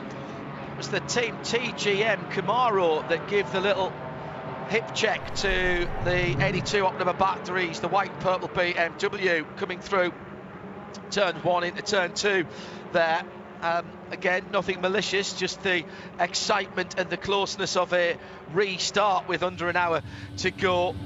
Jeremy, I think you call on that, by the way. That could be. They could have just made, those guys, the Michelin Pilot Challenge moment of the race, because it's about getting your last pit stop over first, and that's what they're gambling at AWA, Notlad, and at Stephen Cameron Racing. That's the strategy call that they're playing right now, whilst everybody is fighting for position and fighting, by the way, with everything they've got. The Toyota Supra up to 7th position now, quietly. Moved up for Riley Motorsport, and after that restart, only 4 seconds away from the leaders, but it's still 2 BMWs ahead of a team TGM Camaro, then Mercedes, then BMW, all very tight at the front of the field. But good to see the new car and the new manufacturer, Jeremy, albeit taking a little bit of Air Toyota there, Air Supra, through the chicane behind the pits. But good to see that car up inside the top 10. Yeah, very much so. And Julian Santero now is a 27-year-old from Mendoza in Argentina. He's got a lot of experience in South American touring car racing. He also did some open wheel stuff before that. He won the Formula Renault 2.0 championship in Argentina in 2013. Clearly a very, very talented driver. I think this is his first race in North America, certainly his first professional race. And he's taken over.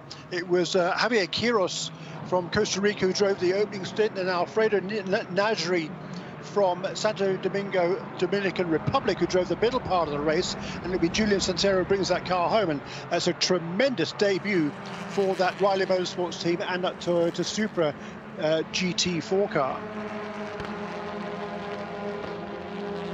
It's Jeremy Shaw with me, John Hindhaugh, in the Haggerty Global Broadcast Centre. Shea Adam is monitoring the pits and the paddock with our VP Racing Fuels updates. Still some great racing to come here, I've no doubt about it at all, as the number 17 Audi continues its crawl back up the timing and scoring serial. Not had a great first part of the race, but they've done their best to get on terms. They're in 9th position at the moment for Mikey Taylor in the Unitronic JDC Miller Motorsport.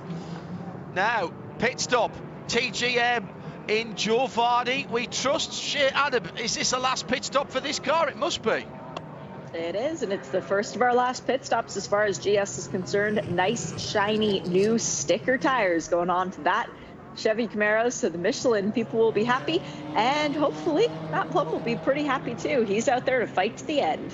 Well, you say the first, but don't forget we had people coming in off the end of the safety car. AWA, Notlad and Stephen Cameron. That was about 52, 53 minutes to go. 48 to 50 minutes. So start the last lap at the wrong point and we're full green all the way. They could be sweating just a little bit. I like that call from TGM. Never second guess Joe Vardy. Jeremy Shaw, but that was at about 49 minutes that car came in, so when it comes out it's going to be closer to 47, and I think that's right slap bang where they can go to on full rich all the way in that TGM Camaro.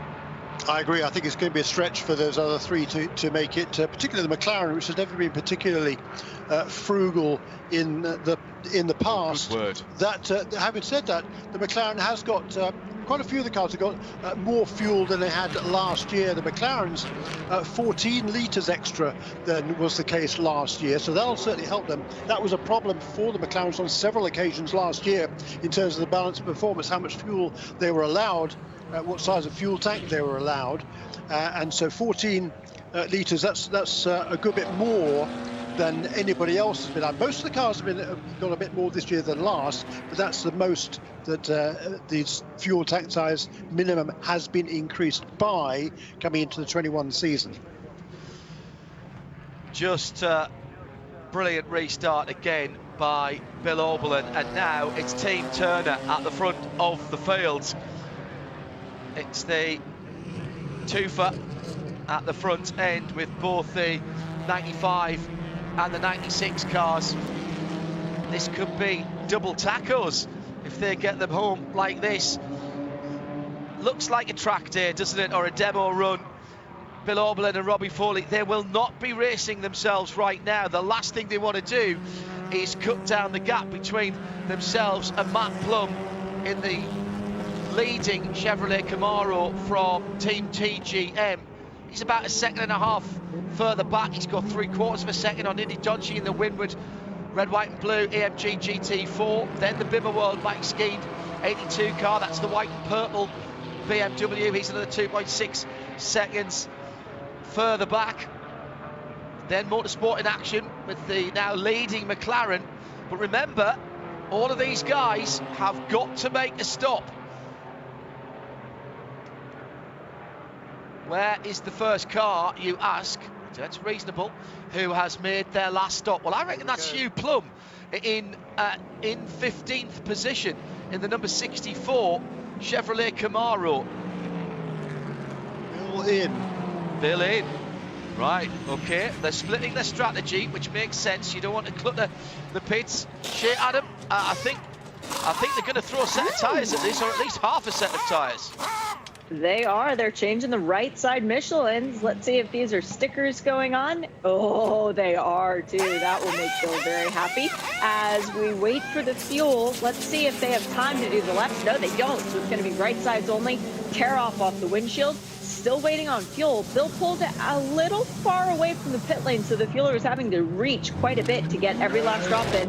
Fuel probe out. Bill Oberlin goes bye-bye. I love the style of the fuel filler, the fuel man there. The probe's in, and he was bracing himself with his foot against the wall to make sure that fuel probe was right in to the car. There was no doubt that once that was in, it was staying in until the very moment it came back out again. Well, no doubt there, Jeremy.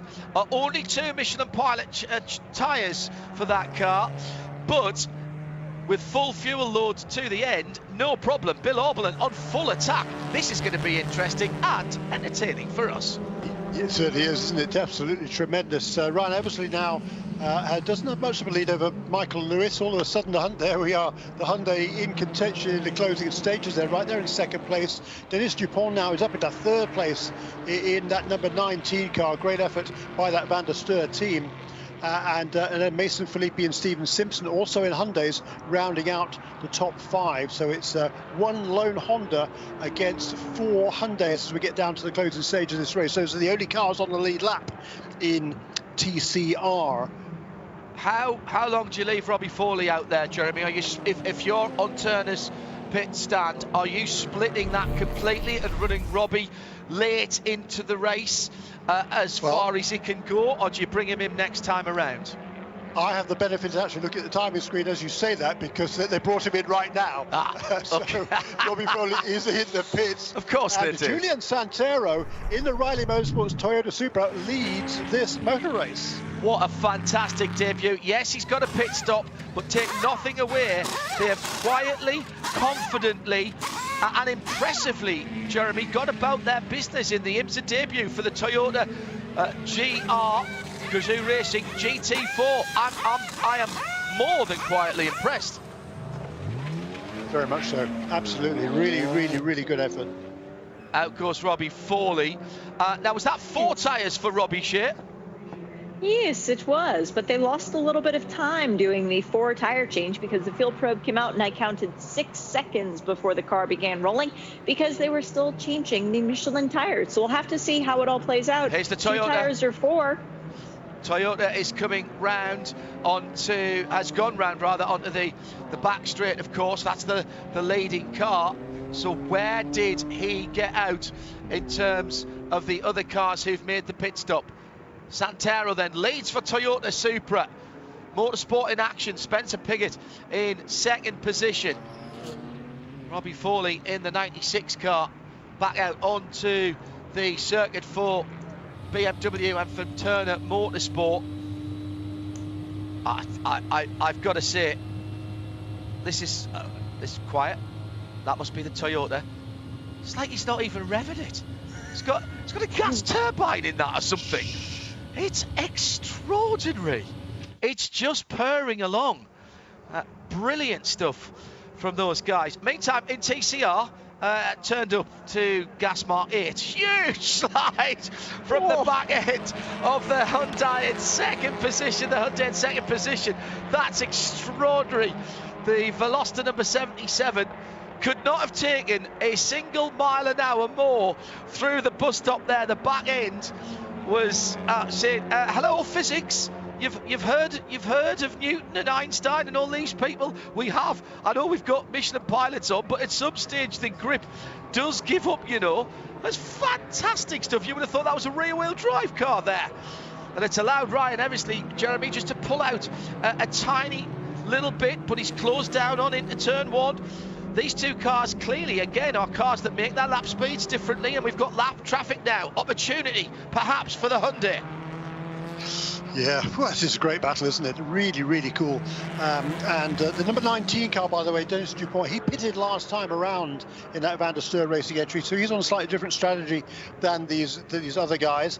Meanwhile, back a little. This is the battle for kind of middle of the pack, but number 14 Toyota still leads with the McLaren of Spencer Piggott right on his tail and trying to make a move as they go into the bus stop, not quite close enough as they headed down the back straight. So it's the Toyota that still leads. Andrew Davis in third place in the McCann Racing Audi. Remember that car running super fast in the early stages of this race as well, and now up into fourth. There it is, Spencer Papelli in the BGB Porsche Cayman. He's less than 6 seconds off the lead. Right, well, as this is beginning to shake out and the sun is becoming an issue in the driver's eyes, here comes the Supra into the pit lane, followed in by Spencer Pigot in the Motorsport in Action McLaren. So Andrew Davis will go through and take the lead from the Frasun BMW in second. But I reckon it's the AWA car that is actually leading the motor race at the moment. They were the ones who stopped right after that last full course yellow, and Kuno Whitmer in the McLaren then, the 13, has got 9 seconds on the Stephen Cameron car, which pitted at the same time, and another 5 on Bill Oberlin, who pitted from the lead. Shea's got the Toyota. We do. The number 14, Julian Santero, staying behind the wheel for one more stint to bring it home to the checkered flag. Got a drinks bottle change. Fuel and tires on that car. Fuel and tires on the man McLaren as well, as Spencer Pigot is staying aboard. He leaves the pit box, and very nearly a collision with the 77 Hyundai of Mikey Lewis coming in for Brian Herta Autosport. They are doing fuel and front tires on that car as well. But we do have a red S on the timing screen. The number 10 of Scott Andrews, having just left the pit lane, is showing stopped in sector 1. This could be a full course caution. Right at the pit exit, Shea. It's right at the pit. He's at the pit exit, but he's not blocking it. The pit exit is clear. Race control has said that, but it does mean that we have a car in potentially a dangerous position. This could be exactly to throw the cat amongst the pigeons. Oh, would it ever? It would close everybody up. The question for me is, how far out of the pit exit has he got? Is he still behind the wall and therefore protected from cars at speed on the track, or has he got beyond it? The pit exit, Jeremy Shaw, even though it's been moved around the corner, he's still actually behind the right-hand protective wall. Through they come. Andrew Davis, McCann Racing, scored as the leader. He, of course, still has to make his final pit stop. Andrew been out there doing great stuff. Great to have him back as well. So this is the battle for the end. Andrew's on his 20th lap. Oh, huge off. Now, that's down at the International Horseshoe, and that is not the same car we were talking about. That is the number 15 Audi, and that has severe front-end damage, and this will be a full-course caution with under 40 minutes to go. No choice to do anything but that. The safety vehicle scrambled, so within the last 40 minutes of the BMW Endurance Challenge at Daytona, we are heading back to double yellow and our 6th full course caution of the afternoon, and that is that looks like that car's gone straight on there, Jeremy. It was the Rockwell Autosport development car, and the man with his name above the door in the car at the time, and 1, 2, 3, 4 safety vehicles there in double quick time. The tyre wall has done its job there, Jeremy Shaw. Yeah, it has. That was a heavy impact there. Just to show that they had a really good run in that car. They'd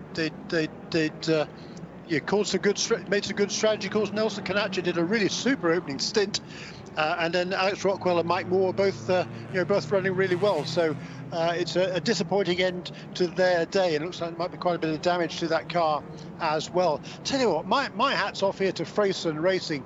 Car number 37. They're running in the 2nd position right now. Absolutely remarkable effort. I think they owe us a pit stop, and unless this is a very long caution period. Wow, yeah, unabated oh my speed. Goodness. Ouch. That was a brake failure. Yeah, that was a brake failure, and fair play, because that was throwing the car sideways from Alex Rockwell, and he got it sideways and almost fully backwards. He's out of the car, but that car went in absolutely unabated. So whether the throttle stuck open or the brakes didn't work, or a bit of both, Jeremy, but quite clearly Alex realised, I mean, you brake quite a way back. That's Nelson Canacha. Look at the Oh, is it? Yeah, you're right, it is. Venezuelan colours. Yeah. Venezuelan colours, yeah. Excuse me. He got back in the car for the final stint. My bad. That was my mistake there, John. No, that's fine. That was actually very good driving by Nelson Canacha, because had he got in forwards, there would have been even more damage. He did scrub off a little bit of speed, not much, but just from the friction, Jeremy, of the Michelin Pilot tyres on the track before he went over the edge of the circuit and on to the, which is a downhill piece of grass there. Yes, very slightly. You're right. And fortunately for him, I mean, he's a hugely experienced driver, as Nelson. He's started the Rolex 24 in the past. He's raced in this series for a few races as well some years ago. So he was able to use his experience there to pitch that car sideways rather than just panic stations. Yeah. It might otherwise have been. That was a really, really scary moment there. Great to see him out of the car and walking away under his own power. 6 laps of yellow in Andrew Davis's stint at the front of the field, where between maybe 10 and 12 laps, maybe 13 laps to go from here, with half an hour, just over half an hour to go. Depends how quickly they can get that number 15 Rockwell car. Does he roll the dice and stay out, or does he have to come to pit lane? Well, if he comes to pit lane, he's going to be behind all of those cars that have already pitted. So it's got to be fairly close. And if this is a full, long caution period, he might be able to get to the end. It's certainly going to be a stretch. But I tell you who this really does help, though, Jeremy. Those cars that stop, that we thought might have been a little bit previous, the AWA on downwards to Kuno Whitmer, because we thought they might be a couple or 3 minutes short on their fuel. No problems for those guys now. So whatever the guys do ahead of them is what will probably see their race. Obviously, they've got a chance to do some overtaking. Ryan Eversley, by the way, leading in TCR, is scored 5th overall. Do you roll the dice in the first race of the season for McCann Racing? Full season entry? Not a full season entry? For that? I mean, if you can't get to the end, then no, you don't. But if you think there's a chance, yes, you do. And if it comes down to needing another lap or two of caution for another incident later in a race, that would make the difference, then I would say stay out there, because as we hear before, yellows breed yellows. When we have restarts, that's always the most likely time for another caution to come out with another incident at the restart. So yeah, absolutely, for this team, new to this championship, they had a kind of a toe in the water year last year with a handful of races. Should have been more, but it ended up just a few.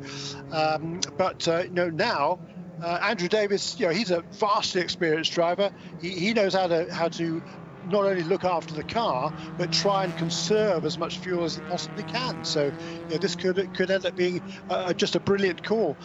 Jason Fraser there, magnificent second place for Fraser Racing. That's absolutely remarkable for two guys who are making their professional racing debut, I believe, or at least in road racing this weekend. They've done some short track stuff up in the northwest, but a remarkable effort. Fast MD Racing in third, in the second of the Audis are in the top 3, and then that guy Hugh Plum up into fourth position for Team TGM, champion in this series just a couple of years ago. And his brother, by the way. Davis. Go ahead, Chair, sorry. The problem for Andrew Davis is that it might not be a strategy call coming from the box. He might not be able to hear the box. About a minute and a half before the full course caution came out, there was a request put through race control, a mechanical black flag issued to the number 8 machine leading the way, because that typically happens when the crew can't get a hold of the driver. Right, so he will have to come in then. That's gone out again just a couple of minutes ago. Mechanical black flag, and the pits are open for the GS. So he might have no option then other than to come in. You can answer the mechanical black flag under yellow, obviously. So maybe that at that point, Jeremy, the decision's taken away. They've got to come back and do some remedial work on that car. So in he comes, simple as.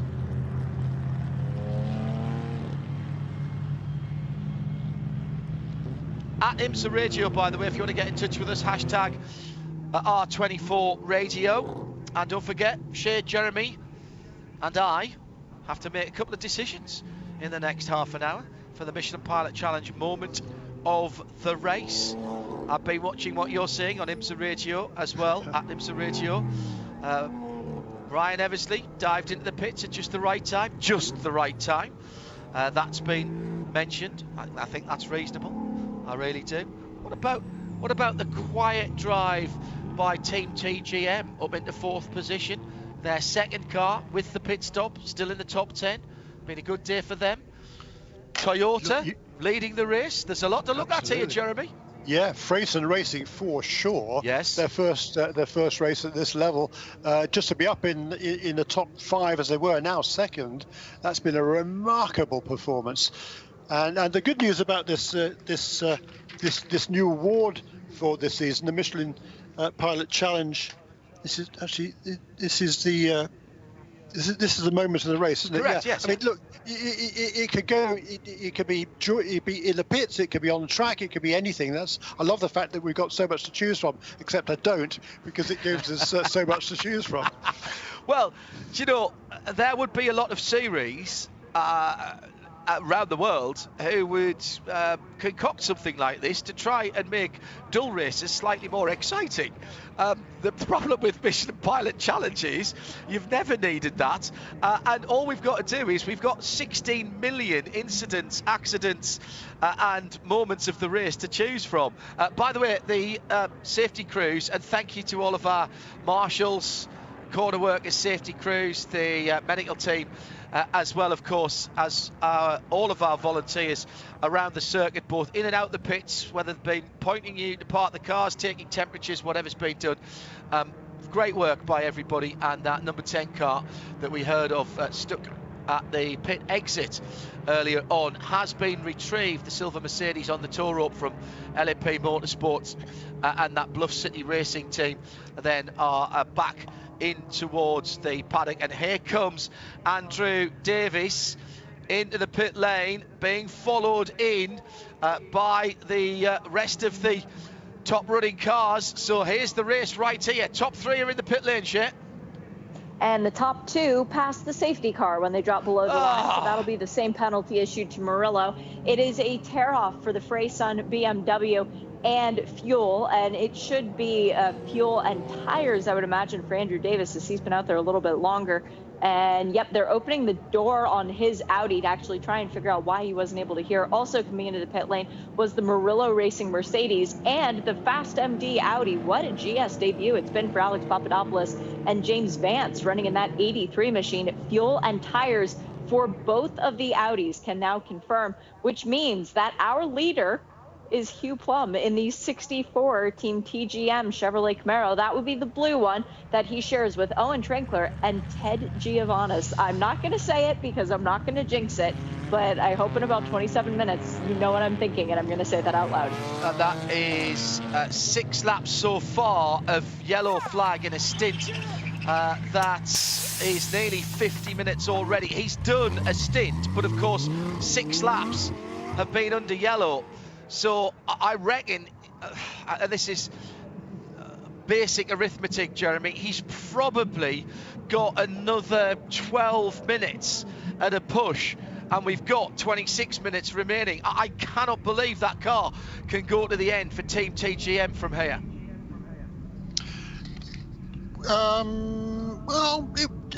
Which car? There's number 64 car. Leading at the moment. Fair comment. Yeah, true. Yeah, no, there's going to be a stretch. Ted Giovannis, of course, has never actually won a race. He's had finished second before, never won one. So it would be an amazing moment for him. But look, who was in second place, or is in second place? There will be the class split before we go back to green, so he won't hold it. But it's Ryan Eversley in the leading TCR car, was actually up to second place overall in this race at this moment in time. So that's kind of cool. But hugely crucial was the fact that both the number 19 and the number 17 and the number 33 TCR cars all got the wave around. Yeah. They are now back on the lead lap in TCR for when we go back to green. Mikey Taylor in number 17 car was 2 laps down at one stage. And I think is now back on the lead lap, and that is a very, very fast car. It has set the fastest lap of the race. That is the only one of the Audis that's running the sequential gearbox option, which is as opposed to the DSG gearbox in the other Audis in the TCR category. Michael Taylor has set the fastest lap of the race in TCR. I'm still trying to work. I've got to tell you, Kuno Whitmer, I think they're sitting pretty in. Oh, no question. Because they can have no fuel problems now. That was a gamble.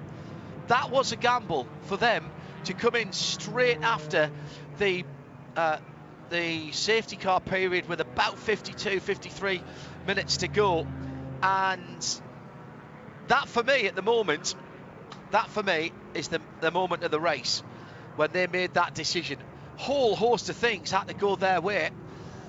Can Hugh Plum and Team TGM usurp that? It's not about who wins this race, and that's not what we're handing it out for, but we are looking for something that positively affected the team or the driver in each of the categories. TCR, well, Ryan Eversley, surely for TCR. 17. Sorry? The 17 car, number 17 car, the Unitronics JDC Miller Motorsports car, was 2 laps down. Yes. They managed to get those back on the lead lap. And, like it. They got a very strong car. That number 17 car, by the way, the driver, they'd never even driven with that sequential gearbox before the raw test last weekend. Not even a shakedown. So that their first time. Oh, actually, no, they weren't at the. Were they at the shakedown? They weren't. No, they weren't at the raw test. The first time that car turned a wheel was in practice on whatever day it was, Wednesday, I guess, wasn't it? For the first practice session of the weekend. That was the first time they'd had a run in that car with that car at all. In from second place in TCR, Shea Adam, Stephen Simpson in the number 54. It's fuel and front tires for Stephen Simpson as the crew and Katie Brennan watched on as the pit stop was going according to plan. They did have a car pull in immediately behind them. That was the 17. No, who was it? I don't actually know who pulled in behind them. I'm a little bit confused. 17. It was the 17, yes. I didn't think their pit boxes were next to each other, but okay.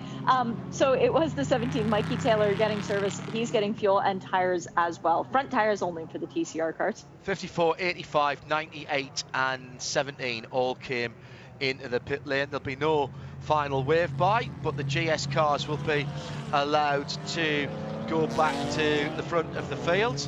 Thank you for... John, Go on, excuse me, no, that's all right. That's all right. Well, you know, I'm so...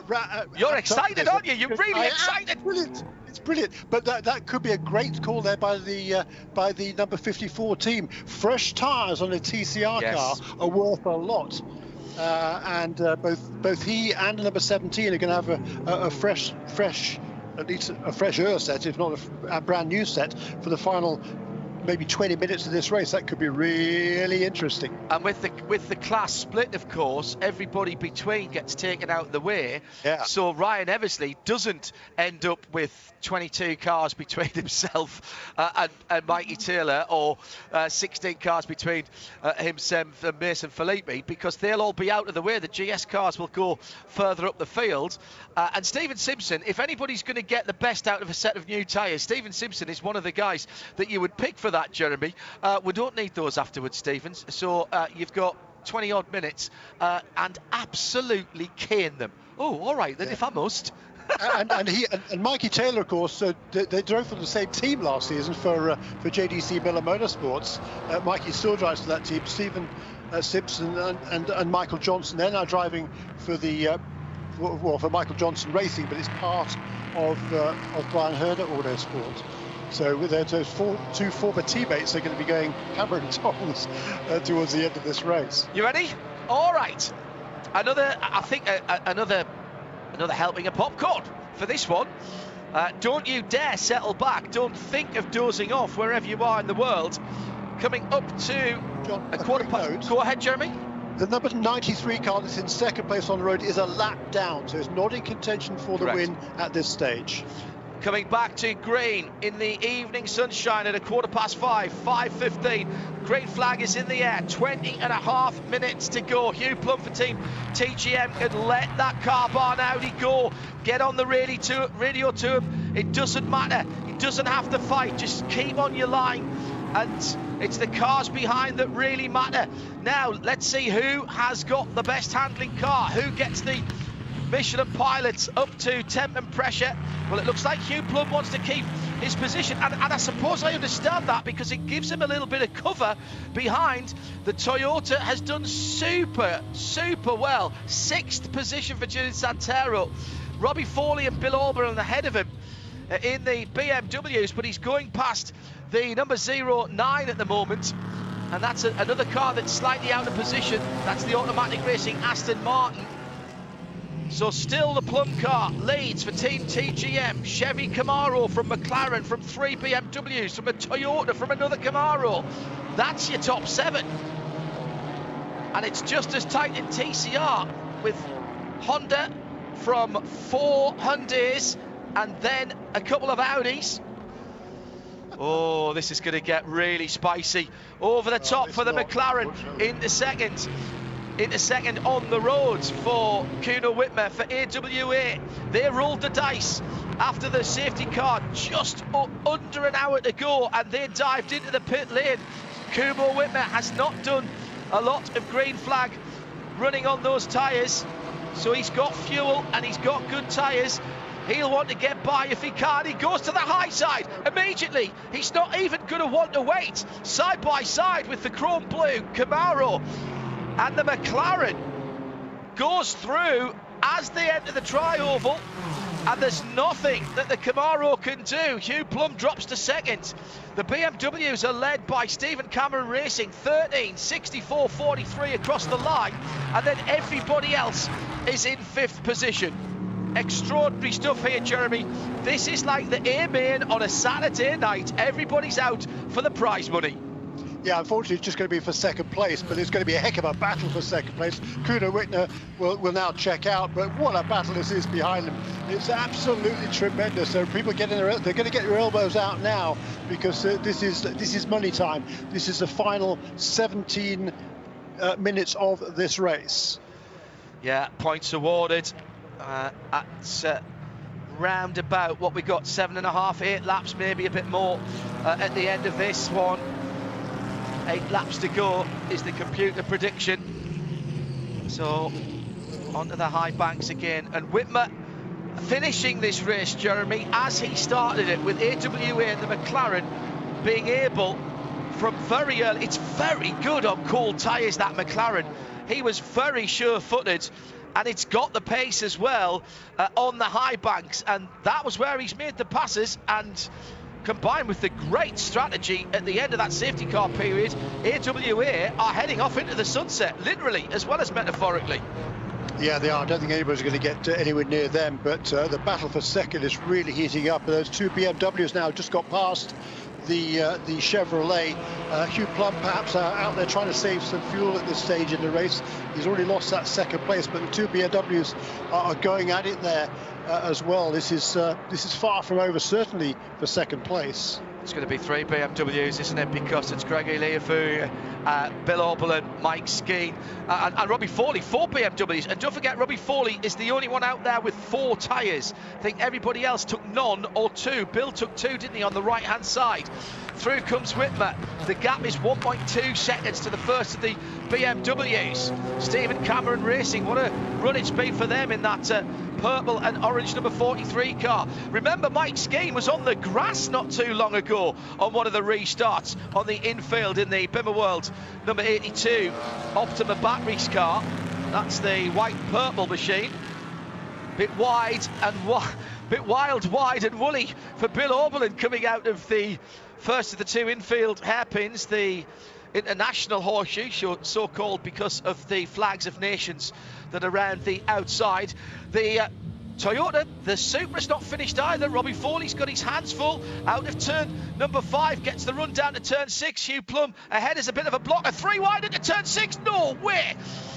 Thankfully, somebody had the sense to back out of that. That could have been very expensive very quickly, but the Toyota has gone past Robbie Foley and now stays down on the double yellow lines and will draft through. I don't think I don't think Hugh Plum's got the fuel, and that's what he's running to. He's looking for fuel mileage now. Toyota then, Jeremy Shaw, up to 5th position in its debut. Yeah, really impressive. And after the Raw last week, there was a slight balance of performances change to the Toyota Supra. They were given a different power stick. They've gone from the blue power stick to the red power stick. There's complicated, but basically it's the electronics that gives them a little bit more power than they had last week. But they certainly haven't shown this sort of speed any other stage during the weekend, but that car is running really, really well now. Julian Santero, his best lap is at 54.8, which is about a second down on the leaders, but he's really done a super job in these late stages. Fastest lap of the race by Kuno Whitmer. He clocked that earlier on with a 53.2. He's just done a 53.9 on older tyres.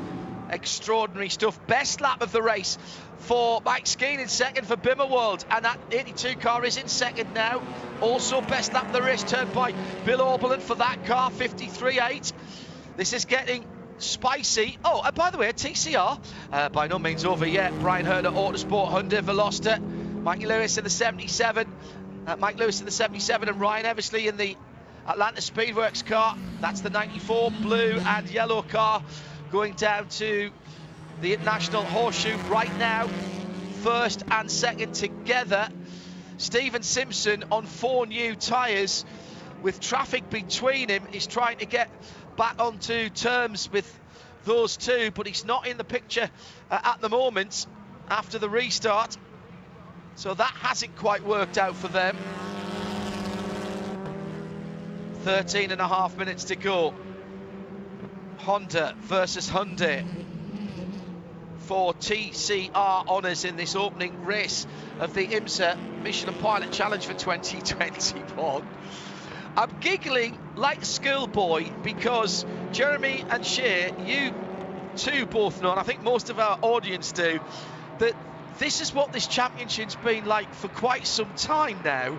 It just keeps producing. Yes, we've had some safety cars to close things up, but even when we didn't, the racing today has been absolutely outstanding, Jeremy.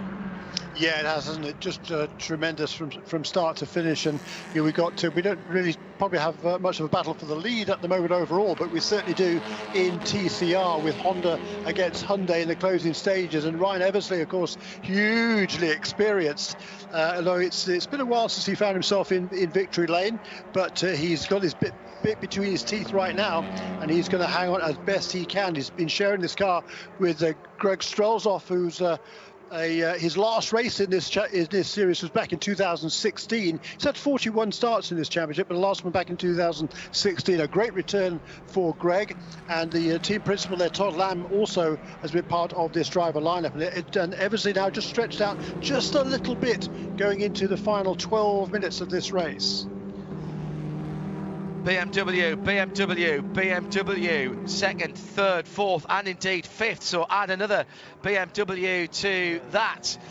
They are all scrapping, and it is scrapping because it's 4 scraps at the moment. Second on down, McLaren, the British sports car manufacturer, not had it all their own way with this GT4 McLaren 570S. In fact, a couple of their GT cars took a little while to get into their stride, but it's been the class of the field today, as have AWA.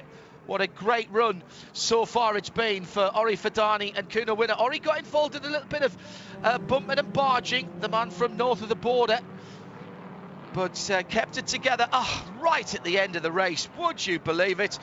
And it's the DuPont-driven Van der Steur Racing Hyundai Veloster that is off the track, and we are full course yellow at Daytona with 11 minutes on the nose still to go. That'll be a quick tour required. Would you believe it? Just when we were building up. Well, the good news is it'll bring everybody back. That's our 7th full course caution. And was there just a little bit of, bumping and barging in the bus stop as well between Turner BMW and the number 43 Stephen Cameron car? just before that came out, Jeremy. Yeah, it pretty clean. Just a lunge down the inside from Bill Oberlin there, but he was absolutely alongside at the turning point there. So a really incisive move there from Bill Oberlin, using all of his experience. Yes, it was. Well, there's a candidate for moment of the race. Got it done just before the yellow flag puts that car on the podium for Bill Oberlin. Remember, he took right side tyres only. So Whitmer will be dragged back. We're down at turn 5. Oh, please let this car flat toe. Please tell me we don't have to lift it. No lock transmission. No lock transmission. Get the clutch kicked in. There is somewhere to get that car out. That's down at turn 5, I think, Jeremy, isn't it? Yeah, it is. See from the shadows. And the car's on the other side of the circuit. Is it quite that far? Yeah, I think it might be. 9.5 minutes. We've already lost 90 seconds.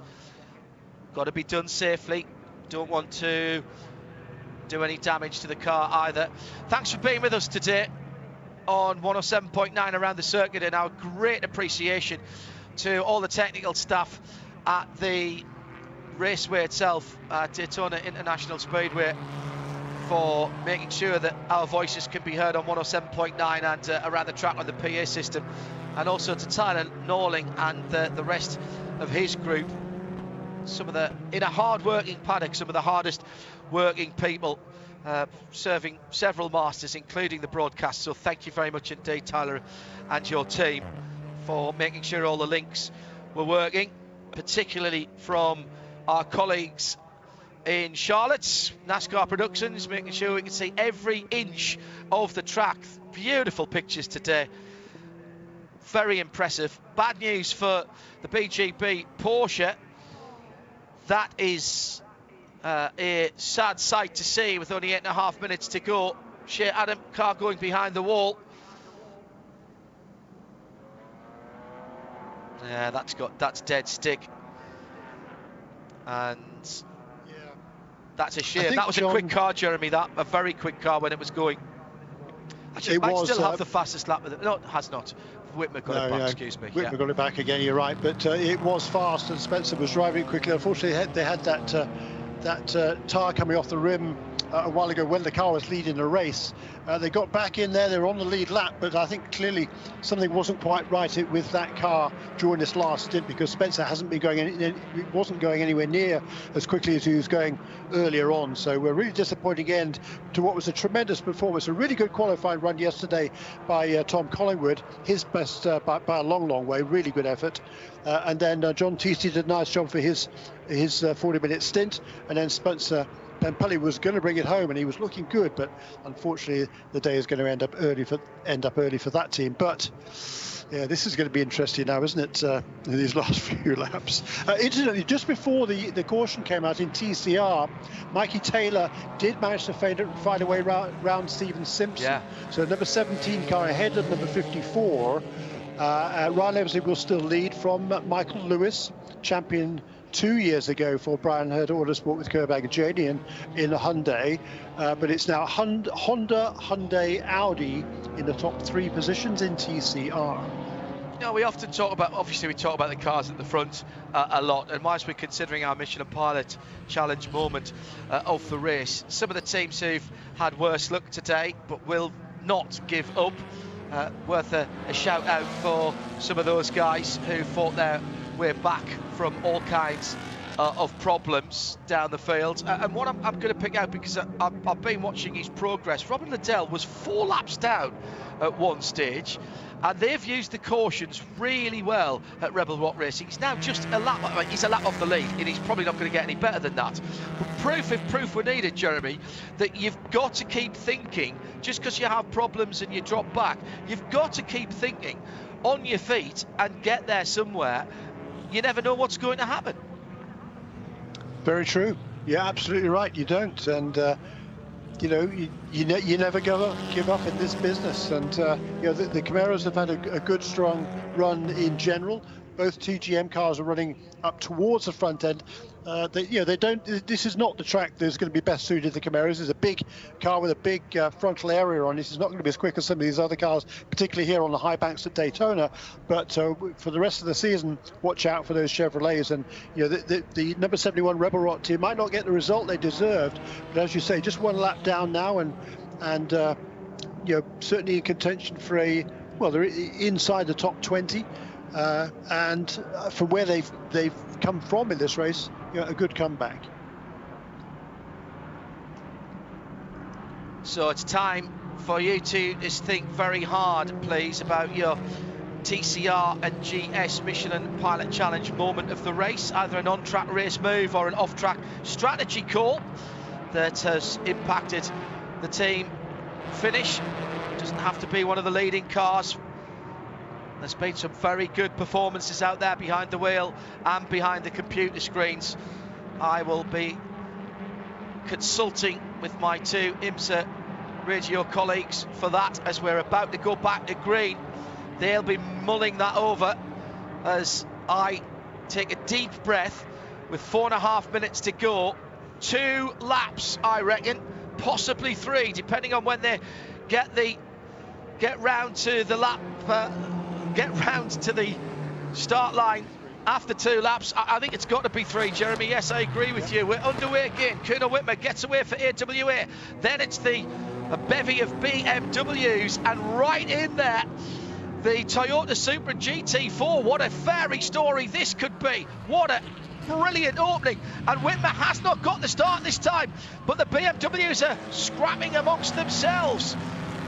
Here comes the BMW in second place. It's Bimmerworld, it's Mike Skeen, and Kuno Whitmer manages just to ease away 1 or 2 cars lengths through the kink and down towards the turn number 5, the scene of that last accident. The Optima Batteries cars tries to go to the left-hand side. That's the long way around. Oh, but that will get the inside for turn 6. Oh, there's a bit moved over there by the McLaren. Now, for once, the McLaren does not seem to be that good on the cooler tyres, and the BMW can pick its line behind. All of the BMWs are moving around, but now on the high bank, surely the slippy shape of the McLaren. That was great driving there, Jeremy, by Whitmer. Yeah. He knew he was under threat there in that early part of the infield lap, and he's managed to weather that storm. That could be the race right there.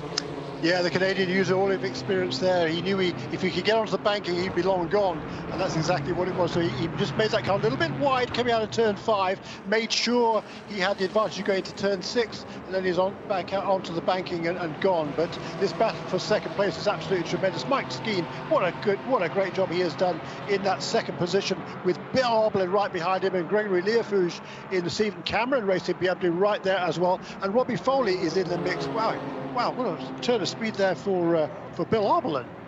Ouch. That's what you call a draft, isn't it? My goodness. Now, the BMWs are side by side. This looks like a green-white checker in a cup race. So, just 90 seconds to go in TCR.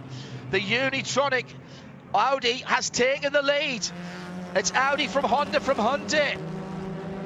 Wonderful run from Mikey Taylor, and that is a brilliant run since the restart, and the tactics has been great as well. Now, was he a bit previous on the restart? It's being looked at the moment, so let's bear that in mind. Battle for second position. Bill Oberlin, right side tyres taken last time around, round the outside. Oh, magnificent stuff from Bill Power. Round the outside, up against the wall, but with those new right side Michelin Pilot tyres, he's working them now. One more lap after this one. I don't think he can catch the leader. 1.2 seconds up the road for Kuno Whitmer. But Bill Power is playing its part, and Turner Motorsport, great call with Robbie Foley, by the way, sitting in 5th position. That could all change as once again they draft 1, 2, 3, 4 wide through the tri-oval, and the 2 Turner cars are on the inside. Here comes the number 82 Bimmerworld car, but Oberlin holds on to it. This is the final lap. We promised you 4 hours of the BMW Endurance Challenge. We're going to be over that by a couple of minutes. Additional time Extraordinary stuff. Little splash of fuel required for the number 64 right at the end, but it's been a perfectly judged race at the front of the field. Kuno Whitmer has a little bit of the infield and then the run round to the checkered flag. Perfect strategy call by AWA to get him into the pits with just over 53 minutes to go. And in TCR, what a race that's been as well. Start to finish, front to back. Eversley just lost the lead. Great move by Mikey Taylor, the Unitronic JDC Miller Motorsports car. The yellow car ahead of the blue and yellow car. Third place, Brian Hurters, first of the Velosters. It's not been the best debut for the Elantras, has it? They both had problems. Then Michael Johnson Racing, Stephen Simpson just not able to make those 4 new Michelins work for him on the restart. Meantime, second, third and fourth absolutely together. Tell you what's interesting about the BMW is that the Turner car just leaps off the bus stop, but at the end of the straight, the Bimmerworld car seems to be a little bit quicker. He's coming back now, he's going to go back. This is the battle for second, Jeremy. It's going to be McLaren, AWA. Fadani and Whitner will take the first round of the IMSA Michelin Pilot Challenge 2021. Oberlin goes through. That was the battle for third, in fact. And Turner, Robbie Foley, with a brilliant move, a brilliant last half lap, gets through into third position. McLaren then the 2 Turner BMWs from Bimmerworld, from BMW M4, for Matt Plum, who coaxes the 46 car to 6th position. The 64 did have to stop for fuel. We thought they would. And there is joy unbounded on the TCR winning pit stand for Unitronic JDC Miller Motorsports, ahead of a hard-charging Ryan Eversley for Honda in second, and 3 manufacturers on the TCR podium with Hyundai and one of their Velosters. And it was Stephen Simpson got third place on the last lap as well. There's another potential candidate for the Michelin Pilot move of the race. Whew. Jeremy Shaw, AWA, good driving, great strategy. They did a good job today in that 4-hour contest to win GS. They certainly did. They didn't put a wheel wrong, I don't think, or barely. Well, I guess there was one wheel wrong early on, wasn't it? Because there was a penalty for Ori Fadani. But other than that, you know, the strategy was right. They got a little bit of good fortune, I think, with the timing in some of the yellows. And then Kuno Whitmer used all of his experience to extend that remarkable streak of success that he has had here at Daytona International Speedway. That's now 3 wins to go along with his 2 seconds and a third on this 3.5 mile oval, road course oval. Share TCR, the usual, a street fight from the street-based cars, and what a good win for JDC. Yeah, and who would have thought that a year out, they finished second last year to Mikey Taylor and Dr. Will Talley, and now a year later, one step better. The odds were against them in terms of how stacked the field was, but they managed to get it done. And another year, another Audi victorious at Daytona International Speedway. Well, in the evening sunshine, that's the front end of that, the yellow front end is gold for the McLaren, and we have 2 yellow cars in the victory lane with the Unitronic car there as well. And our Michelin moment of the race, Michelin Pilot moment of the race for GS came right at the end. The 3rd place move for Robbie Foley with the side draft pass at the home of stock car racing in the GS. So that goes to Turner Motorsport in 96. As the FAF car comes to, the AWA FAF car comes to victory circle. What a drive that was by Kuno Whitmer and Ori Fadani.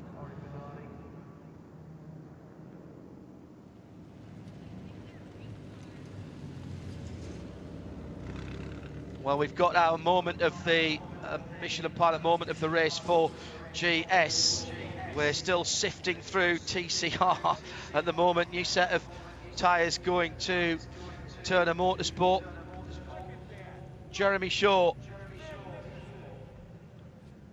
I know it's the winner, but really you've got to look at the Unitronic JDC. The 19 car as well did both. A great job. What do you think? Yeah, I mean, for just their second race at this level, number 19 car, they had problems at the end and slipped back. But I mean, it was a great run by Van der Steur and Dupont in this race for me. But Mikey Taylor coming from 2 laps down back to win it, super impressive. He had a fast car. That's the first time, but again, it's the first time that car's turned a wheel. Was coming here just a couple of days ago. So Jeremy, I think it's got to go to the JDC guys, because we're just hearing we think that car may have run out of fuel on the slowing down lap.